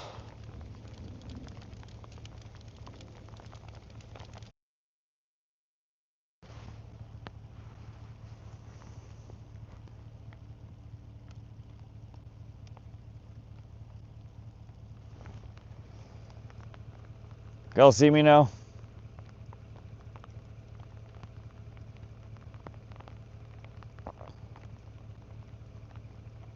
No?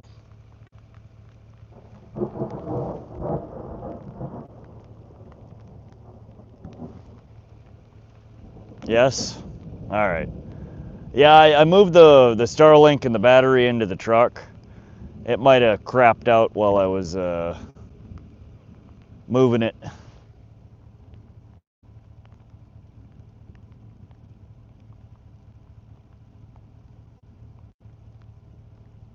Feels like the rain might be letting up a little bit here.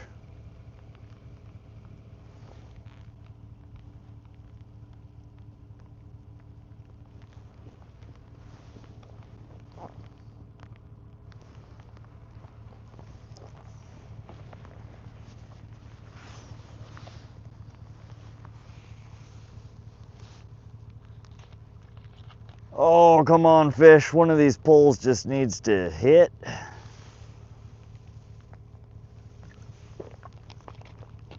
One little fish. That's all we need. Or one big fish. Just a fish. I don't think that's too much to ask. Just one. One fishy.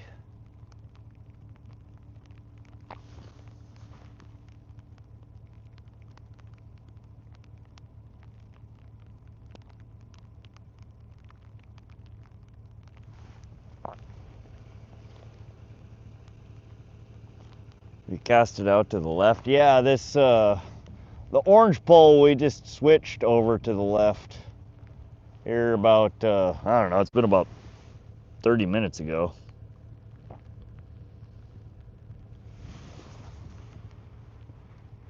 Oh, my left is your right. Yeah, we started, the orange pole was out to the right to begin with, which is your left. And I just took it out and cast it upstream a little bit. We did get bit off on this pole cast out that way. That's where the pike hit it. Pike or a turtle, we're not sure which. Hunting gators.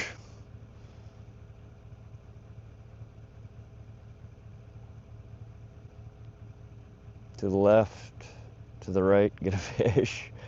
It's backwards to me. Yeah, no, I don't know. I don't understand why the camera gets mirrored. If I switch to the back camera on the iPhone over this way, that's left, that's right. But if I switch to the front camera, that's right for you guys, but it's left for me, and that's right for me, but left for you. I don't know why. Yeah, so orange is actually on the left, but to you guys it looks like it's on the right. But again, it depends on which camera I'm using, the front camera versus the back camera. I need to Google that. I need to figure out why that is. It's never really made any sense to me.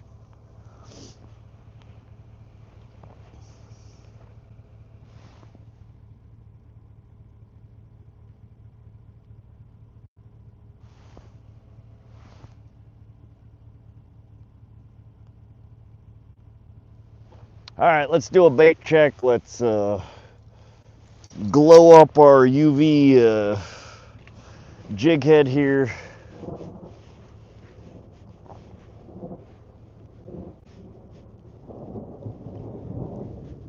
Give her one more cast out here.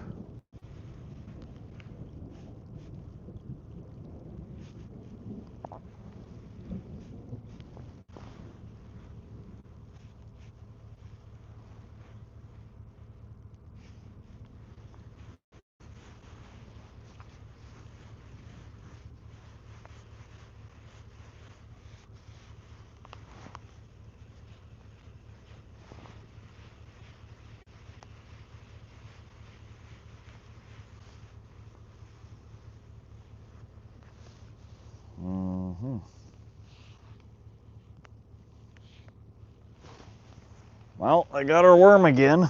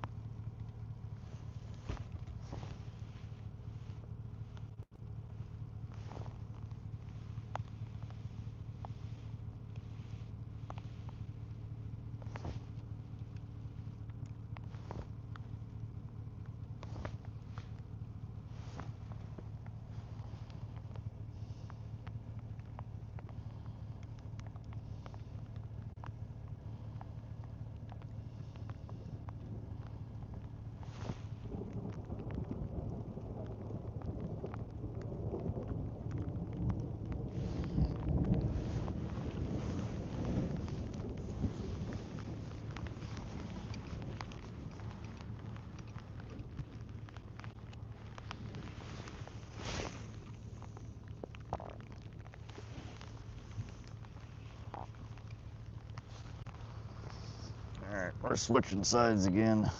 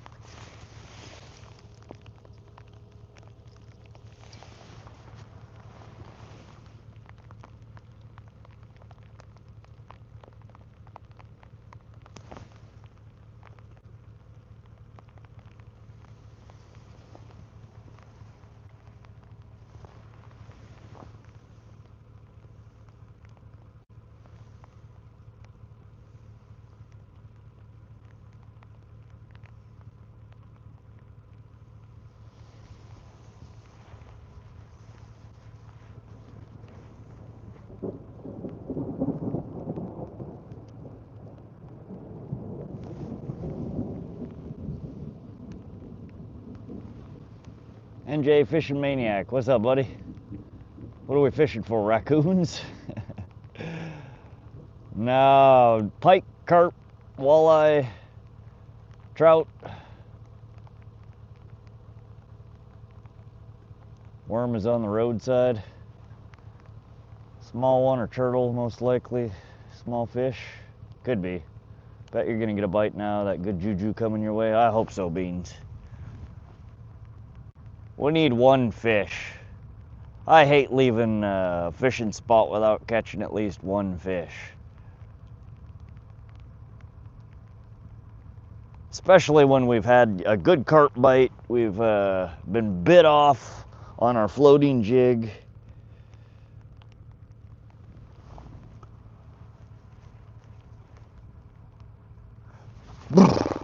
We need a fish. Preferably a good one.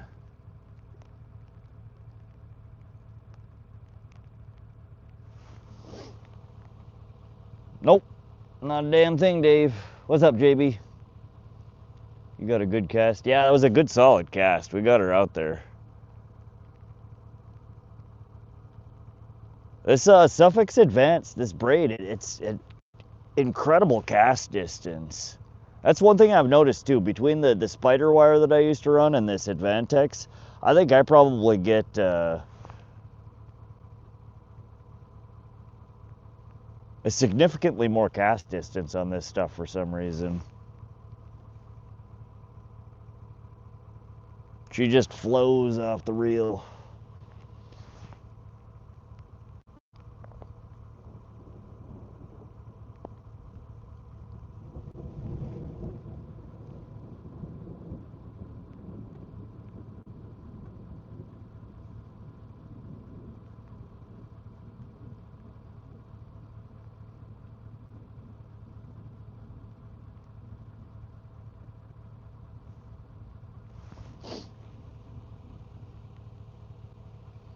My dad used to wash his hands in the water and rub his hands in the dirt before touching baits.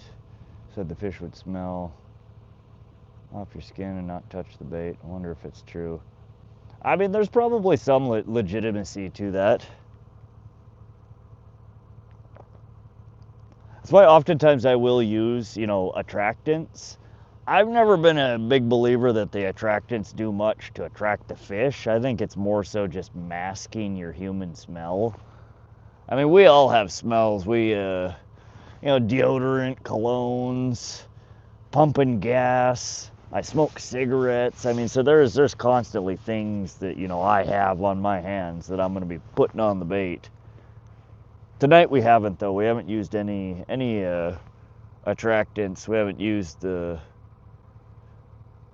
worm scent, the, you know, shrimp scent.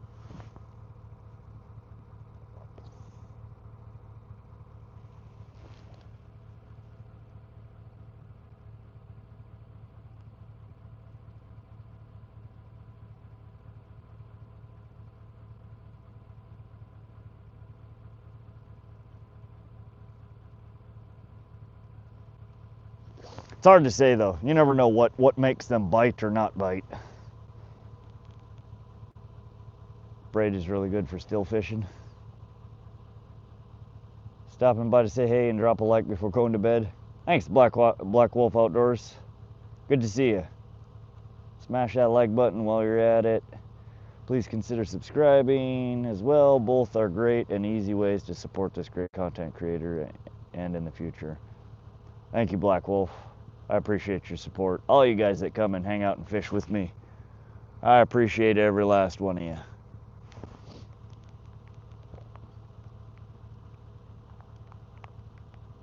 You going to bed finally, Bob?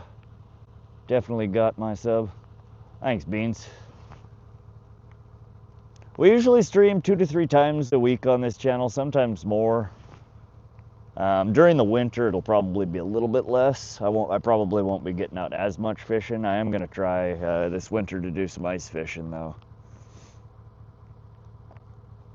But if you like fishing, we do bank fishing. I fish from the boat. We take the boat out. I try to at least once a week take the boat out.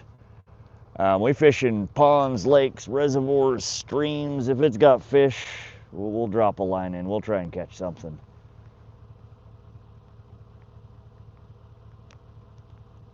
I'd want Rod on my team in the zombie apocalypse. I'm right there with you, buddy. Even me, even you, Dave James.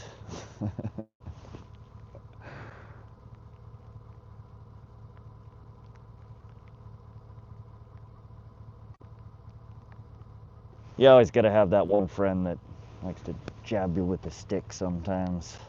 Keep you on your toes. What's up, John Nyberg? No, that was for Black Wolf. Oh, okay, Bob. You're still drinking your coffee.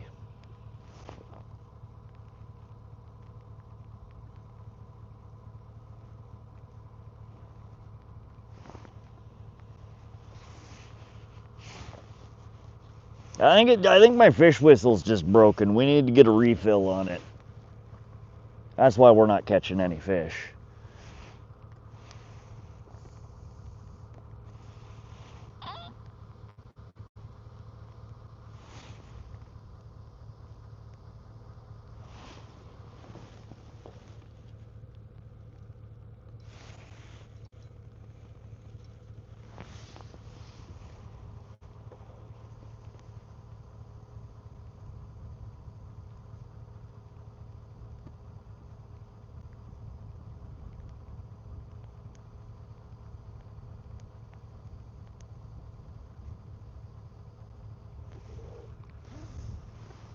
Yep, she's toast.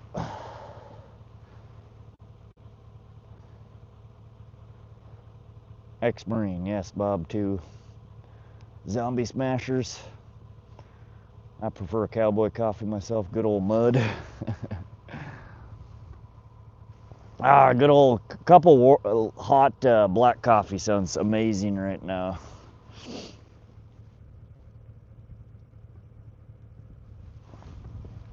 Oh, sorry, that was me bumping the cart. Product reviewer, what you using for bait? So we have a chartreuse floating green jig head, tipped with a night crawler. On the other pole we have one hook with a bread ball hot dog bun, and on the other hook is frozen shiner.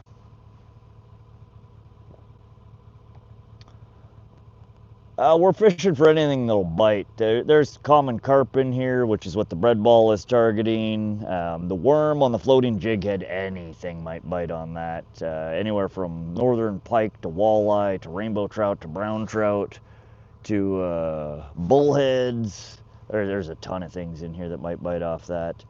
And then the cut bait, I would expect probably northern pike, possibly walleye, possibly bullhead, maybe brown trout. I've been getting pike like crazy. Nice. Take a flask with you. I've been meaning to pick up just a small thermos so I can bring some coffee with me. Cold there? A little bit. It's probably in the mid-50s right now. A little bit of rain, a little bit of water. Makes it feel even colder. It's not too bad yet. God, when we were fishing Tiber Reservoir over the weekend, it was 37 degrees when I put the boat in the water. It was freaking cold.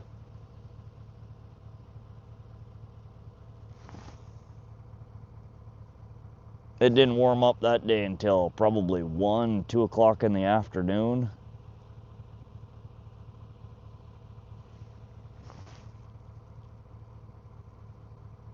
It's not too bad tonight. It's a little chilly though.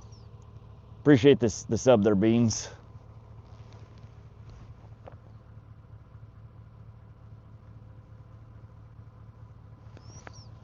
I'll be right back.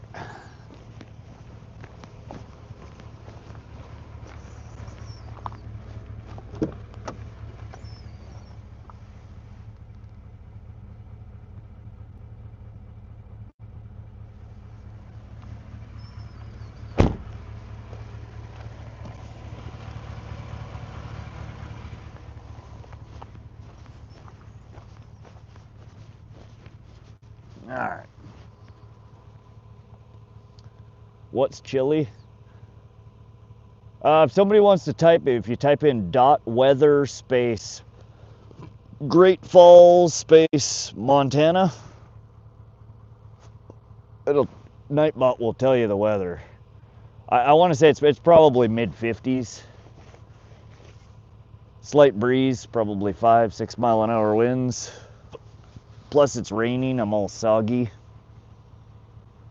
No, we haven't caught anything, King. We did have something bit off our floating jig head.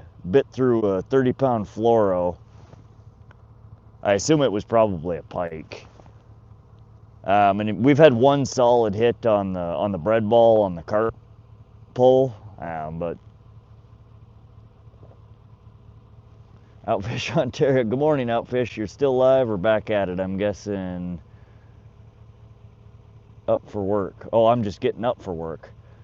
We came back out. I had to pick me up from work. Stopped by the house, ate, hung out for a little bit, and I'm back out. We've been out for about 4 hours now. Not catching a damn thing though. There we go, thank you. 62. Huh, feels colder than that. Probably just because I'm soggy and the wind's blowing. Do you ever eat pike? Yeah, John, pike are my favorite fish to eat. 2-3 pound pike if bled out properly when you catch it, and the darker, red meat off the bloodline, off the lateral line is cleaned. They're one of the best eating freshwater fish in my opinion. Hey, Dirty Dan, you ever had gout? I've never had gout. My brother has been battling with gout for years. And he actually told me, oh, there's something. Let's do this.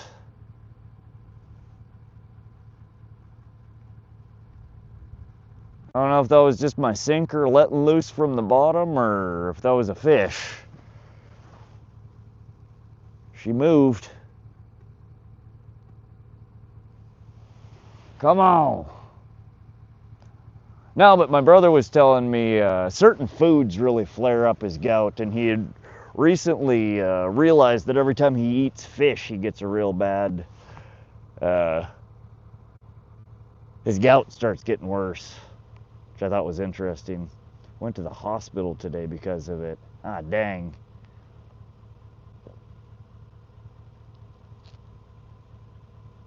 I like yellow perch. Perch are good. They just don't get very big around here. They're not really worth harvesting. But walleye is in the same family as perch, and walleye, they taste really, really similar, and walleye get bigger here. I like walleye. Fish on. We did, it looked like a bite, but it was small.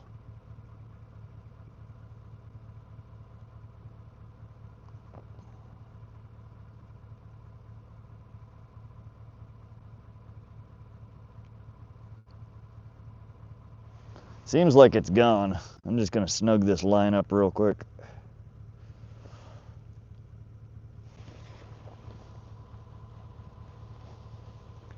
NSAIDs, fix it. So that's like what's in aspirin or ibuprofen, right? Tuttle the turtle. Yeah, it could still be a turtle messing with it. My guess is probably bullhead though. 30 Dan says UFO. I didn't see shit.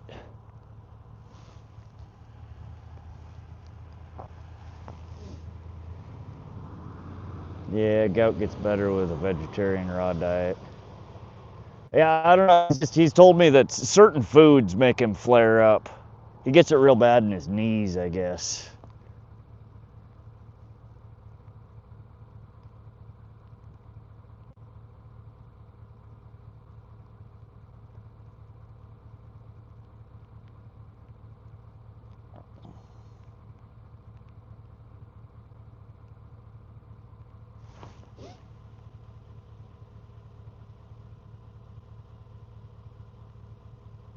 Eight to 10 inch, good eater size, and Lake Michigan, anything bigger has many PCPs in them.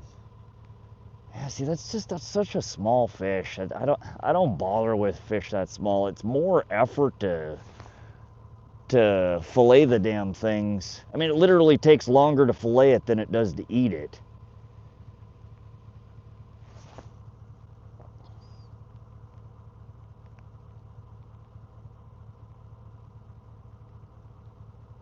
That's where, again, rather than eating the perch, I'd just go after walleye. I mean, it's a very, I mean, they're of the same family, and the perch that I've eaten tastes almost identical to walleye. Lots of fresh fruit and vegetable juices. I'll have to tell them that. What's up, Jeff Arnold? Good morning.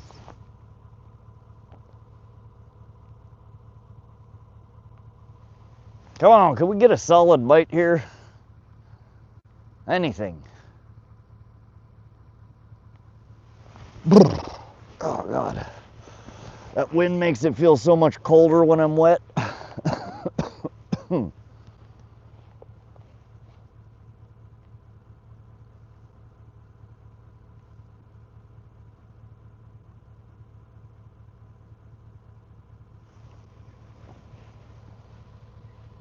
No bites, too dang cold. Love to eat walleye. Yeah, no, it's a little chilly. It's not too bad. It's been raining on and off for the last few hours. So I'm fairly soggy, and that wind, I get a gust blows through here, and it's sending shivers down my spine.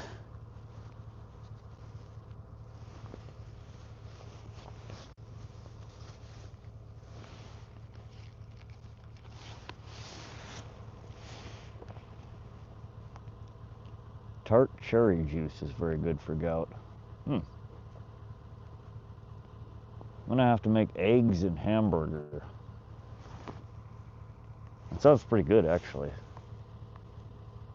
Wet, cold is the worst. When it gets into your bones, it is. Oh, it's just every time the breeze kicks through, it's ugh.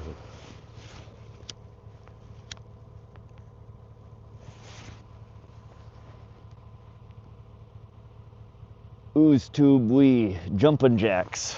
There you go. Get the blood pumping. Well, I'm gonna butcher this. Teshapizo Sabia. We're gonna call you Big T. What's up, Big T? How are you? I don't know how to pronounce your name, and I'm just gonna butcher it every time I try to say it. So we're gonna call you T.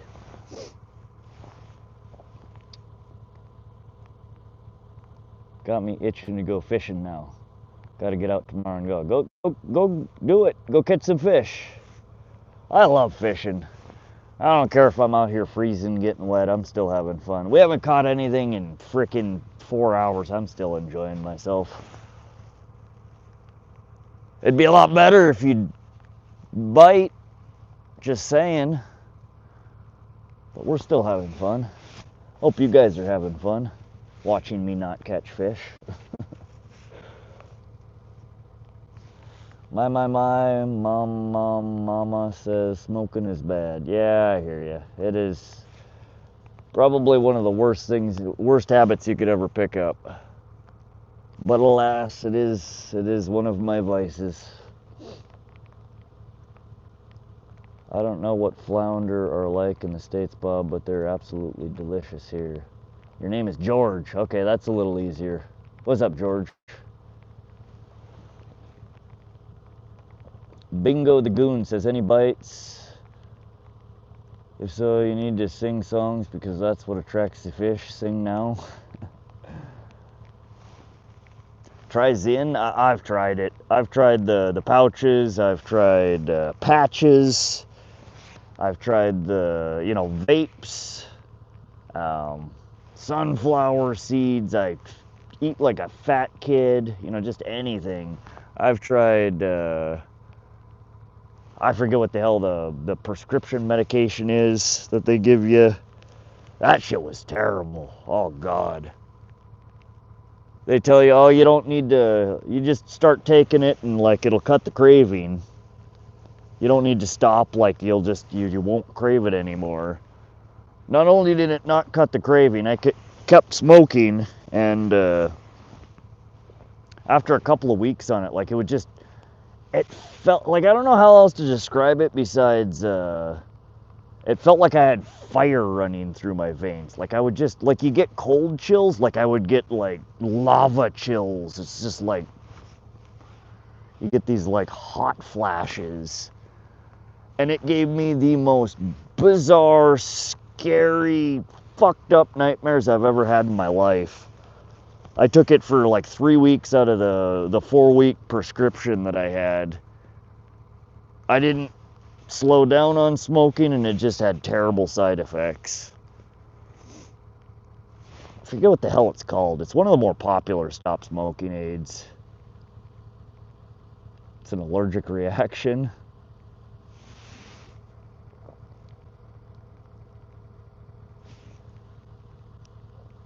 That's how I am coming down off a crystal.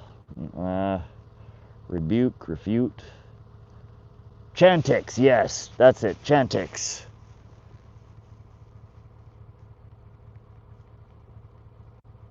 No, it was terrible. It made me feel so weird. Damn it, this light is making my beanie all freaking weird. Yeah, it didn't work. It made me feel freaking weird. I hated it.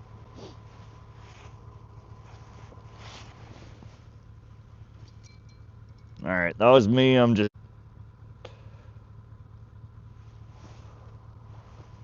pop the line, you move it a little bit in the water. Sometimes just that commotion will bring fish in.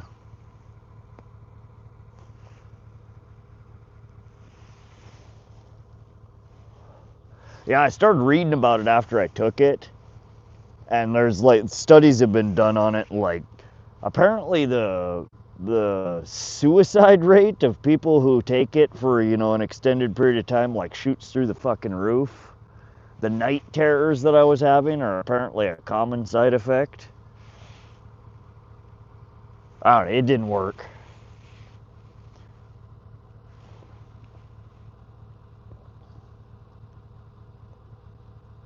Some kid's gonna be spoil sport and report you, bro.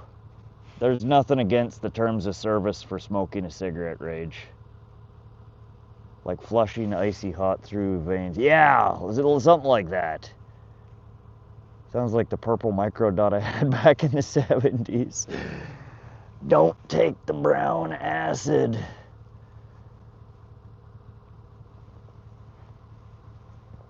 Yes, I've read the terms of service. There is nothing in the terms of service about smoking cigarettes. It's perfectly legal.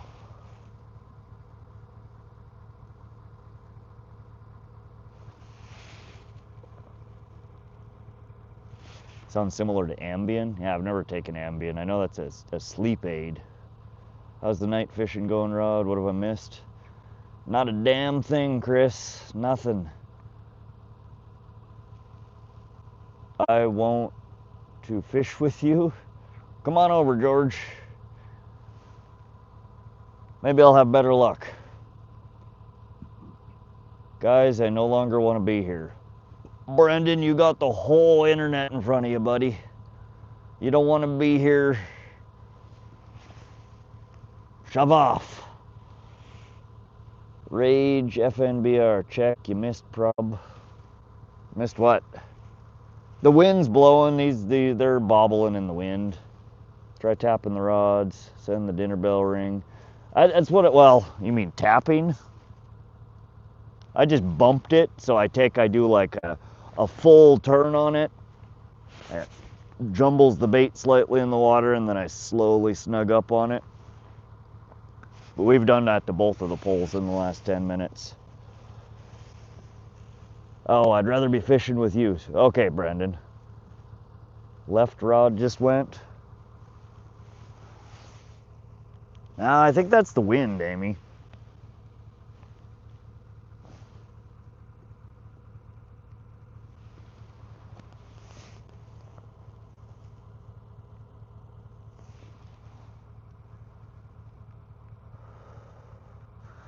Well, Brendan, if you were local, I'd invite you out to fish. I think the catfish are on Fetty Pack. Kyle, yeah, there's walleye in here. Northern pike, rainbow trout, brown trout. carp, sucker, bullheads. There's all sorts of things in here. Going on 5 hours. Yeah, let's see here, 280 minutes. 6, 12, 18, 24, yeah, almost 5 hours. Self-harming isn't allowed in stream. Rage, I'm gonna ask you one time to drop it, and it'll be one time only. Please, my friend. We're here to fish, not to listen to nonsense. Gene Presnell, walleye and yellow perch should be stocked more than trout. They're better fish. What you think? Yeah, I love walleye, I love perch. I'm not a big fan of rainbow trout eating them or really catching them. They don't, sometimes they fight all right. They're usually not great fighters. But Montana is huge trout fishing state, so. It's only a baby-sized whale, nothing crazy, but cool flex. What's up, Born? Bigfoot country? Indeed. We're in Montana, the last best place, the big sky country, the Golden State. We got lots of nicknames here.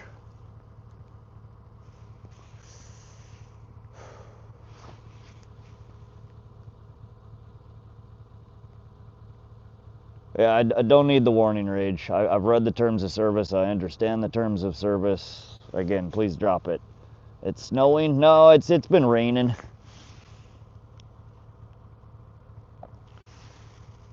little bit of rain, a little bit of wind.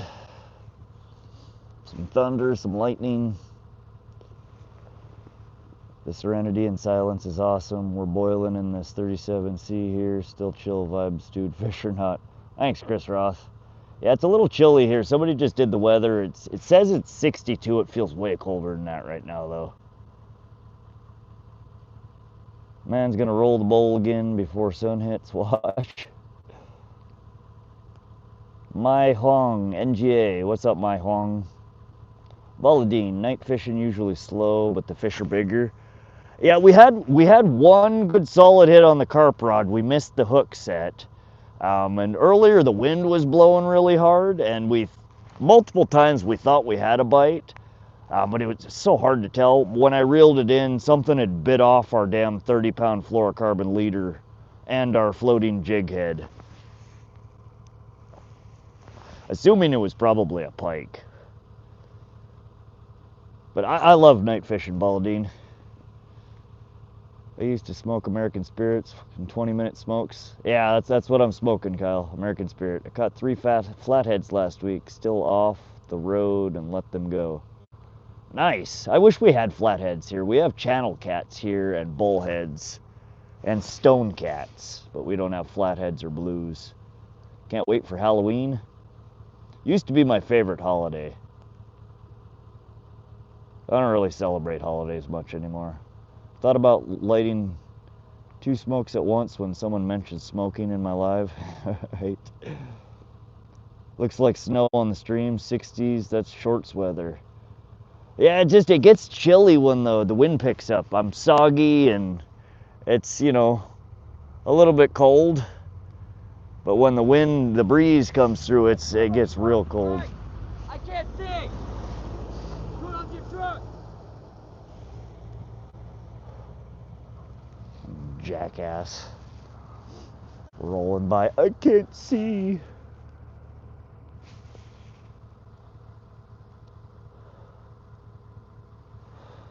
I don't know what's wrong with people. Should be getting your package goodies by Friday. Nice, Howlin' Baits. Thank you again. I'm looking forward to it.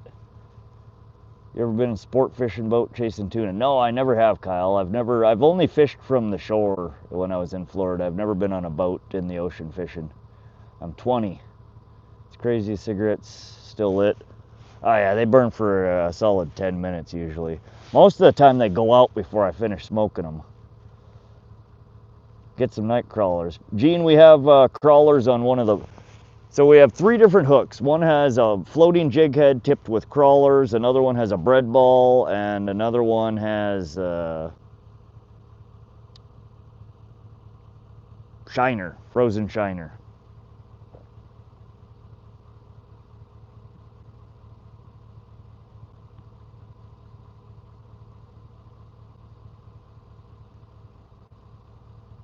Goodbye, Mrs. Daisy Duck.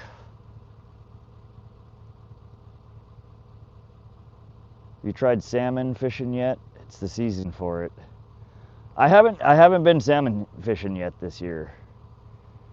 Stop staring into the light. Maybe you'll see the right beans. Good morning, Debbie. How you doing, Debbie? Hey, Corcel, again. Daisy no more, that's right.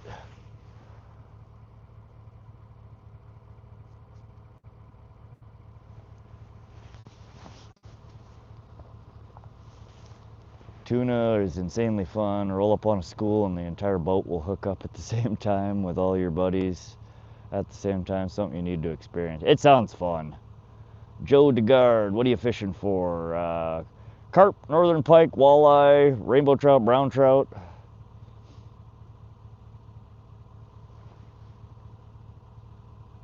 Right. You also get a vacation from the channel. They're a great swallower. There's cats, but not cats that are worth catching. They're bullhead. They get to be about 6 to 9 inches. There's stone cat, which get to be about 5, 6 inches.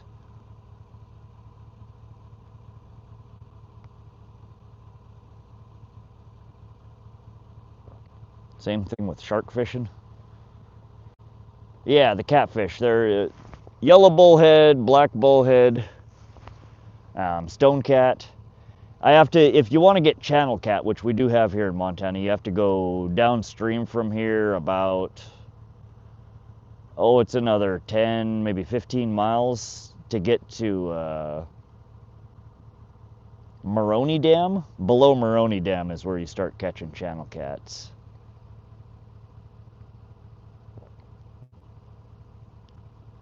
I thought catfish get pretty big. It depends on the speed. There's a bunch of different kinds of catfish. Bullhead are a type of catfish, and they don't get very big here.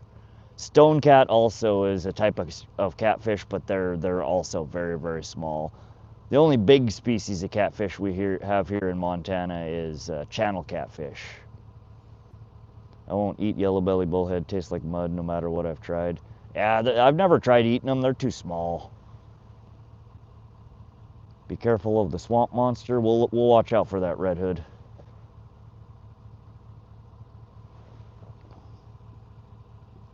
Saltwater fishing I've done is for king copper off the coast of Cape Town. They get monstrous size. Oh yeah, the ocean grows some scary fish.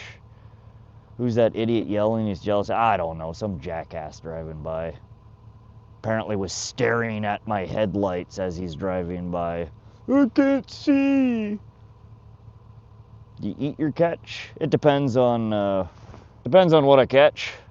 I like to eat northern pike. I like to eat walleye, channel cats.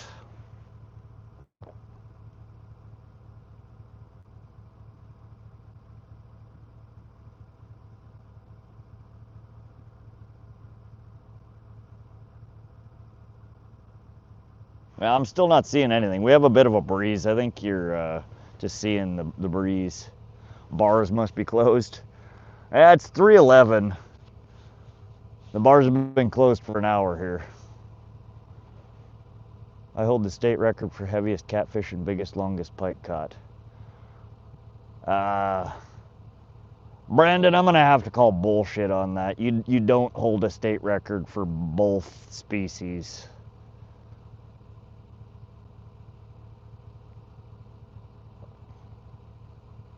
Did I just miss some drunk going by? Yeah, you did, C-Dub.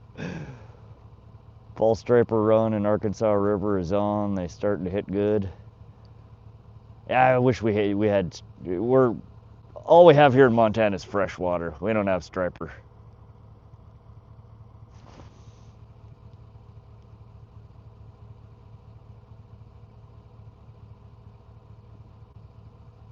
Look me up. What state, Brandon? We'll look it up when we get home.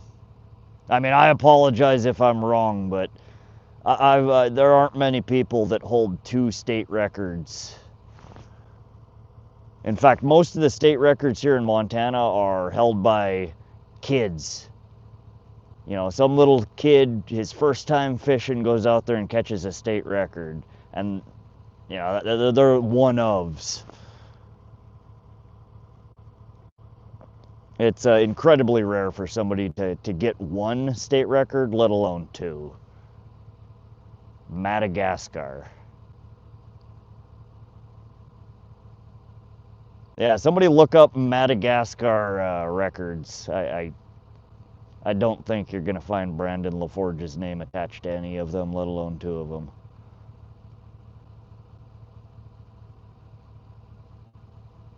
Went to boot camp in San Diego. I loved it.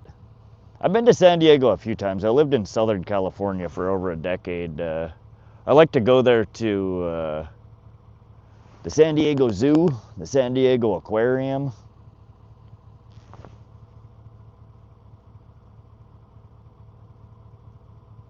I had a really fun night there the one time. I can't remember. I think I went to a concert down there. And ended up at, what is it called? The Lamplight District. And there's a bar down there, Coyote Ugly. So I went to Coyote Ugly and hung out until the bar closed. And I had a hotel right by there, and I'm like, shit, it's 2 o'clock, you know, I'm still up to party. And I ended up following some crowd of people out the door and down a couple of blocks to some nondescript building, up like 3 flights of stairs. And there's a bouncer at the door collecting $5 from everybody. Like, I have no idea what I'm paying for, but let's do this. Handed him the $5 and went inside, and it was some after-hour hookah lounge. I don't know, it was a trip. It was a weird night. Couldn't find anything, gonna try his name. What's up, Mandy Aguilar? How you doing? Try getting some bell on those rods. They'll make a huge difference for detecting bites. Bulladine? You hear that? That's a bell. What's up, NC Tyrant Hunter? Welcome to the stream. You and your fancy check mark next to your name. What kind of channel do you run, NC Tyrant Hunter? Are you a fishing channel? Ryan Couchman says Marine. No. I would have never made it in the military. I'd end up in whatever the hell the military prison is. I don't take too kindly to people barking orders at me. My half-sister was Air Force for 20 plus years. She recently retired from that. I got a whole bunch of relatives that are in the military.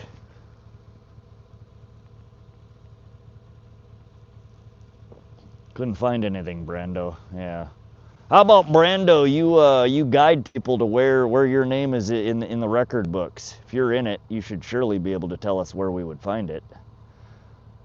Corcel, welcome back again, Corcel. Chris Roth. John Nyberg, I tried his name, no record found, but who knows?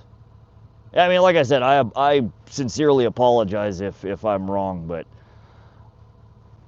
every part of my being wants to call absolute bullshit on that. Oh, LOL, Leavenworth, there you go. Your bullshit call was right? Yeah, Fort Leavenworth, okay. Can he see my post? Yeah, NC Tyrant. What's up, NC Tyrant Hunter? I said welcome, you and your fancy check mark there, and I asked what kind of channel you have. Are you a fishing channel or what? I know that the check mark there means that you have at least 100,000 subscribers, which is insane.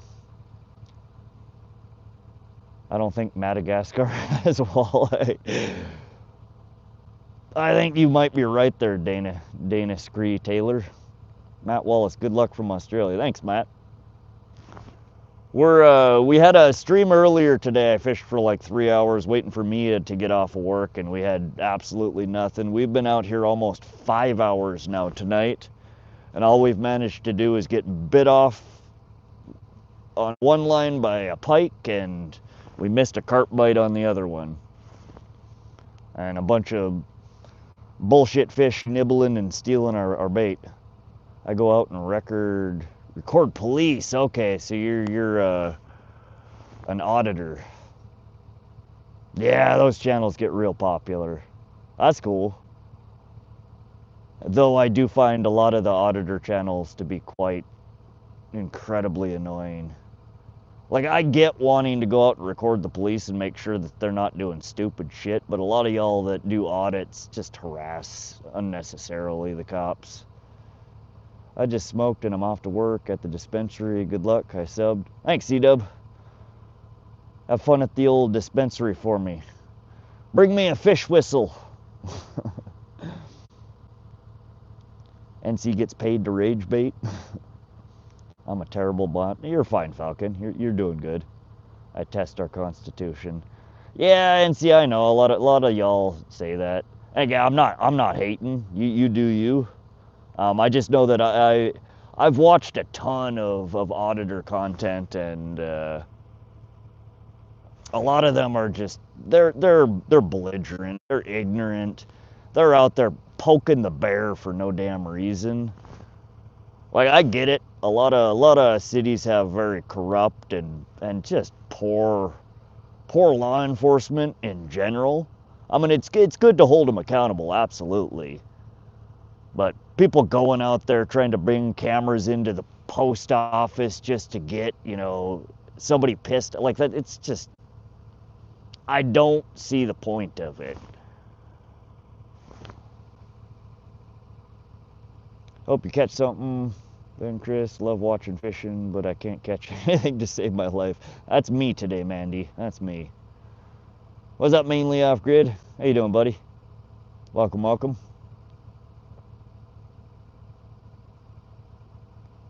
Secretly asked to get beat up so you can get cashed out by the city. And again, Kyle, you're absolutely right. A large majority of those channels, that is, other than getting content, which gets a shitload of views and gets paid a little bit on YouTube, I think that is a lot of their ultimate goals, is to get cops to step over the line so they can sue them so they can get paid.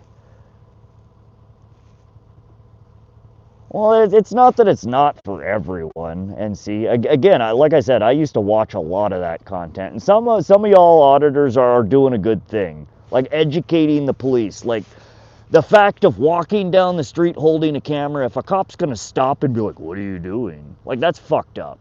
Like, you can't record me, or you can't record them. It's like a public place is, you can't restrict recording. But the auditors that go and wander around the police parking lot recording license plates, like, just shit that is legitimately suspicious, and then overreacting when the cops come out and are like, "What the fuck are you doing in our parking lot recording all of our vehicles?" Like, that kind of shit is just nonsense. Like, y'all are the folks that do that. Like, I would like to reach through the camera and slap them. And again, I'm not pro law enforcement. Most law enforcement agencies suck. They don't educate them well enough. They don't enforce policy well enough. I mean, they do. A lot of them need training, and some of the auditors do bring to light very common issues that they're just ignorant about, and they shouldn't be. But again, when they're going out there just legitimately trying to piss the cops off, like, you're not serving any real purpose. You're not helping anything.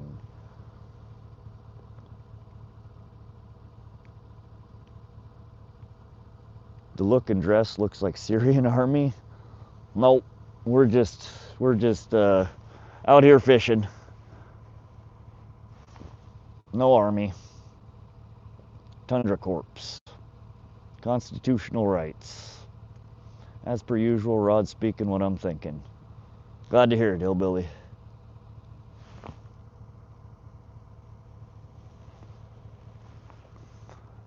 Could we get one fish, please? Just one. Sometime in the next century here.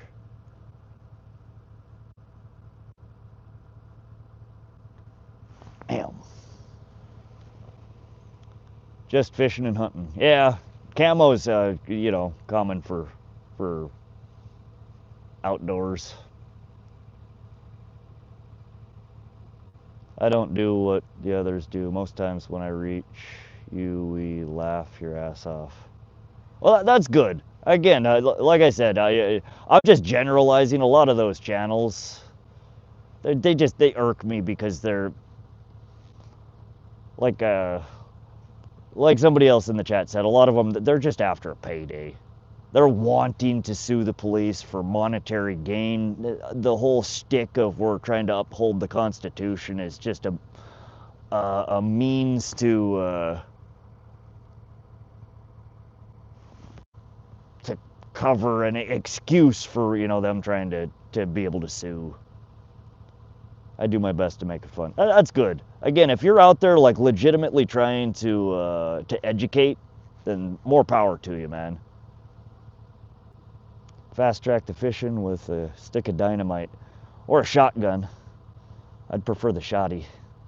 Fish whistle blown. Yeah, my fish whistle's broken, Billy. Dan's YouTube. Holy fuck. What are you holy fucking about, Dan's YouTube? What's up, Grumpy Vet? I'm with Chris. I said that earlier, Chris.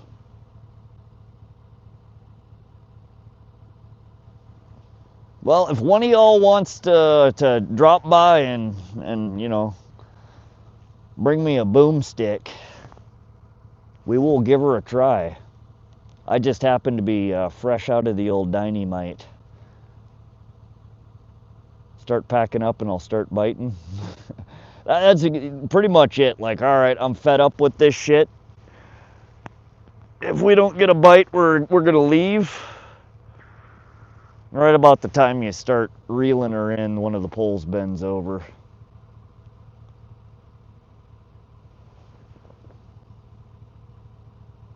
iPhone 17, how is it? People are very happy with the 120 upgrade, especially gamers in India who get to play 120. Will Apple provide 120 FPS to iPhone 17 in gaming? Who the hell plays games on their phone? I mean, I don't know, maybe you're younger, Arshad. I don't game on my phone. The 120 FPS, the 8K, for 99.9% of the population is completely useless. Unless you're making video content, you need to do super slow-mo, or you're making video content and you need to super zoom. 8K is useless. 120 FPS is overkill. A very small percentage of the population even has a screen capable of viewing anything at 8K. And 120 FPS is way faster than the frame rate than nearly any purpose, unless you're doing, you know, like a first-person shooter or something like that, where milliseconds of response matters.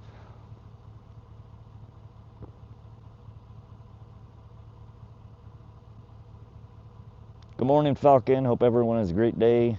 Caught my first cat with rotten chicken liver blue cat. How you doing today, Grumpy? It's about to rain here. We've been dealing with rain all night here, Exotic. Where are you at, Exotic? I'm gonna send Bob S with a stash of the good boomy stuff right away. Right on, Chris Roth, right on. Military grade screen. Fish, where are you? I'm coming, C4. Yeah, they're just not interested tonight, which kills me, because we did have, I mean, we got bit off, which means there was a pike floating around here. Probably a good one too, if it bit us off without us even noticing. All right, NC Tyrant, thanks for stopping through the live. Have a good one, buddy.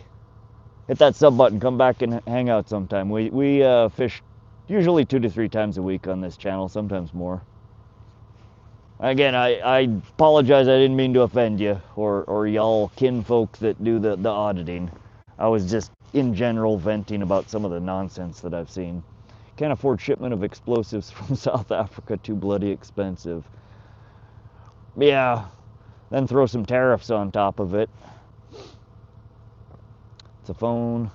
Does it really need to be? Yeah, that's what I'm saying. Use tube.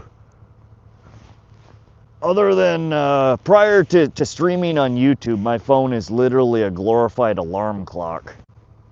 I don't talk to people on it. I text from time to time, but very little.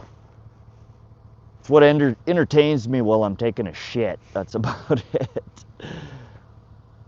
Past me bedtime. All good, brother? All right. Get some rest. Corcel, hello for the 5th time tonight. How you doing, Corcel? Billy Bob, favorite sport team? I don't really get into sports. What state are you from? Central Montana, Mandy. Improve the night mode. iPhone will remove noise in most videos, which means it'll give better camera quality than iPhone 16 Pro Max. Oh, I'm sure it's slightly better on lots of different things. I just don't think it's going to be dramatically better on anything. I mean, what I'm streaming with right now is the iPhone 16 Pro Max.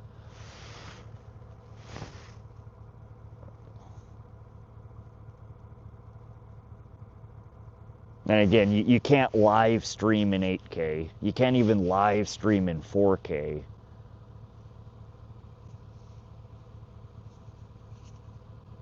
Uzbekistani nightcrawlers play an excellent game of wiffle ball. Ohio here. All right. Is it possible to microwave waffles? I'm sure it is, Dirty Dan. I think I've tried that before. It'll work. They'll just end up soggy.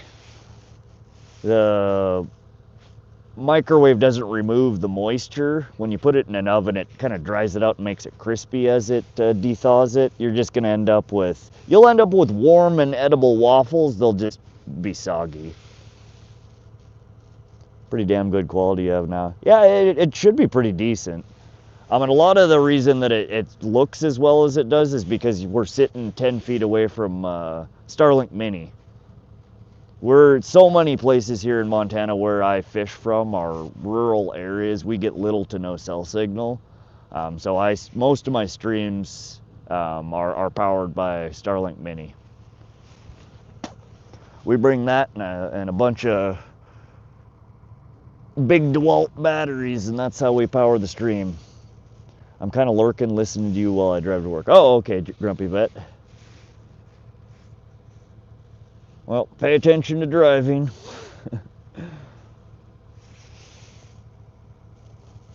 Our shot, it's the iPhone 16 Pro Max. I bought it specifically for streaming. It was before the 17 came out. Time is it there? 3:30 a.m. and we have caught absolutely nothing. Dan.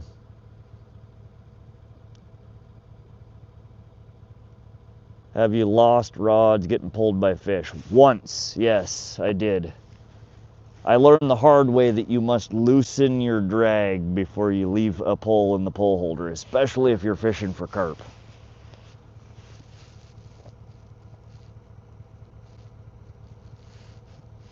Can a catfish be so big that it can easily swallow a human being? Yeah, there are some catfish that get to be just ridiculously scary big. Good luck, brother, heading to work. All right, Dan, have a good day at work. Thanks for stopping by. Hit that sub button. Come back and fish with us again sometime. Tossing toaster bro, nice and crispy with lots of syrup. Yeah, they're much better when they're crispy. Got some good battery packs then, I rigged an inverter to run off a 20-volt drill battery. I can charge my phone from 0 to 100 several times. The Wells catfish. Yeah, so that's exactly, so I'm running DeWalt 8 amp hour batteries. I have 4 of them, and DeWalt sells a DC or a DC converter adapter that just plugs right on the top and gives you direct USB-C out at 100 watt. And each battery will run the Starlink Mini while streaming for anywhere from 4 to 5 hours, depending on how hot it is outside. Like tonight, we've been live for 6, 12, 18, 24, almost 5 hours off of our first battery. So sometime within the next half hour, 15 minutes to a half hour, the first battery is probably going to crap out. Going to sleep now. Tell me where you are from. We're from central Montana here in the United States, Arshad. Thanks for stopping in the stream. Get some rest, buddy. We'll see you on the next one. Hillbilly, hitting the fish whistle at 5 a.m. was a questionable choice. Maybe, sometimes. Peanut butter and syrup on an Eggo is amazing. That does sound good. All right.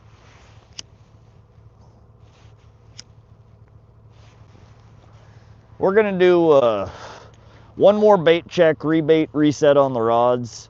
I'm gonna have to say we're gonna give it till the first fish or 4 a.m. so about half an hour.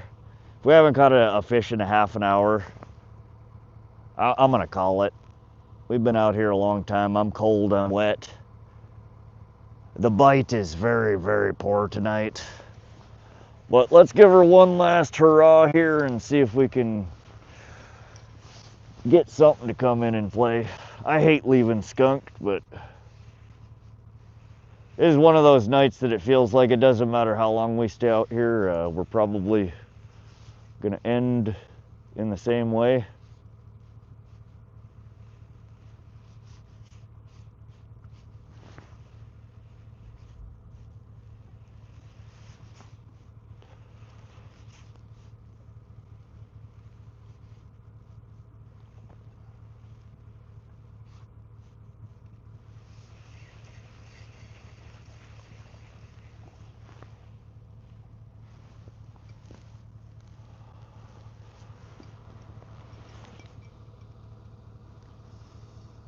Yep, not looking too chewed on. All right, let's give her a go. We're gonna go a little further downstream this time.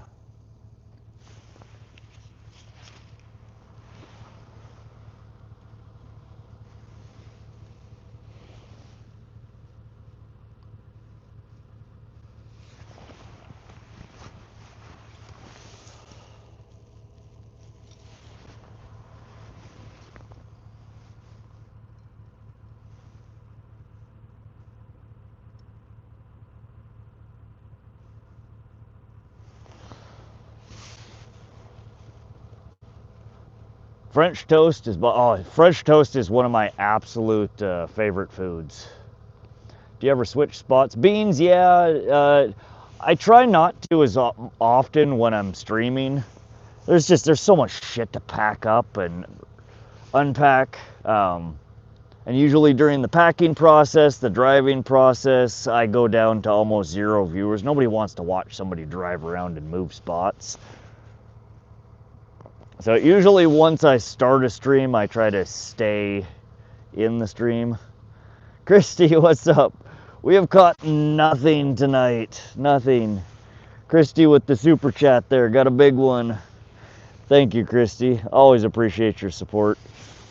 No, we're still trying for Christy's fish. We have not got a dang thing tonight.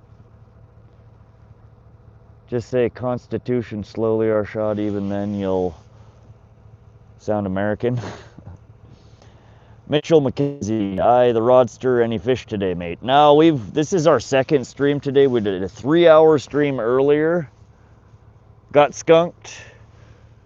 We're now on our second stream, and we've been going almost 5 hours. And we did have something bit off our 30-pound fluoro leader while it was super windy.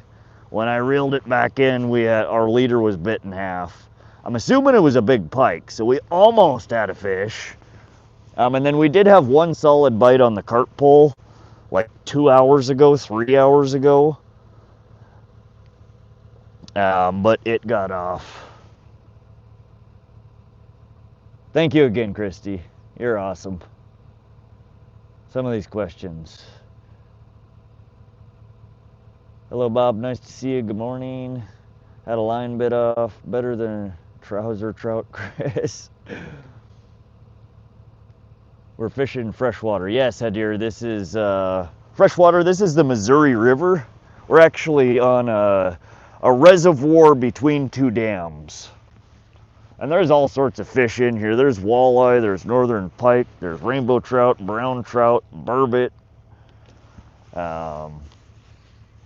Three different kinds of catfish.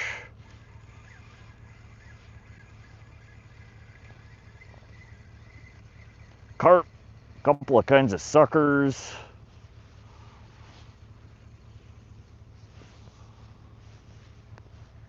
We're just not getting anything biting. What on earth is that?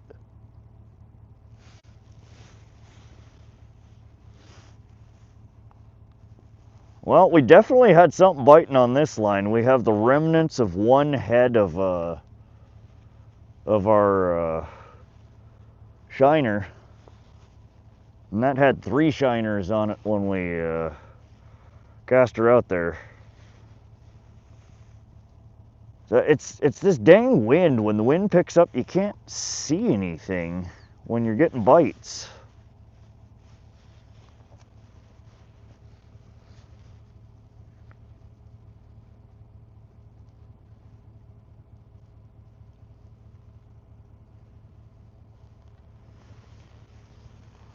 But we're gonna get her rebaited up. We'll get it out in the water one more time and see if we get lucky. All right, gonna go grab some bread. They ain't too soggy. You ask the same questions my 8-year-old nephew asks me, Arshad. Thanks for the reminder, right? Ask Dave and Attenborough, Shad, good Lord. That night bar reminder, I know. You just gotta rub it in. Gotta rub it in.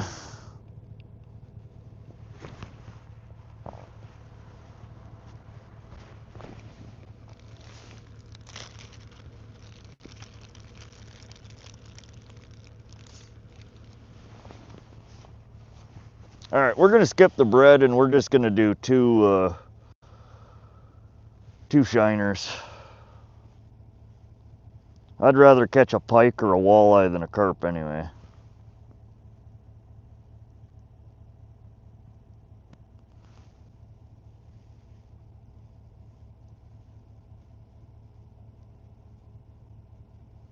Motion detected in the side yard.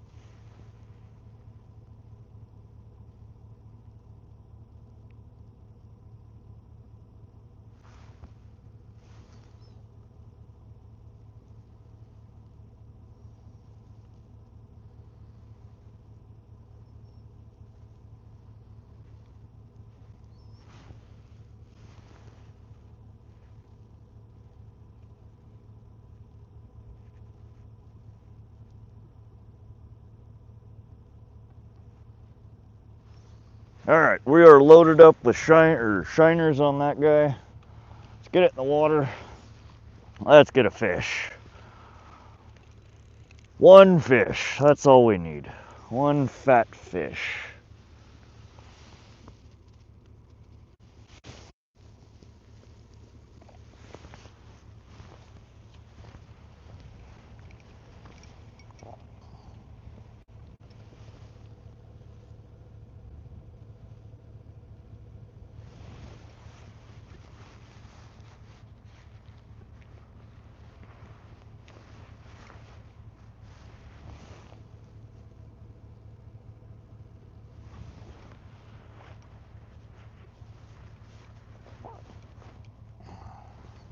The hell did I do with the bell? Hey Dave James, welcome back. Get some more bait on. Yeah, we just rebaited both of them.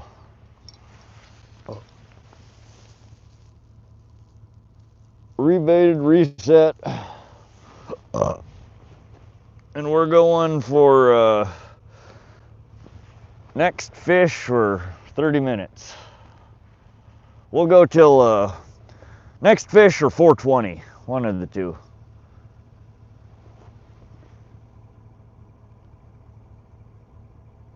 Shiners get Christy a fish? Let's hope so.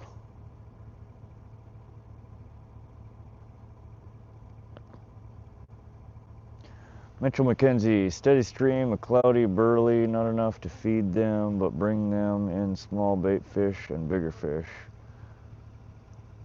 With a name like Dirty Dan, I'd say not. Can't we adapt Nightbot to be more useful as an improved fish finder? I wish, Chris. If I knew a way to do that, we wouldn't be getting skunked right now. Someone say 420, count me in. Yeah, we're gonna give it either next fish we're gonna end the stream or 420, whichever comes first. Send that boy to Davy Jones. We're trying. We got her out there.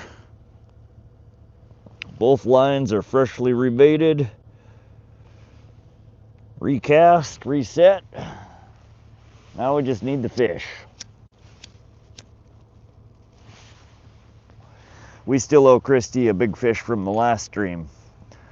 Faith and Tackle, hey, good morning. Did you have a good evening? Oh, we're having a good time, Faith. Thanks for asking. Haven't caught any damn fish, but we're still having a good time. How are you today, Faith? Floating fish finder available. Bob S, I have a castable fish finder. They have pretty limited range. It's Bluetooth, so I mean you get about 50 foot. Anything further than that, and they don't really work real well. Yeah, I've got one in the truck, Beans. He'll cut David Jones deep too. Just needs the right algorithm. It's called the Gaydar 5000. 4:20 a.m. 10th of September. It's 3:45 a.m. here, so we got 35 minutes till 4:20. Why am I getting cut? I don't know, Dave. I don't know. I'm just getting up and time to take these crazy dogs outside. Dog walking time, okay. Hillbilly Dave, I'm half dead, but I can smoke another, count me in.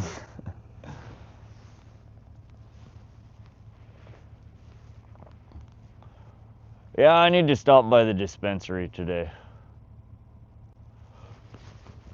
After I go home and nap for a little while.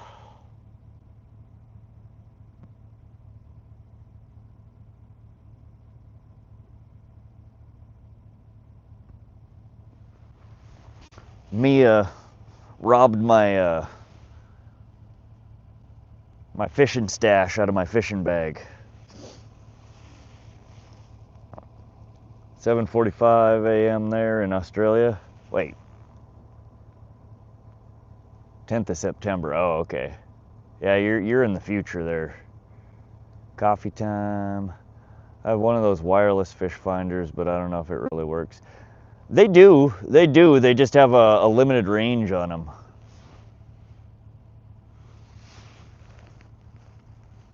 They work with Bluetooth and Wi-Fi, and Bluetooth and Wi-Fi doesn't have a huge range. They might just put a screensaver on the device. I went yesterday and picked up some concentrates. Nice, Dave. Hey, Petra. How you doing?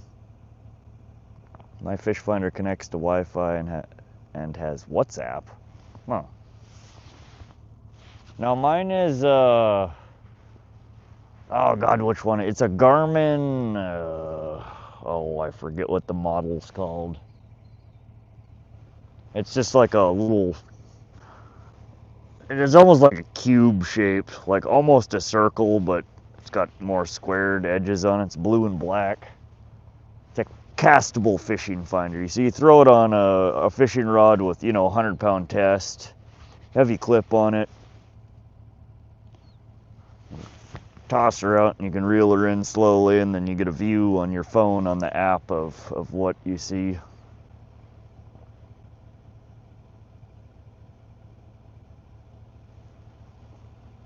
No location provided. Oh, Petra, you have to type in the location. I need to fix that so when people type weather, it just automatically spits in whatever I have set as my location. Thank you for the reminder. We're in Great Falls. So if you type in .weather space Great Falls space Montana, it'll give you the weather.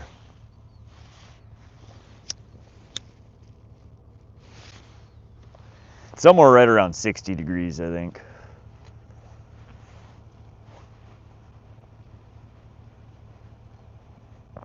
Those sonar devices are really good nowadays. Been hitting fat O's every time I go fishing recently. Yeah, we haven't had great luck the last few days. I needed to get the last week, honestly. We got skunked at frickin', no, we didn't get skunked. We caught one walleye when we were at Tiber Dam for like 18 hours. We streamed the other night from the Missouri River, and we caught a bunch of stone cats and yellow bullhead. We streamed from Muddy Creek the other day. We caught one white sucker. Tonight we've caught one fat goose egg. You're dressed up like it's 20. It's been raining and windy, and it honestly feels like it's 20. I'm cold.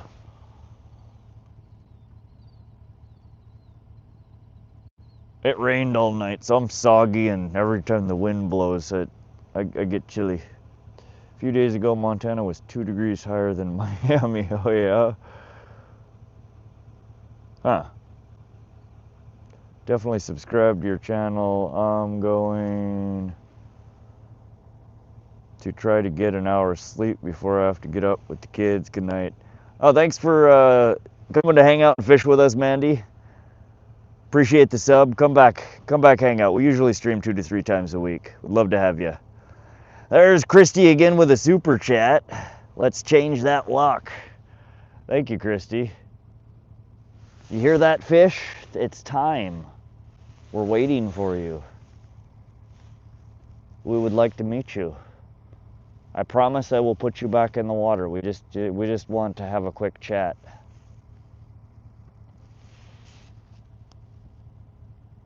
Come on now. Don't be shy. Thank you, Christy. I know wind chill all too well. Yeah, it's cold, especially when I'm wet. If I wasn't wet right now, it wouldn't be bad. But I'm soggy. It's been raining on and off all night, and my jacket's wet. It's chilly.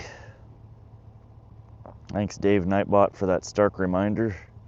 Hello, my dear friend. How are you doing? What's up? Nice to see you again. Doing good, John boy. How you doing tonight? This morning? Today? We're doing good. We're trying to catch some fish. The fish don't want to be caught though. Caught a goose egg, well done, cook it. It's an imaginary goose egg, Dave. It's imaginary. They don't cook up real well. Or maybe they do, I don't know. I don't have a good recipe for imaginary goose eggs. Dang, bro, somebody just down thumbed me. Haters. Being good out in nature is reward enough. Good medicine. It is. Here in Australia, we fish salt, get anything from shark, stingrays, whiting, bream, snapper, lutetic salmon, and a lot more, but been tough going on this winter. Activate fish finder mode. Yeah, saltwater, there's such a wide array of different fish you can catch in the ocean. It's all freshwater here. We have a bunch. I think there's 69 different species of fish here in Montana. I've caught 30 of the 69 so far. We're still not even halfway through the list. 45 degrees here right now. That's chilly, Hillbilly. Where are you from, Hillbilly? Never eat soggy waffles. That is good life advice, Dirty Dan. Don't forget barramundi. I usually throw a small grenade to the water and all the fish come out. That's one way to do it, Kindian.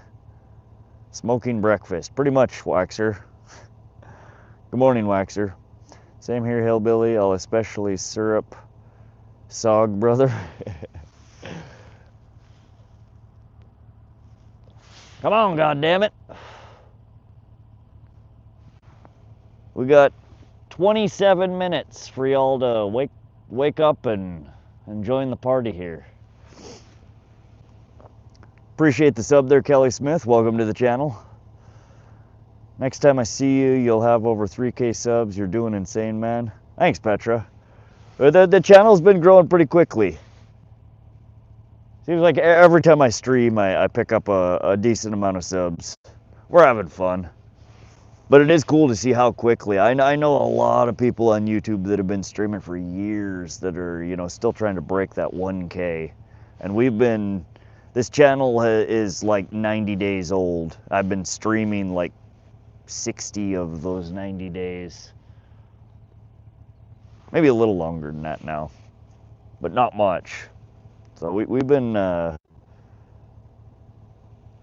doing good. Matt Sutton, you catch anything yet? Not a damn thing, Matt. You ever run into any predators out there? From time to time, Dana, yeah. The other night I got a little sketched out when we were fishing in Loma on the live stream. Kind of funny, actually. There's coyotes in the background, and I'm like, yo, y'all hear the coyotes? And everybody's like, oh, yeah, I hear them. And somebody's like, oh, you better, you know, I hope you have a gun or whatever. And I'm like, nah, the coyote, they don't bother people. And like, not 10 seconds later, like the alpha of the pack, you could hear it was just like right by my truck and like blood curdling howl. I just knew he's calling in, you know, the pack. And I definitely, I got goosebumps, and I'm like, all right, I'm gonna go start the truck and grab grab something from the truck. Normally the coyotes don't bother me, but normally they stay a good distance. But it was definitely, you could just tell the howl from him. He was the alpha of the pack, and he was right by where we were fishing, calling him in. Nightbot needs to go for a swim. He needs to chill. Yeah, it lists a catch count every 13 minutes. Give me some M80s. That'll work. You block Nightbot. Don't need its assistance.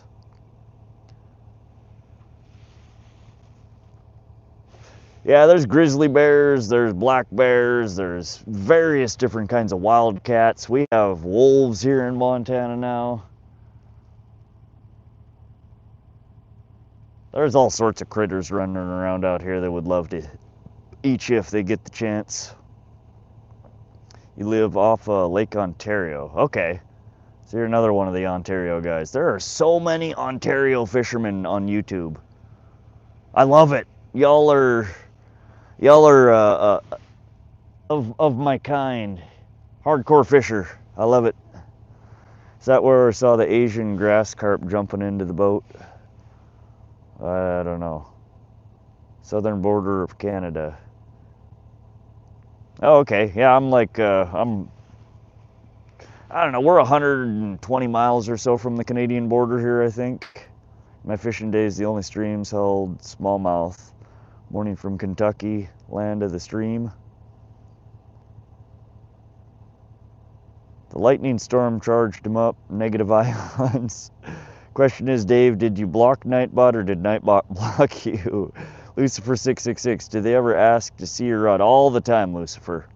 You can say that. Dirty Dan, north, east, southwest, never eat soggy waffles. We will, we'll write that on your tombstone, Dirty Dan. I'm waiting to 400. Like 99% of my subs have come from live stream, Petra. None of my, like I get a sub occasionally from my shorts. I get almost none of them from my long form content. It's all subs. Or all live stream. Lucifer, I did at one point. All I got was a chuckle. You've been doing epic. Thanks, Petra. What are you fishing for? Northern pike, walleye, anything that'll frickin' bite at this point. We've been at this for hours and have had nothing. Slob on my rod. Hard pass, Sturdy Dan. Salute from Italy. Hey, Jim Pierno, Pesca. Pew Pew Waxer says, man, I'm so far behind in chat. Hold on a second here, guys. Polar bears, telling you, man, try that block of cheddar. Well, next time I have some cheddar cubes at home. I will bring them and try it. Mitchell McKenzie, 50, what is that? 50A, I don't know what that is, but thank you. Here you go, brother. Keep doing what you do. Get nice dinner for yourself on the way home. Thank you, Mitchell. I very much appreciate the support. Thanks for coming fishing with me. I'm glad you're enjoying the stream. Caught anything? No, Young G, not a damn thing. Dire wolf has been released there. I don't think they're dire wolves.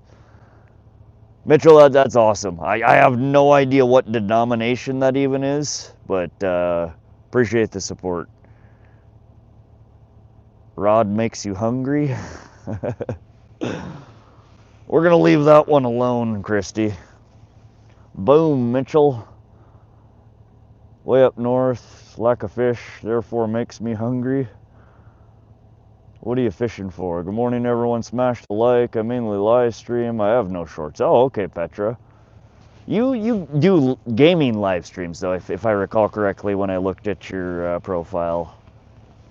Good morning, Skeeter. What's up, Skeeter? How you doing, Skeeter? Fish On Entertainment. Good morning. Man, I'm so far behind on chat. Australia dollar. Oh, wow. I thought that was one of those, like somebody the other day donated like 100 pesos or something. I'm like, I mean, thank you, but it equated to be like $2 or something. So thank you. That's awesome, Mitchell. Very much appreciated. That will, anything that's donated to the channel goes to pay for the Starlink. The Starlink Mini costs about $165 a month, and that's what we use to power the streams on this channel. Without it, I would not be able to stream from pretty much anywhere. There's like 2 spots by my house that get 3 bars of service, which is barely adequate enough to get a grainy stream. So that goes a long way for paying for this month's Starlink. Thank you. Chats pop off with those numbers. Australia dollar. Plenty of air fish on the hook. Oh yeah. We're catching tons of imaginary fish. Trying to answer questions for you. Thank you, Petra. Saturated market. Today we've caught not a damn thing. Thank you for reminding us, Nightbot. Nah, mate, fuck that. Shit, whatever. Get a good feed in you, mate. New camera, whatever you use it for. Thanks, Mitchell. Yeah, I mean, there's for my channel, there's 2 costs to my channel. I do have the cell phone. I did buy specifically for streaming. It's, you know, 89 bucks a month, which is whatever. I would use it anyway. But the main thing is the Starlink, which again I can afford. I wouldn't have bought it for the channel if I couldn't afford to pay for it. So it's not like, I mean, you guys don't have to donate, but I want to thank you and to let you know that anything you guys do, whether, you know, subscribing to the channel or super chat, stickers, all that stuff, it all goes straight to pay for the overhead to run the channel. I'm not looking to make any money from YouTube, but it is helpful and nice of you guys, incredibly nice to pitch in. So thank you. Yeah, it's 165 bucks a month for the mobile Starlink. Roaming Starlink, I guess they call it.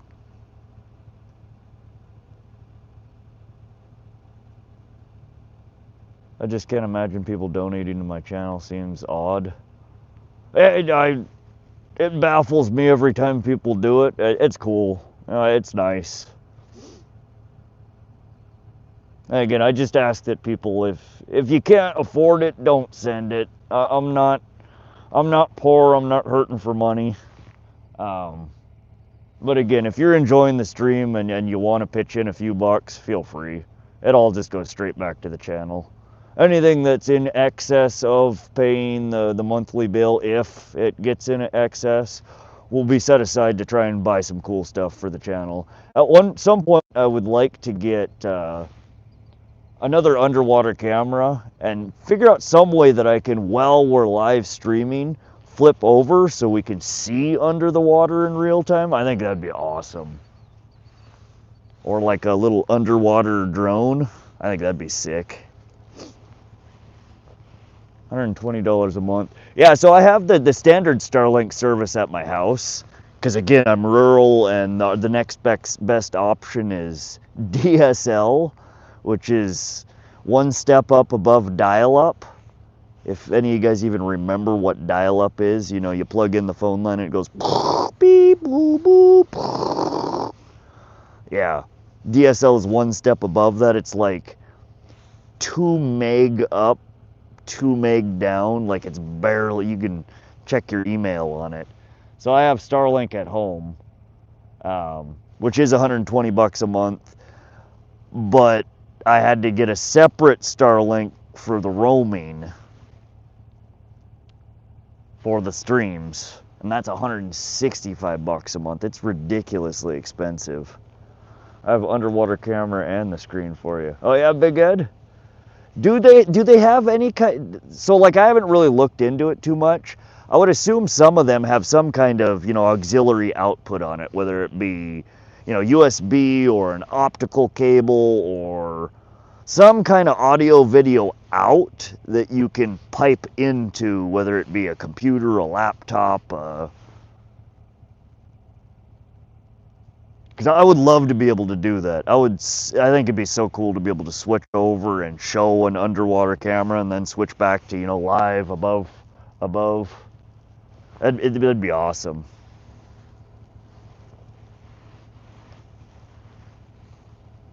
Yeah, Petra, I know it's substantially better than DSL, or excuse me, dial-up, but DSL was in the hierarchy of internet technologies. In, you know, modem connecting to the internet, it went dial-up, and then it went DSL, and then it went broadband, and then it went fiber.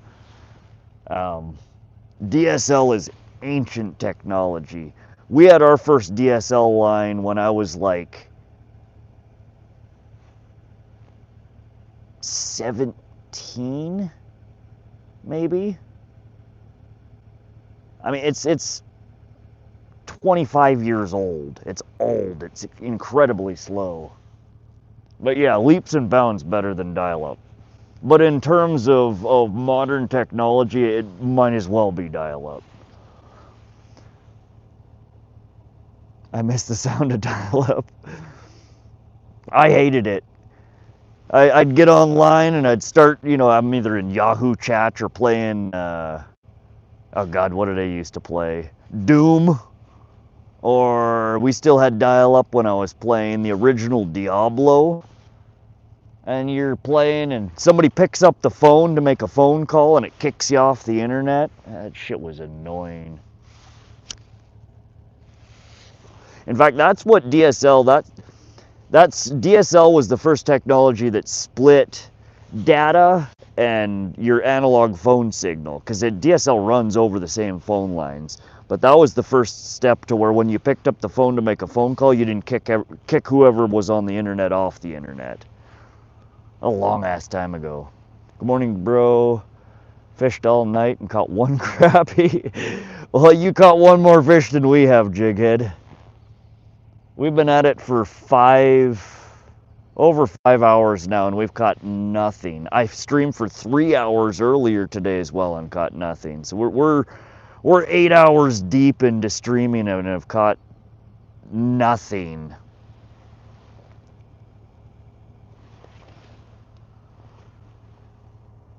No, it's not the same. Download 1 MP3 per night on dial-up.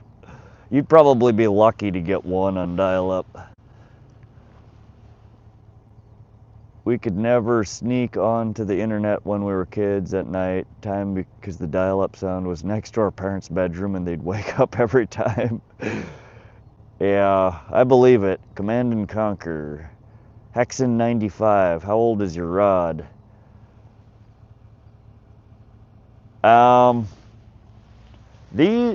The ugly sticks, I've been fishing off these for 3 years now, I think.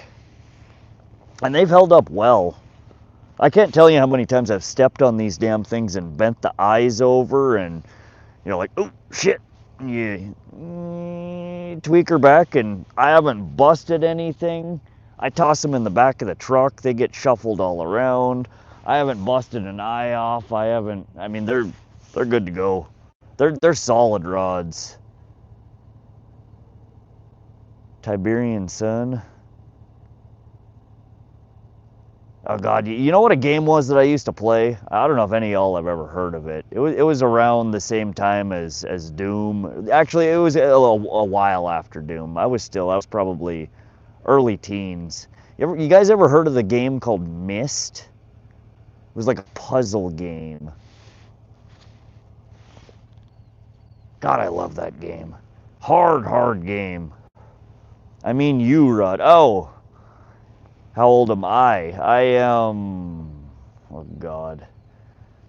You know when people ask you that question and you got to think about it, you're freaking old? I will be 43 in December. 43? 82... 43 in December. My friend had a carp take his rod. He didn't loosen the drag.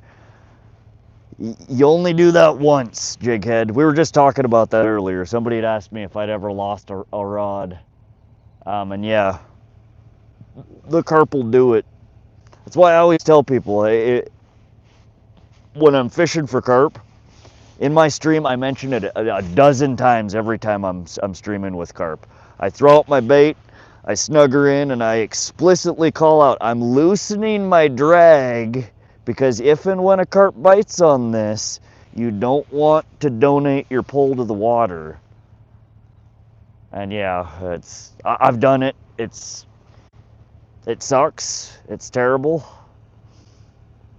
But yeah, hopefully he will remember that and not make it again. See, Diablo 2, the original, before the expansion, I love that game. I played the hell out of it. I played that game for years. Even a decade later, I dusted it off and broke it back out and started playing it again. LOD, the expansion, hated it. Runes and all that crap. Everybody on the leaderboard is level 99. No, they broke the game with LOD.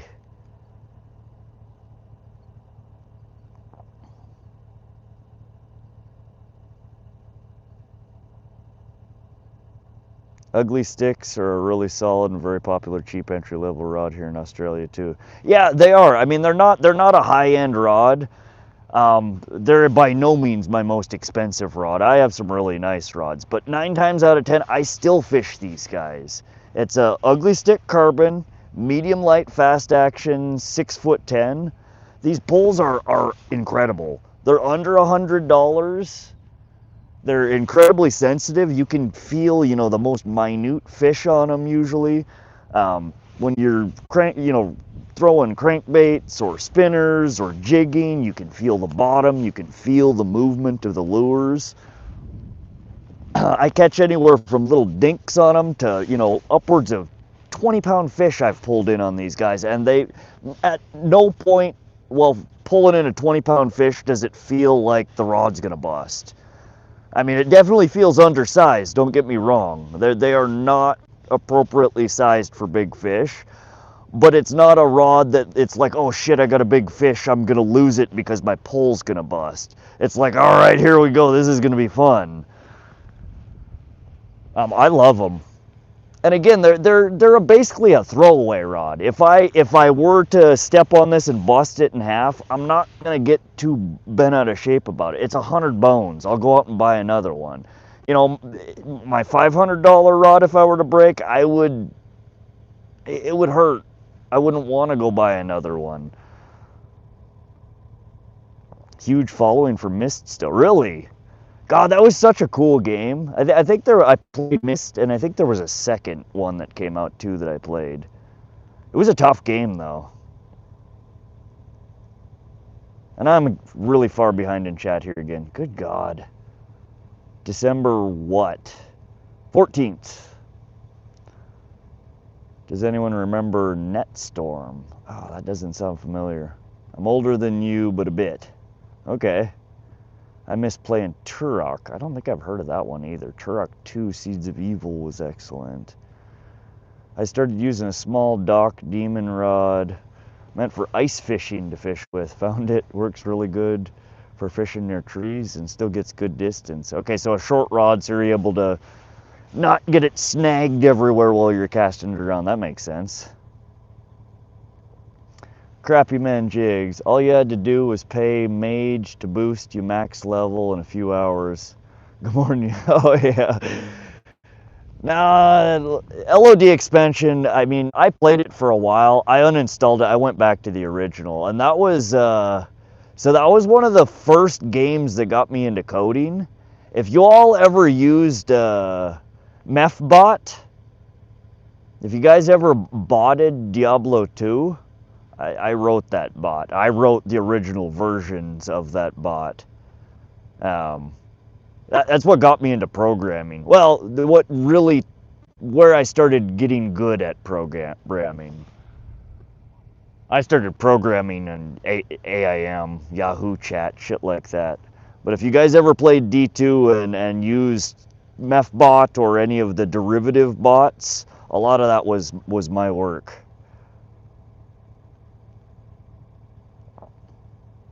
I still play Diablo 2 to this day.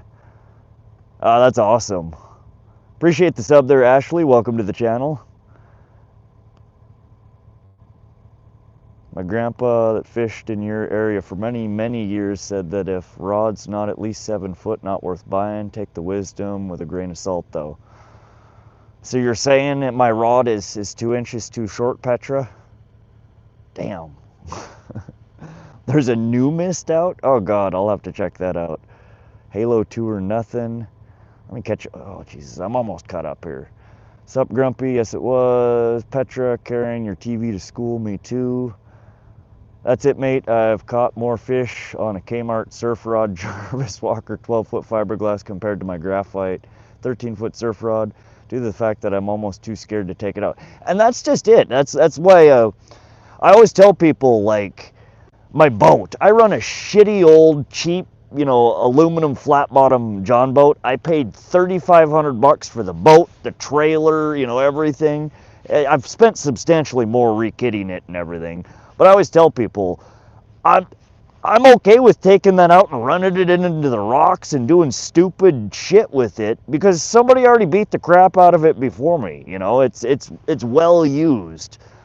Bringing out them shiny, fancy, expensive toys, if I were to go buy a $50,000 bass boat, and I could, but I would be so hesitant to bring it to half of the places and do half the things I do with my little John because I wouldn't want to be fucking it up. So the same thing, you got a $100 rod versus a $1,000 rod.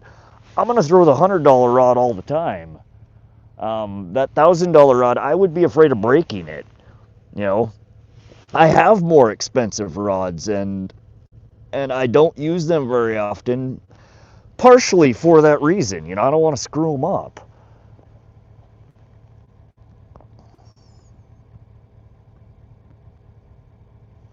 I played more Dota during that time. My buddy loved Diablo. When Diablo 3 came out, he found a glitch. Before they patched it, made so much money on the Steam marketplace. Yeah, D3 was that's where they adopted the real money marketplace, and that so ruined the game. Every good item, nobody ever wanted to trade anything anymore. Everybody wanted money for everything. And these fish are just not biting. Are you okay? Yeah, Mia, we're about ready to head in. These damn fish aren't coming out to play. We had one line got bit off by a pike, I'm assuming, hours ago, and then shortly thereafter we had a carp hit, and we've had nothing since then. Cheap pot of gold spoons have caught more fish than everything else I have fished in 35 years. I believe it. Now, like I said, you guys, I was going to give it until the next fish, or 420. We're at 418. We got 2 more minutes, and I think we're going to pack her in. If we haven't caught anything in 5 hours, we're not going to catch anything. Austin.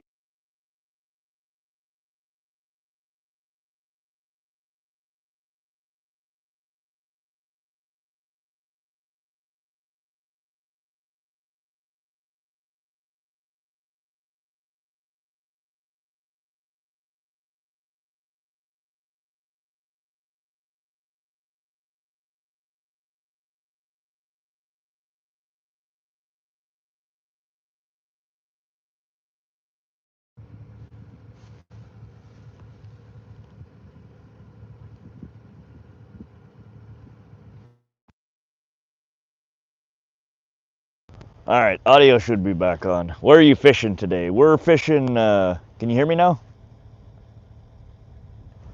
Can you hear me?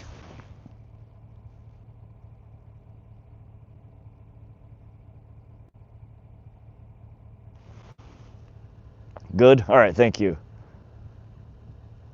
We're fishing on the Missouri River near Great Falls, Montana. We're in between Black Eagle Dam and Rainbow Dam. I don't know the official name of the reservoir that we're in right now. The locals here call it the Long Pool. Long Pool, Pool. That's not the actual name of it. That's just what people call it. Why they call it that, I'm not quite sure. SoCal was Googling earlier today trying to figure out what the hell it's called, and he couldn't find it. I don't know what it's called, but it's the Missouri River. We're on a reservoir on the Missouri, just outside of Great Falls, Montana. If you guys have been on my previous streams where I streamed at Giant Springs State Park, remember if you were here, I showed the fish pool where there's the giant trout in it. I mean, like 30+ inch trout, big old fat suckers. We're about a mile, maybe 2 miles downstream from there. We're right above, you look over here, that is Rainbow Dam, the lights over there. So we're fishing the reservoir right above Rainbow Dam. Simon Schoen, welcome. I'm fishing the Catawba River Dam right now in Fort Mill, South Carolina. Nice. Well, Farmer Jim, I hope the hell you're having better luck than we are here today. Because we have been absolutely skunked. And as I said, guys, as much as I would love to stay here all night and hang out and fish with you, I do have work in the morning. It is the morning. I gotta give Mia a ride to work in a couple hours. And I honestly feel like it doesn't matter if we stayed here another 5 hours. We're probably gonna catch about what we've caught so far, which is absolutely nothing. Jighead Jones, see you, man, I'm out too. All right, Jighead, thanks for swinging by. You on Black Eagle side then? Yeah, so we're below Black Eagle and above Rainbow. And I don't know what the hell the reservoir is actually called. Like I said, the locals around here always refer to it as Long Pool. I'm not sure how or why it got that name.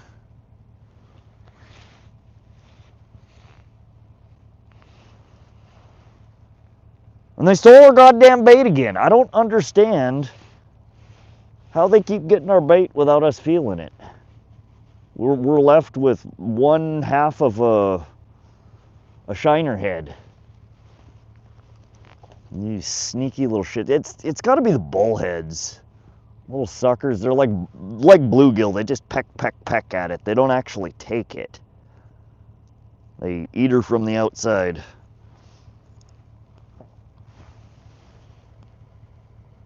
Are we still live? Yeah, we're still live. We're just we're packing her in. Good night, you failed. Yeah, we did. Tiny perch. That could be two. Sam, I got to work in 4 hours. 80% retention, 70% average view duration. Just won't get pushed, stuck at like 89K views. That one's, it's just on the burner. Crappy, that one will take back off. I would imagine. Because yeah, those are really good stats. Then again, the YouTube algorithm is pretty much voodoo half the time, so. I saw that one though. Isn't that the like yellow, the mustard lures that you remelt?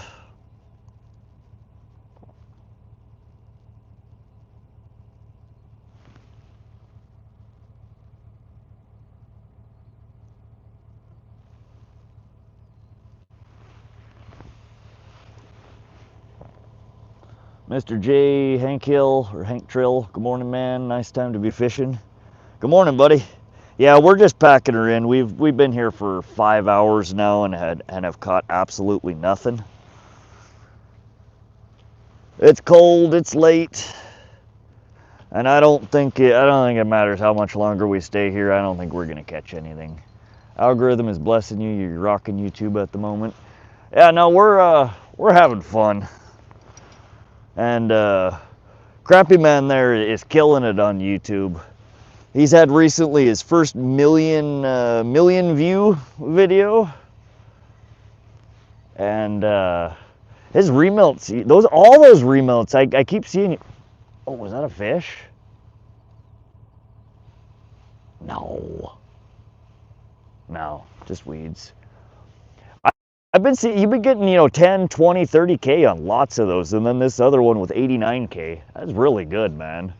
I don't know it ain't the millie, but you are getting solid views from that that topic, that format of video.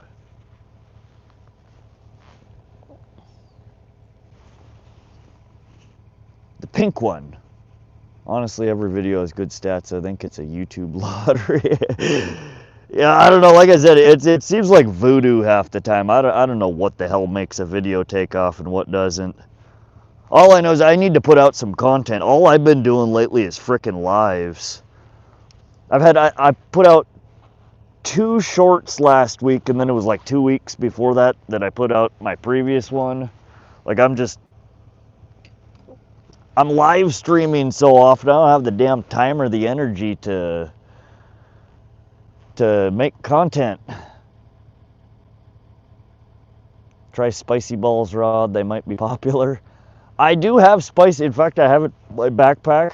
We played with the spicy balls on one of the pond streams when we ran out of the other bait. I haven't tried them since though. We're gonna have to bust them back out. We're not getting real well with a lot of the stuff we're trying. Today we caught thunderstorm and some weed. We have airfish and salad tonight, right? I can't believe we got bit off on 30-pound fluorocarbon without even noticing there was a fish.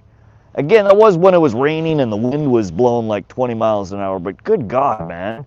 Something swam by and bit off 30-pound fluoro and nobody said anything.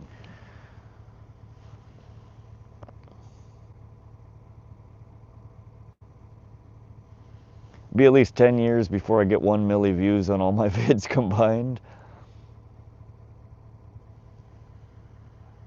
I don't know, man. I've been at it, like 3 months, and I I don't know how many views tonight's got.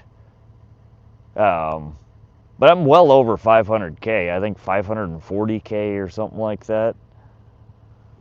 I mean, doing all right. What do I need to do to get started making YouTube videos? I mean, not a whole lot. You gotta get a phone or, you know, a GoPro. All my live streams, I use my phone, iPhone 16 Pro Max. You don't need, I mean, that's kind of overkill.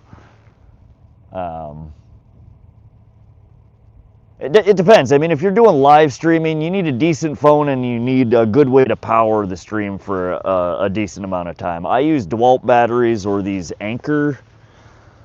Normally, this is what I'm powering my phone off of. It's an Anchor 20,000.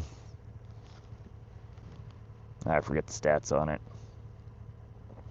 87 watt output. It's like 20K. I don't even know what it is, milliamp hours or something like that. But that's really it. I mean, you need a camera, you need a battery, and turn her on. To live stream, you need at least 50 subs, so you need to make some content to get the 50 subs to be able to live stream. But beyond that, I mean, it's easy. Anybody can do it.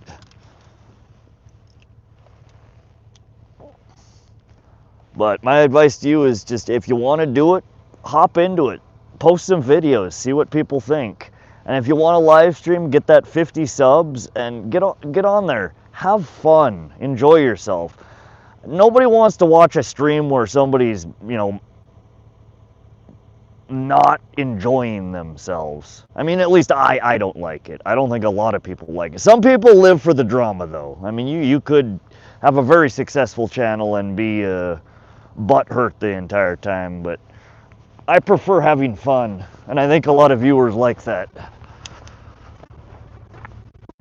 But give me a sec here, guys. We're gonna start packing up the truck.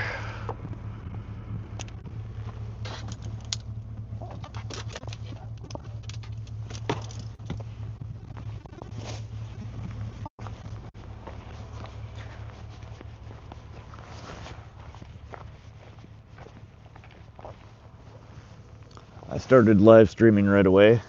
I don't think they used to have the 50 sub requirement. It is a requirement now for new accounts, though. You have to have at least 50 subs in order to be able to start a live stream. In fact, I know they didn't used to have the requirement, because I used to have, I don't know, 15 years ago, possibly even longer. I started a YouTube channel. I used to, I play guitar, and I used to sing and play guitar and stream and post videos. And I know at that time live streaming didn't have a 50 sub requirement, but it does now. All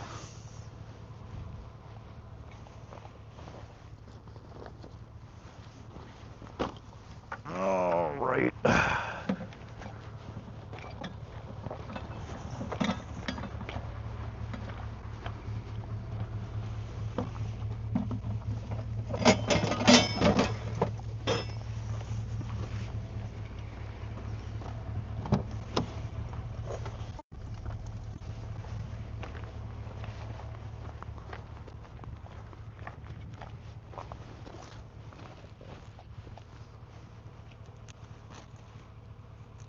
I'm an old combat vet that likes to chill and have a good community.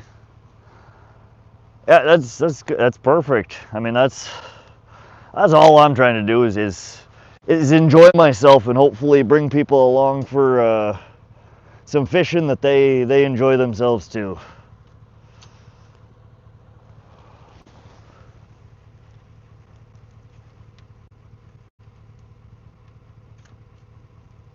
Dang, I need to tighten my PVC rod holders on the side here. Is Bob still awake? He's still here. Hammy Nightbot cutting the feelings hella deep. Paige, yes, I was on a call.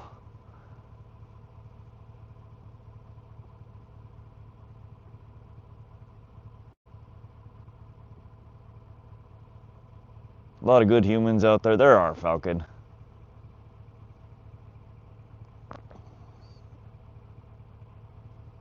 Seen a guy has a small boat, has a camera on it, and has a pond, pretty big one. He can see the fish. It's hard to do because I don't like most humans.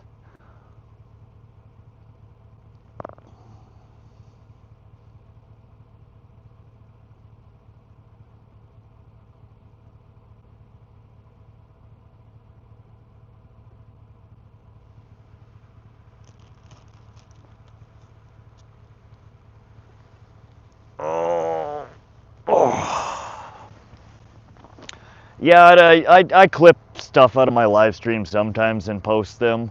Usually the fish catches, because a lot of people aren't there for the whole stream, or they get a call or step away. You know, you get that one catch in 5 hours and people are like, shit, I missed it. So the shorts that I make out of my streams are more so the people from the channel can go and actually watch that, rather than having to suffer through 5 hours of me not catching any fish.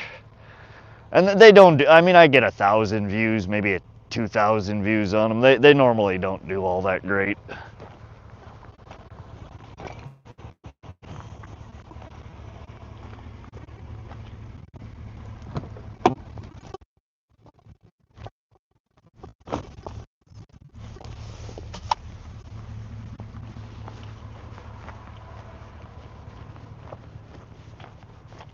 Honestly, though, I have more fun with the live streams than anything else.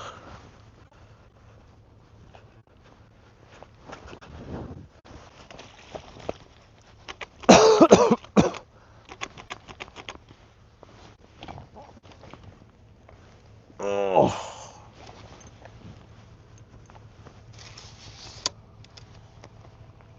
If I were trying to make money off a YouTube live stream, I would probably do less live streaming and more content creation. I don't have as much fun editing videos as I do out here fishing. Just a meager 2K views. Well, I mean, it's little. I mean, Crappy Man Jigs, his videos are doing, you know, 10K, 20K, 100K, a million. So yeah, my 1,000, 2,000, it's not very many views. It's still cool to see people watching the stuff, though, leaving comments and enjoying it. That's why I do it. Right around where Rod is. At this point, I'm just a glorified security guard.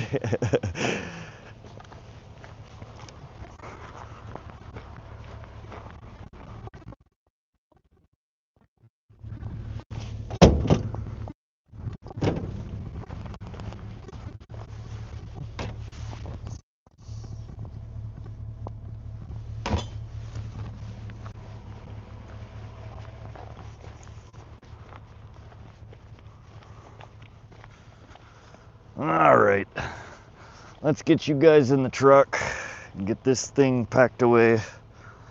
I will definitely, wherever we stream from next time, I think we're gonna have to do a pond stream next time, just so we can catch some goddamn fish.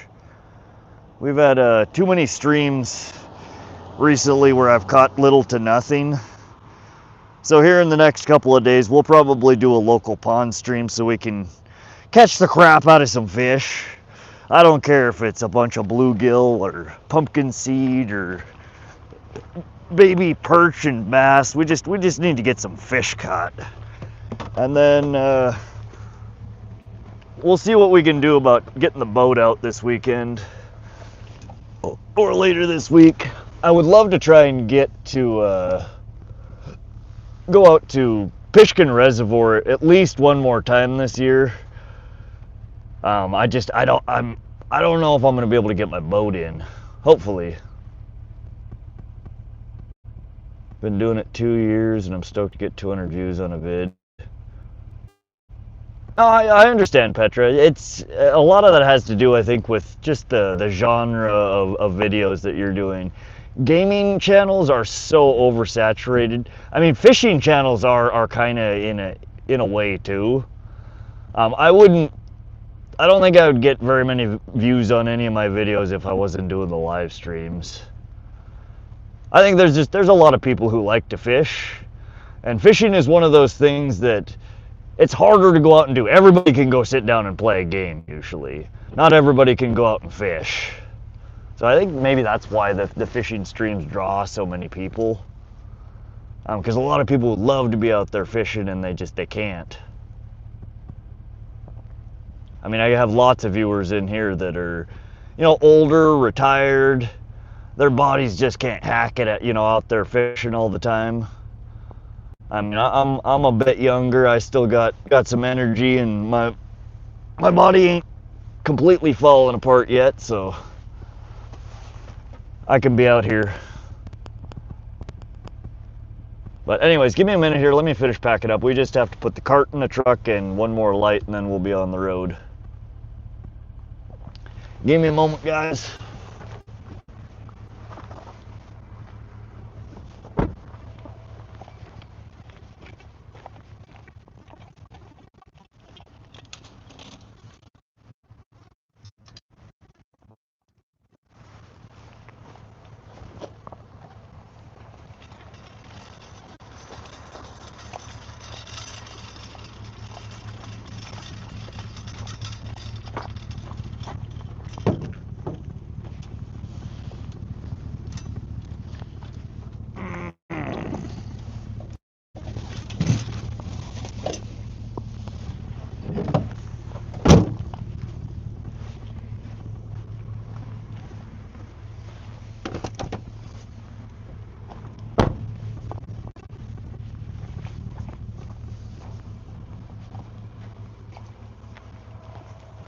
Just making sure I didn't forget anything.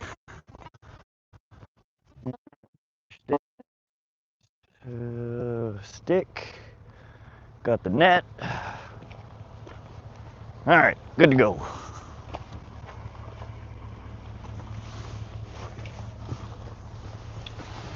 Alrighty.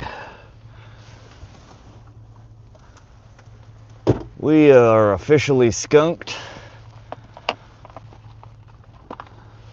And that stinks, but I hope you guys had a fun time. I did. I froze my balls off. We got a little soggy. But we will try real hard to catch you guys a fish next time. Bob says, I'm 67 and I will never stop fishing. I hope not. I hope I make it to that age and can still enjoy fishing. I definitely plan on fishing for as long as I can. Alrighty, on the road we are. But again, thank you guys for coming to hang out and fish with me. I know it's more fun when I'm catching fish. Today was just one of those days. I don't know if it's the weather, I don't know if it's the spot I chose, I don't know if it's the bait we're using. But today was just not a good day for fishing.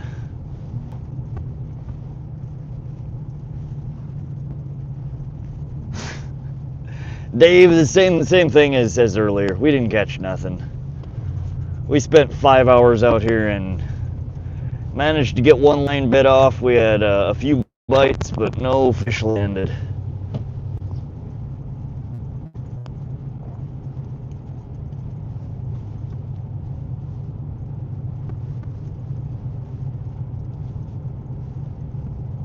I feel great. May you enjoy your journey one day at a time. Heck yeah. I mean, it's all you can do, right? Take it as it comes and try and enjoy yourself.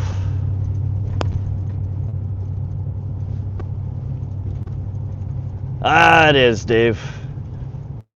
That's all right though. That's how it goes sometimes. Rod bro, it's always called bro. Gonna take us to your place. Hold on, I gotta let me get through the winding roads here so I don't drive into the river trying to read y'all's text. Give me a sec here. I like fishing. I don't like I don't think my truck would work real well as a submarine. Let's just put it that way. Take us to your place so you can cook up the airfish and make a salad. We're hungry. Yeah, at this point, y'all at least deserve that. Some airfish with some slightly fresh river salad. Cheers, Petra. All right, have a good one, Petra. Good to see you. We'll catch you on the next one. Hopefully with some fish. Thanks for any support. Yeah, y'all, if you guys like gaming content, go look up Petra. Check out his channel. I'm not familiar with a lot of the games that he's posting or that he streams, but I'm not super into gaming like I used to be, so some of you guys probably know what the games are. Same thing goes for Crappy Man Jigs. If you guys like fishing, if you like watching people make baits, lures, he pours plastic, he makes custom spinners, custom swim baits, all sorts of custom fishing gear. He also fishes. He does the forward-facing sonar. Fun channel, real cool guy. Go check him out. Crappy Man Jigs, SoCal Outdoors, another good channel. Outfish Ontario, Skipjack Cindy. Again, if you guys like fishing streams, you like anything like you're watching tonight, go check out those channels. Oftentimes, especially the people that you see in my room that have blue names, Jones, Skeeter. There's lots of them. I need to make a list that I can have Nightbot spit them out. But lots of great channels in this genre. And it's a lot of the same people that you see coming and hanging out in my lives. There are a lot of them hop through a lot of the, the other fisherman lives, angler lives. Go check them out. Give them a support. When I'm not streaming, there's lots of other options. I'm sure they'd love to have you. Tell them Vox sent you, or Rod. Been into space games lately. Oh God, that reminds me. There was one game I used to love. I can't remember the name of it for the life of me.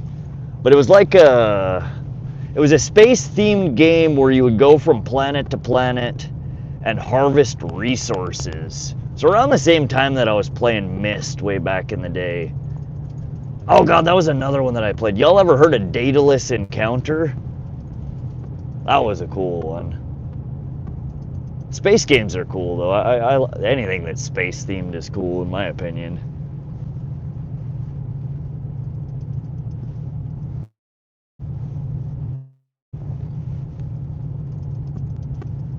Thanks for the shout out, Rod. You need to give your channel some love too. Oh, anytime, Petra.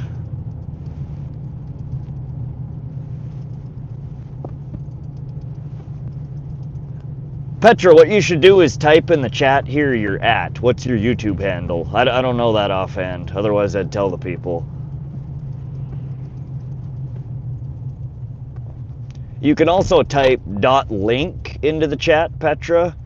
And Nightbot will spit out a link to your channel. Unfortunately, the link only works if you're on a tablet or a desktop, which some of the viewers are. Most everybody views the lives in mobile these days, though. But if you just type .link, Nightbot will spit out a link to your channel, but not your at. There you go.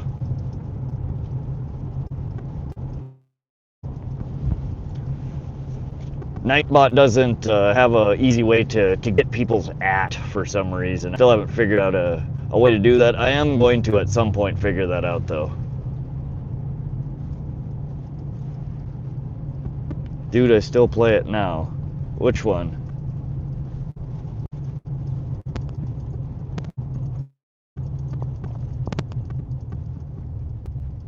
At Petra Darklander. There you go, guys. If you guys like gaming content, feel free to go check out Petra. They're at Petra Darklander. I love watching unedited lives. It's real time and it's natural content.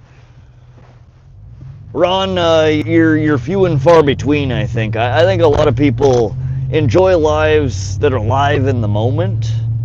Not a lot of people, I don't think, particularly care for raw content. There is you're not alone. I mean, there's a small group of people, I think, that are like you.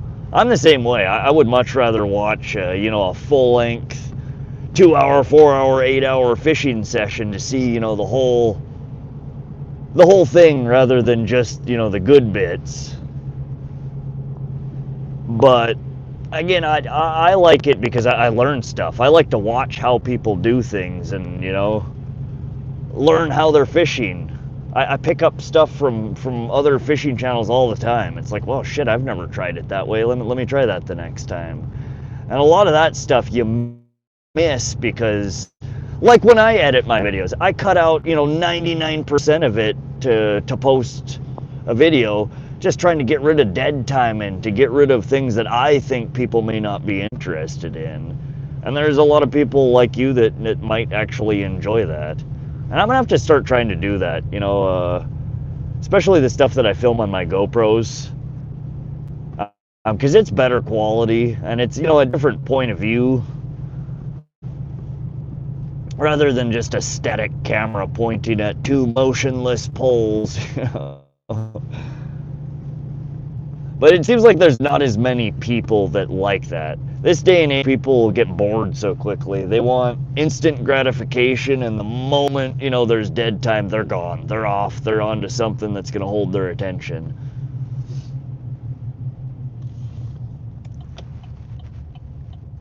Picking up bad habits. Which bad habits? I've got a whole list of them. Which new ones are you talking about?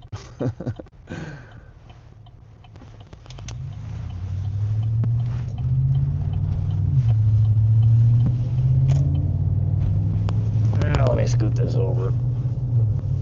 Yeah, glare on the screen. Watching different strategies. Subscribe, Petra. There you go. You got yourself a new sub. Absolutely different tackle and tactics. That's the youngsters. Oh, it is. The younger generations have been.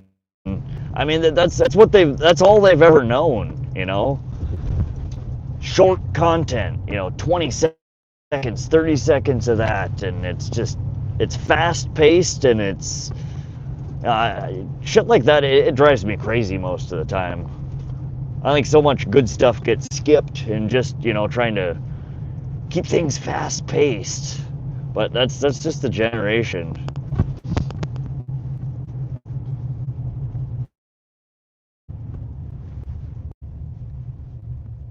My demographic is middle-aged folks and older. They have higher attention span. Yeah, I mean, that for my channel, it's the same way. I mean, I would imagine a lot of the fishing channels are the same way. You look at my demographics for this channel, the audience is largely from ages 25 to 65, and like 80% male. No, it's all older and almost all guys. There's very few,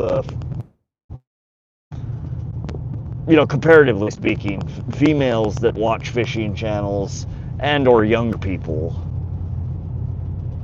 I don't know. I haven't quite figured out how to make fishing more appealing to women.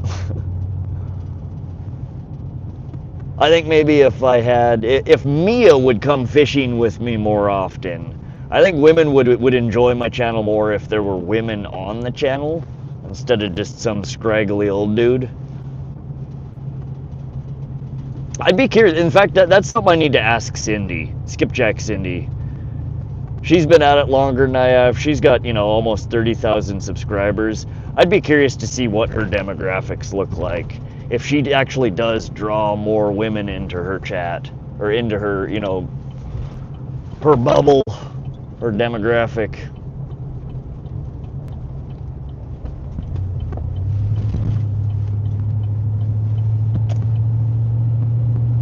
use a longer rod. Sound advice, Dave James.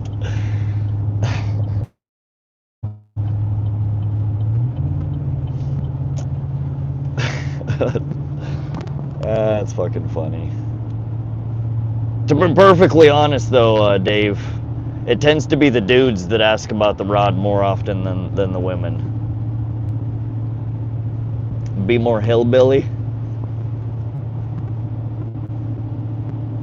Cindy sure draws them in. Yeah, she's a good channel. I mean, her and Travis are a good combo. I mean, they catch fish for one, and they usually catch quite nice large fish. I mean, they have days just like I do. They get skunked. Everybody does fishing, but they tend to have a good amount of fish that they pull out of the waters there. But they just have a good dynamic. You got Cindy, who's real down to earth, very friendly. She's funny. She talks to everybody. She's very personable. And then you have Travis, who's just a fucking goofball. I love the dude. He's funny, but he's always up to some kind of crazy antics, blowing up the watermelon, setting off firecrackers, snatching a goose off the fucking side of the beach. I mean, their lives are never dull. So I mean, they get a good amount of people in there, and people that join the live, they have fun. You know, I honestly, that's the key, is people enjoy themselves. It's not just them sitting there silently watching somebody fish. You know, they're interacting, they're joking around. Fun. And I mean, it's just, my streams are, I mean, I try to make them fun. I mean, I'm kind of a goofy, weird dude. I'm not nearly as entertaining as Travis. And it's just me, you know, I struggle. They got a two-man team over there. Cindy gets to read the chat the whole time. She'll reel in the fish, you know, when they come on. Travis is usually doing all the grunt work. But that leaves Cindy, you know, available to chat and to point the camera and let people see what kind of weird bullshit he's up to. You know, it's entertaining content. I'm a disabled vet, so I like to say I'm retired. I'm 100% disabled. Oh, okay. Well, I mean, that's one of the things about the military. I mean, my sister, she's got a decade on me, but she's retired. You know, she's moved on to another career, but she retired from the military. There's nothing wrong with that. Y'all put in your time. You put in the work.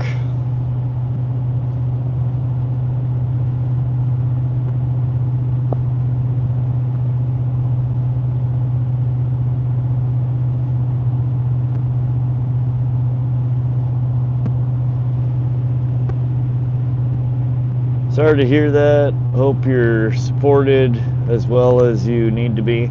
Oh, definitely. And that's one unfortunate thing about our government and how they like to strip funding from everything. Vets get they get the shit end of the stick most of the time, and so many of them have been through so much serving the country. And unfortunately, a lot of it is for not really even for the betterment of our country. That's what kills me about military vets. So many of our wars and shit that we get involved with has nothing to do with us. Have fun in yours. The odd fish would be better. You're better than them, I think. You need a couple fish, that's all. Yeah, it's having a fishing channel where you don't catch any fish. So we'll definitely see what we can do about that. Oh shit, here. This guy knows what's up. Where do you think he's going? He's on the way to do some fishing. He's up, he's up right now. You know where I bet he's going? You know where I almost guarantee you he's going? Pishkin Reservoir. He's going to catch some pike. But I appreciate that, Dave. I'm glad you enjoy it. I know. We have too many dry streams here where there's just not enough fish.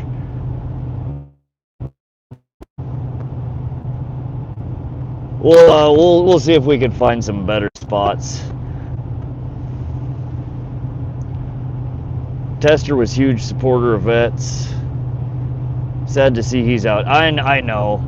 The idiot that we replaced him with he's a fucking idiot, plain and simple. I know a lot of people here in Montana are anti-Democrat. You know, they hate the Democrats. It's like, stop looking at the surface of, you know, what party somebody aligns with, and start looking at their policies, what they vote for, what they fucking support. The idiot that we elected to take his place, you know, he's all on a deportation trip and blah, just a whole bunch of shit that is completely irrelevant to the state of Montana. He's just a goon. He's going to your next spot. He is. That's where I was just talking about that I wanted to take you guys, is Pishkin. That's my pike spot. That's where we go to catch pike. And I usually do pretty well there. 10 to 20 pike per stream is not, or per fishing session, with one guy and 2 poles is not uncommon for me there. No, Cindy's there lurking. Yeah, we've been talking about you. Saying I love you guys' stream. Y'all are entertaining. But the question was, and what brought it up is we were talking about demographics for users who watch. I'm curious. Do you ever look at the stats of who's watching? Like my channel is 85% male, ages 25 to 65. Do you have, I mean, is your channel the same? Are you mainly, like, literally 85+% male? Or do you have a larger female audience? I'm trying to think what I could do to increase my female viewership. And not that I have anything wrong with dudes, you know, I enjoy the hell out of all y'all's company. But it's odd to me that there aren't more females watching the channel, and I'm curious if you as a female get more female viewers. Mine's about the same as yours. All right.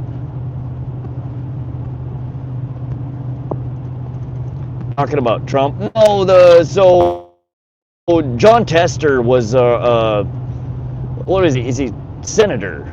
Montana State Senator? I think he's Senate. Or is he Congress? I forget whether he's Congress or Senate. But he's a Democrat, but he supported the vets. He supported a lot of things that were good for Montanans. And in this recent election, they shit-canned him and they replaced it. I don't even remember what the hell the guy's name is. Some idiot guy that, I mean, he's just a Trump goon. He's doing nothing and doesn't care about Montana. He's not even fucking from Montana. Sheehy. Steve Sheehy? She?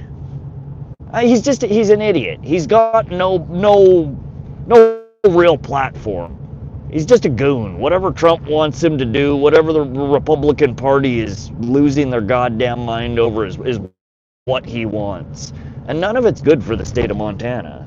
We kick out somebody who's actually helpful and anyway, I'm going to shut up about it. We don't talk about politics on this channel. I'm going down the rabbit hole and I shouldn't be.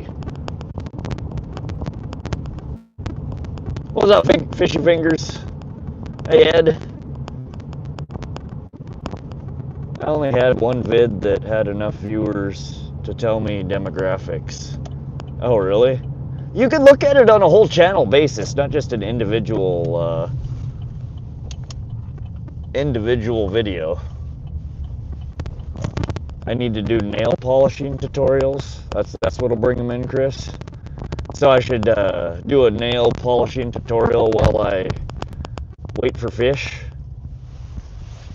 Only 85, yeah.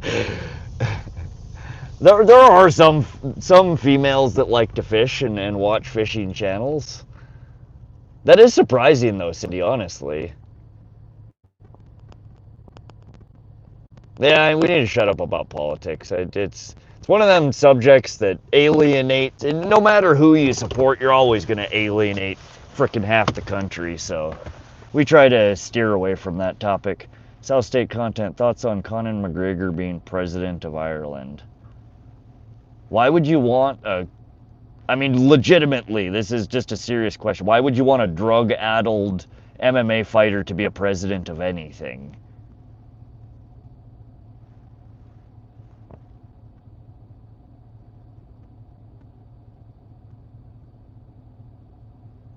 TikTok horse kits? I wouldn't trust someone with a name like he, she.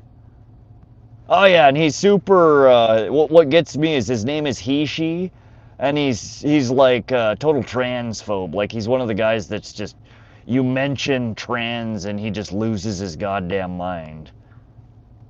And he's all about, like that's, he said the first thing he was gonna do when he got into office was start deporting people. And it's like, what are you even talking about? We're in Montana. Who the fuck are you gonna deport from Montana? You gonna start kicking Canadians out? Like, get a life, dude.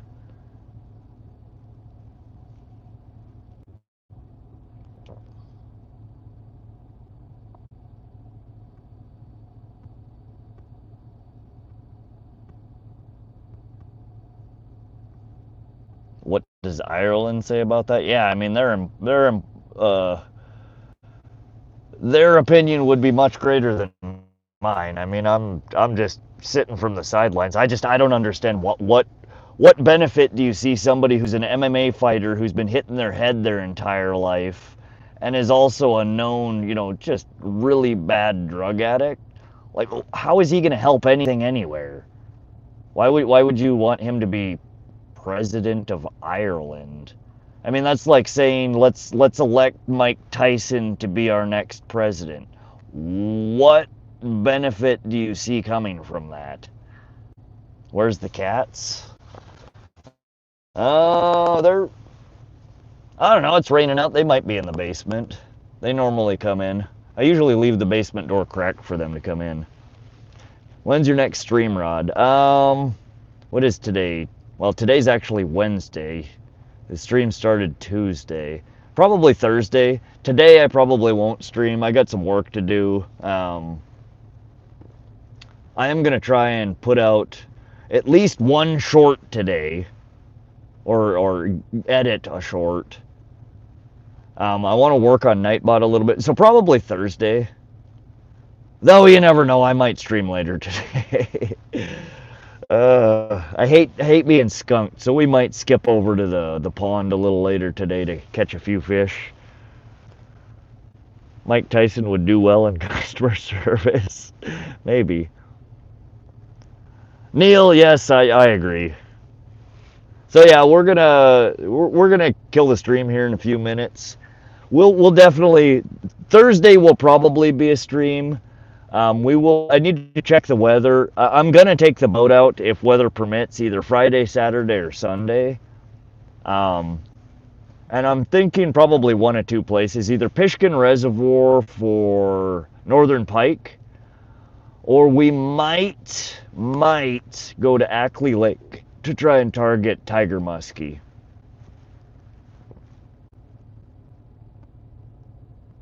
Leave for now. Leave for real now. Hopefully I won't be late for work. All right, Petra, good to see you. We'll see you on the next one, buddy. Christina Chilik Mahara Franklin. Man, that's a mouthful. How you doing, Christina? And what is with your, is that a tired or a grumpy emote? Ed, later everyone, have a spectacular day or night. Thanks, Ed. Thanks for stopping through. We'll see you on the next one. You have a wonderful day as well. I'm off, Rod. All right, Chris. Good to see you. See you again soon, hopefully. Ron Riordan. We have a lot of Canadians come to Florida for winter, and most are cool as hell. Dude, Ron, Canadians, again, living up here in Montana, we're right off the Canadian border. We get a ton of Canadian tourists here. A lot of them come down here, or at least they used to, when the Canadian dollar was stronger against the American dollar. We had tons of people that would cross the border to come shop here. We don't get it as much because the Canadian dollar has become weaker to the American dollar.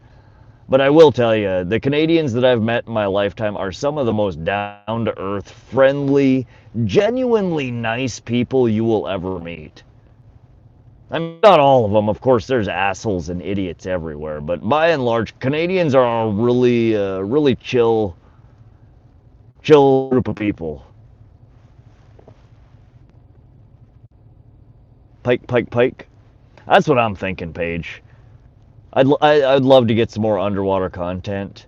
It is a little early in the year to target tiger muskie. From what I understand, you have much better luck later in the fall for them. So we might do Pishkin. I'm just hesitant to go to Pishkin because the goddamn water level was so low the last time that I was there. I wasn't sure I was going to be able to get my boat off the trailer. I had to pull my truck in so far that my tailpipe's 3 inches under the water, blubbing. And I wasn't, I actually shut my truck off, got the boat off, and I wasn't sure if my truck was going to start or not. I don't know how that works, if I will starve my truck with the exhaust pipes on it. I need to Google that shit. Holly, what's up? You're coming in a wee bit late there. We're about done with the stream. We just pulled into my driveway here. We're BSing. It's 5 o'clock in the morning. We didn't catch any damn fish. And I have no idea how this battery is still working. We are 6, 12, 18, 24, 32, 48. We're at 5 hours and 20 minutes on this Starlink battery. It's the longest I've ever had the DeWalt battery last for a Starlink stream. You've been here for a couple hours. You've been quiet, Holly. You've just been lurking. Or have I just missed your chats? Maybe I'm just, again, it is 5 o'clock in the morning. I'm a bit out of it. Have you been talking in here, Holly, and I've just been missing it? You'll be okay with your pipes in the water? So if I pull in, I shut it off, I unload the boat, I'm not risking it not starting back up. Because it did seem like the last time, that's why I shut it off. After about 15 seconds or so, it seemed like the engine was starting to choke a bit. It seemed like my idle was getting real weird. But I didn't know if it was the water that was affecting it, or I don't know. I didn't say much. No worries. Okay. Felt bad. I thought maybe I missed and was ignoring your messages. I mean, I miss messages every stream, and as much as I try and read everything and respond to everybody, it's inevitable that at points I miss shit. So, sorry if I missed your chats.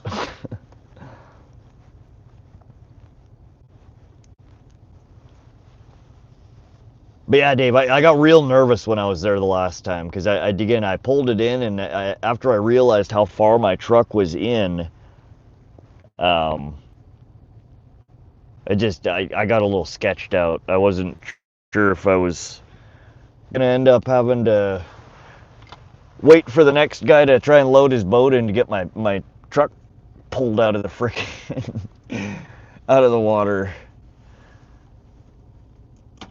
I didn't ask any questions. It's all good, man. All right. Well, glad to see you're in here. Sorry we didn't catch any fish today. We'll try and get some fish next time. 7 a.m. on my side, way far away. Where are you from, Christina? You can't be that far away if it's only 7. You're East Coast, right? Or are you just 2 time zones away, but very far away north or south from me?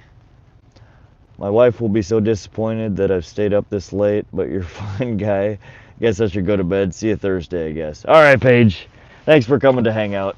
We're gonna get out of here too. It's late. Mia's popped into the chat a few times asking if I'm alive still, so. Anyways, thanks guys for coming fishing with me. Happy to have you along. We'll be live, I believe, Thursday to do some fishing here, probably locally at one of the ponds. And then this weekend we're gonna try and take the boat out somewhere. Hammy D, take care, Rod. You as well, Hammy. All you guys. Have a good night, good day, whatever time it is, wherever you're at. Again, thanks for joining. We'll see you again on the next one.